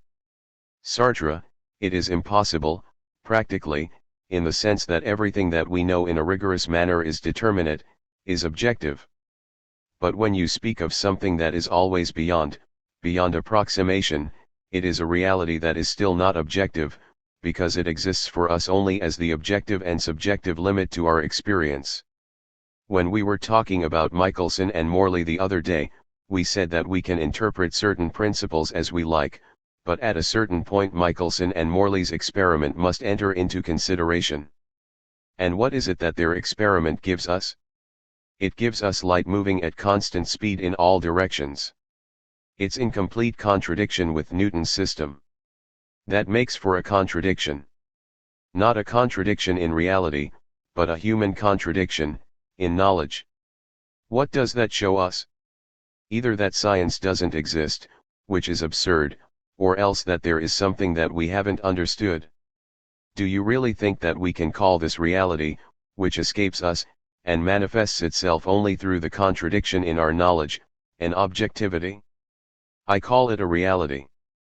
In the same sense, today a subquantum mechanics is emerging in which we see that particles transform into each other in regions of high energy.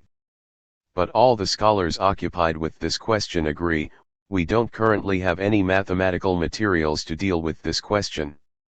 That is, we use phrases and formulas somewhat haphazardly, leaving things a little to chance or to a bit of cleverness.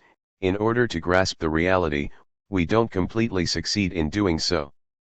This reality does totally exist as a reality, outside of us, and yet for us it has only a relative objectivity.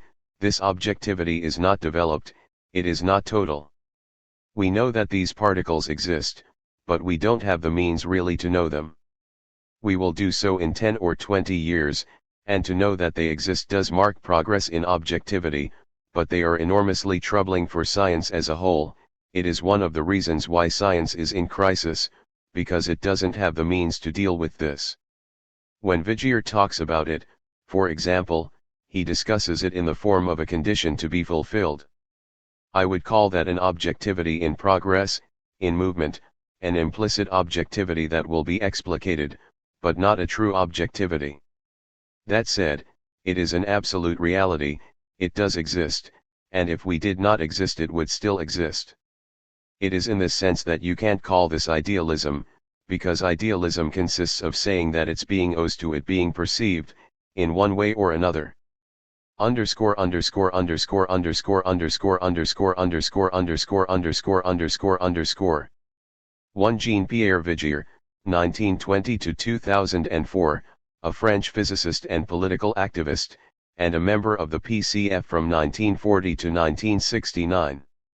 Active in the anti-Nazi resistance, he was a prominent opponent of the U.S. intervention in Vietnam and General Secretary of the Russell Tribunal, as well as actively participating in May 68.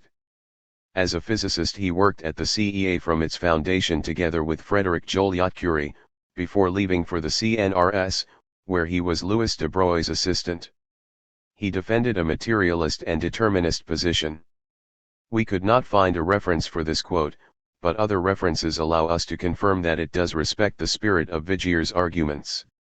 Sartre's argument would be more consistent if he said for the solar system to be, it doesn't require man. Up to this point, he practiced a distinction whereby the real belongs to the order of being, and the objective to the order of existence.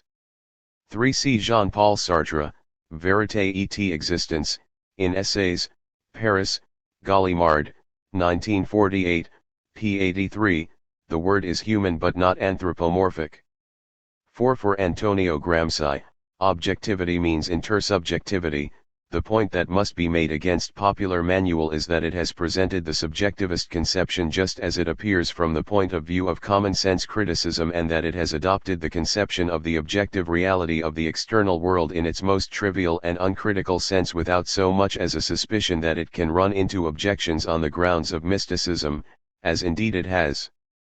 However, if one analyses this idea, it is not all that easy to justify a view of external objectivity understood in such a mechanical way. It might seem that there can exist an extra-historical and extra-human objectivity. But who is the judge of such objectivity?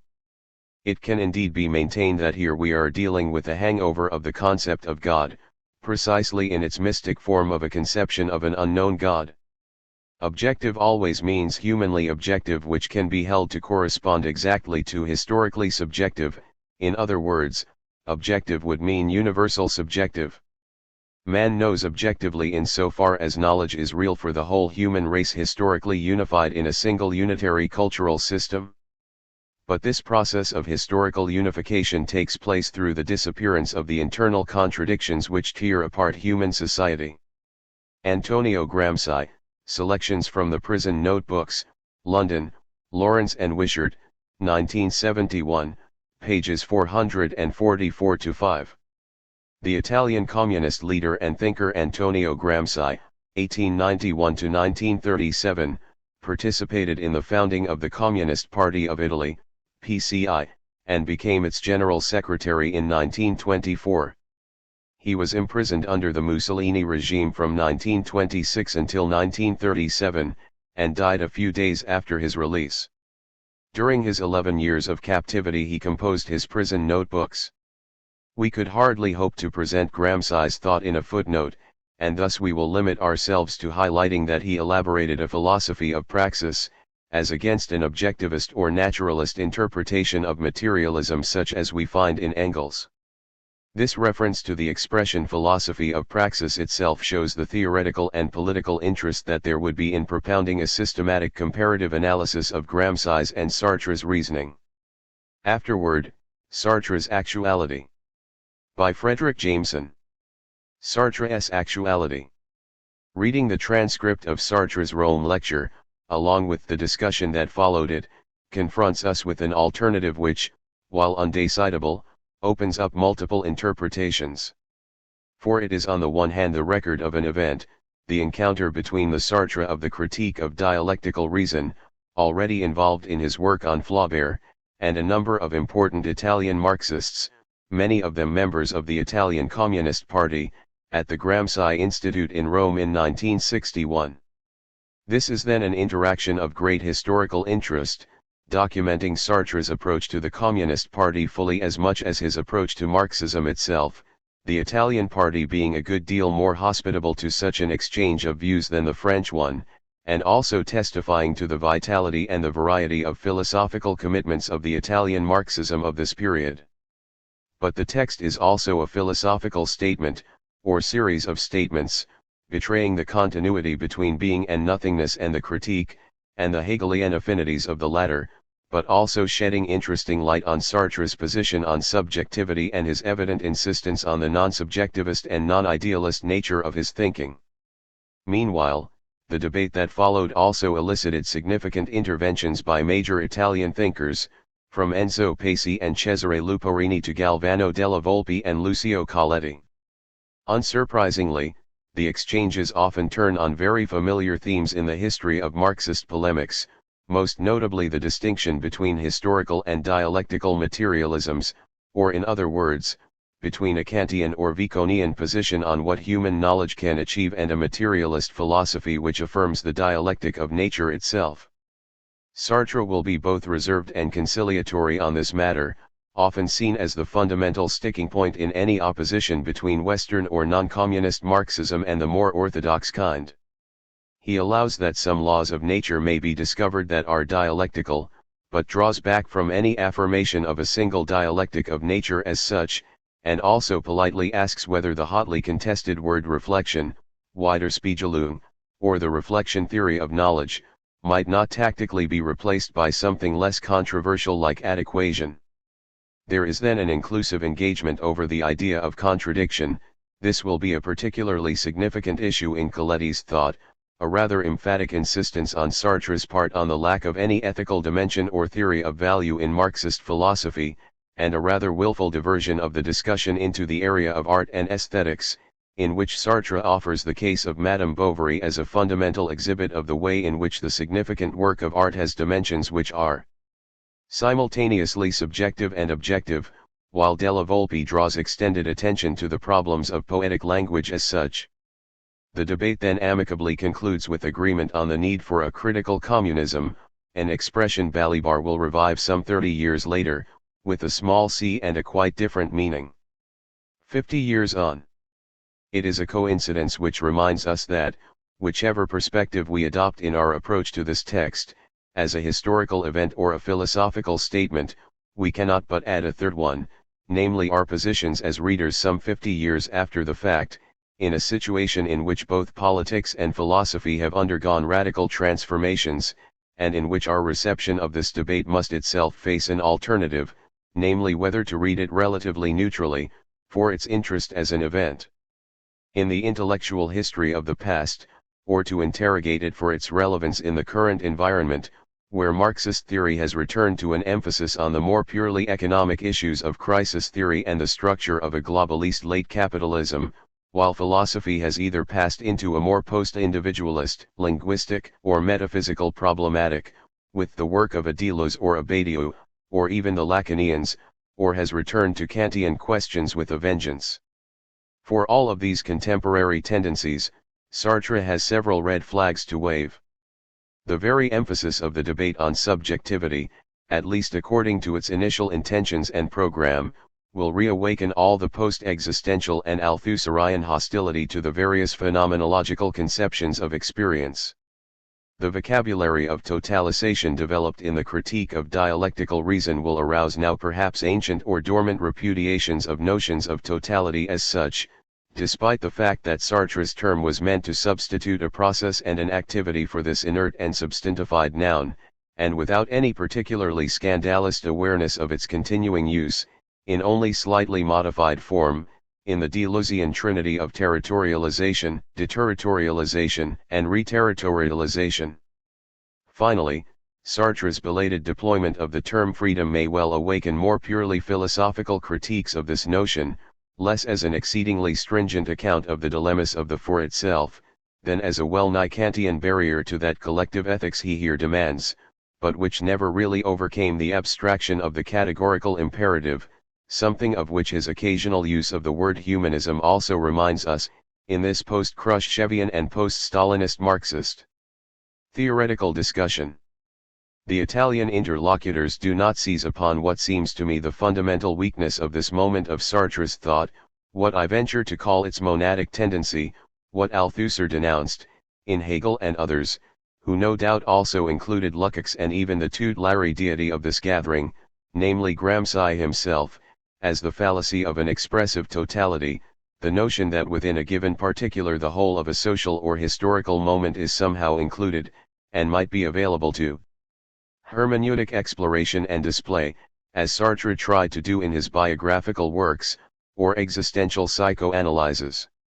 This view presupposes what he calls incarnation, which means that each individual is, in a certain fashion, the total representation of his/her epoch. A social being lives the whole social order from his/her point of view. It is true that he adds the words an individual, whoever it is, or a group, or some sort of assembly, is an incarnation of the total society, which might lead us on to those discussions of class and class consciousness only fleetingly touched on in the opening debate.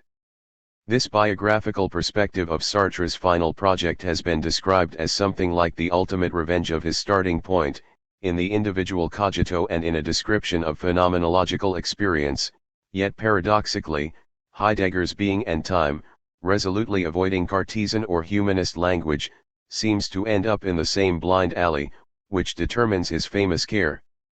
I have raised this issue not to launch a philosophical critique of Sartre, but rather to point out how different our philosophical discussions and preoccupations are today, where, in the multiple institutionalist environments of late capitalism and globalization, the existential choices of this or that individual and the biographical adventures of this or that freedom seem to have become of very limited interest indeed. Even in the field of some properly Marxist research, the concept of ideology has fallen into disrepute, and the relationship of the individual to class and to class consciousness takes second place to the problem of classes themselves, whether they still exist and how they might be called upon to act if they do. Yet it was precisely to the analysis of group and class dynamics that the critique of dialectical reason summoned us and devoted its most productive energies. As to whether we can expect a Sartre revival to challenge the ongoing and often vacuous invocation of Heidegger one still finds everywhere in contemporary thought, I can testify that younger readers are still electrified by the descriptions of being and nothingness and readily acknowledge the phenomenological and philosophical truth of its accounts of freedom, yet its terminology no longer seems to generate the fresh problems the institution of philosophy demands of its solutions. Instead, it seems to be the first Sartre, of the transcendence of the ego, which has again achieved philosophical actuality, in its insistence on the impersonality of consciousness and its displacement of the self and of personal identity. This short essay indeed may be said to have heralded that structuralist and post-structuralist death of the subject which is still very much with us today. Meanwhile, the later Sartre of the critique of dialectical reason compellingly raises the inverse problem, namely that of the identity of groups and collectives in a biological situation where collective consciousness is clearly an unacceptable concept. Those pages of the critique, therefore, in which Sartre contrasts the small group dynamics of guerrilla or nomadic units with the serial alienation of larger public opinion type collectives, still have an unparalleled urgency, both political and philosophical, today. How these two features of Sartre's thought then are related is one of the important lessons the Rome lecture holds for us. Language and praxis. Terminology is still the surest thread to guide us through the labyrinth of philosophical development, provided we interrogate it both ways. What dilemmas does the new terminology allow us to exclude or to neutralize, and what unique insights does the new formulation blur or occlude? Both Sartre and Heidegger meant firmly to avoid the illusions of subjectification. Heidegger did it by strenuously banning the language of consciousness and of personification. Sartre, the other way round, by insisting so strongly on the language of consciousness that the personalized languages of identity and the self could find no place in his formulations. Sartre's new language of totalization is then a kind of assimilation of the so-called pragmatic Heidegger.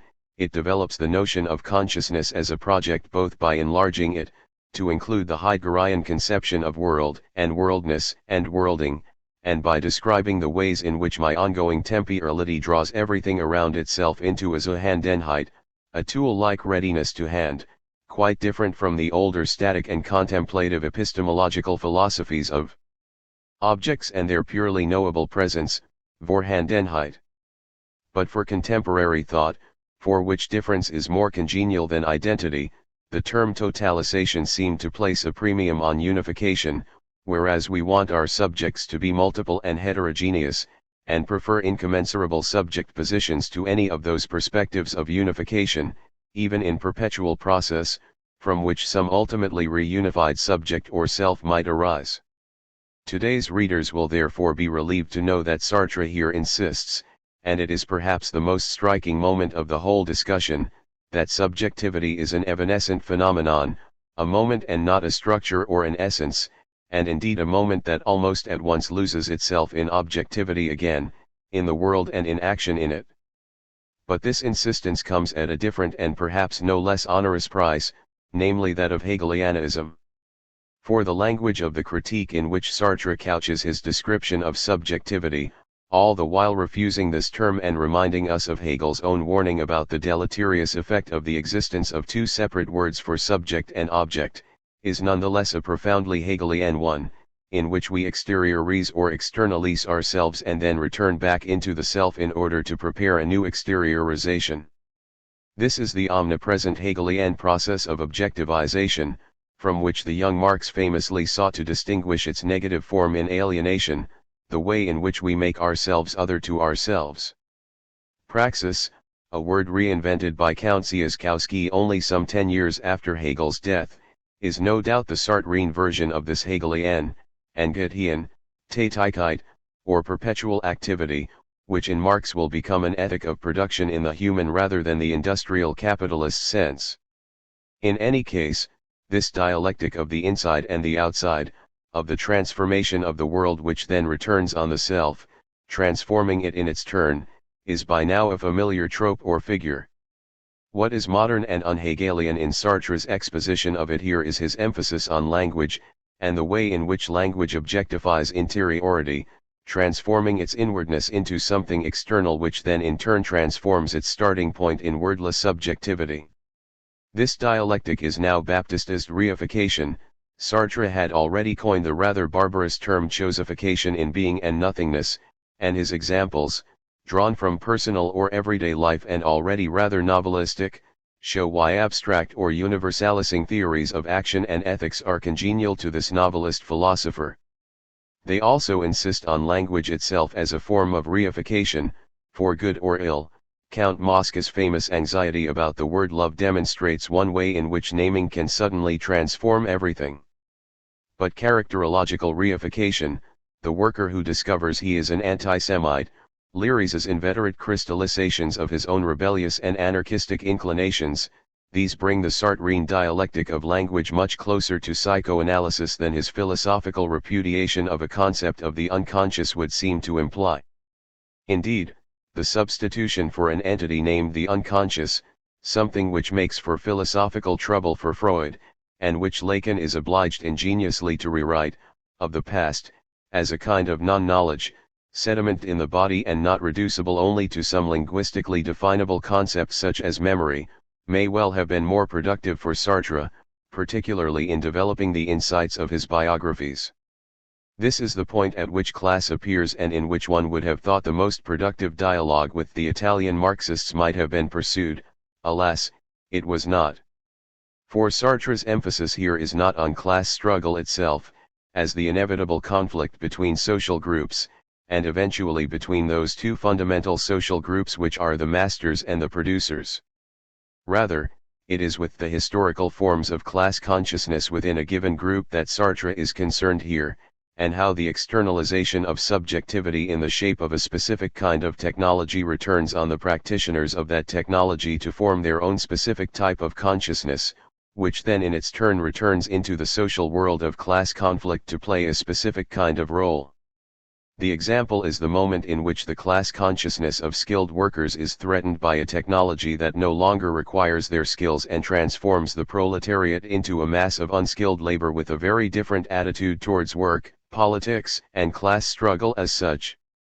This is surely, for Marxists, the most interesting and subtle lesson in the Sartrean analysis of subjectivity today, where wholly new kinds of technology and labor have transformed our social life and seem to have left the older categories of social and political analysis behind them.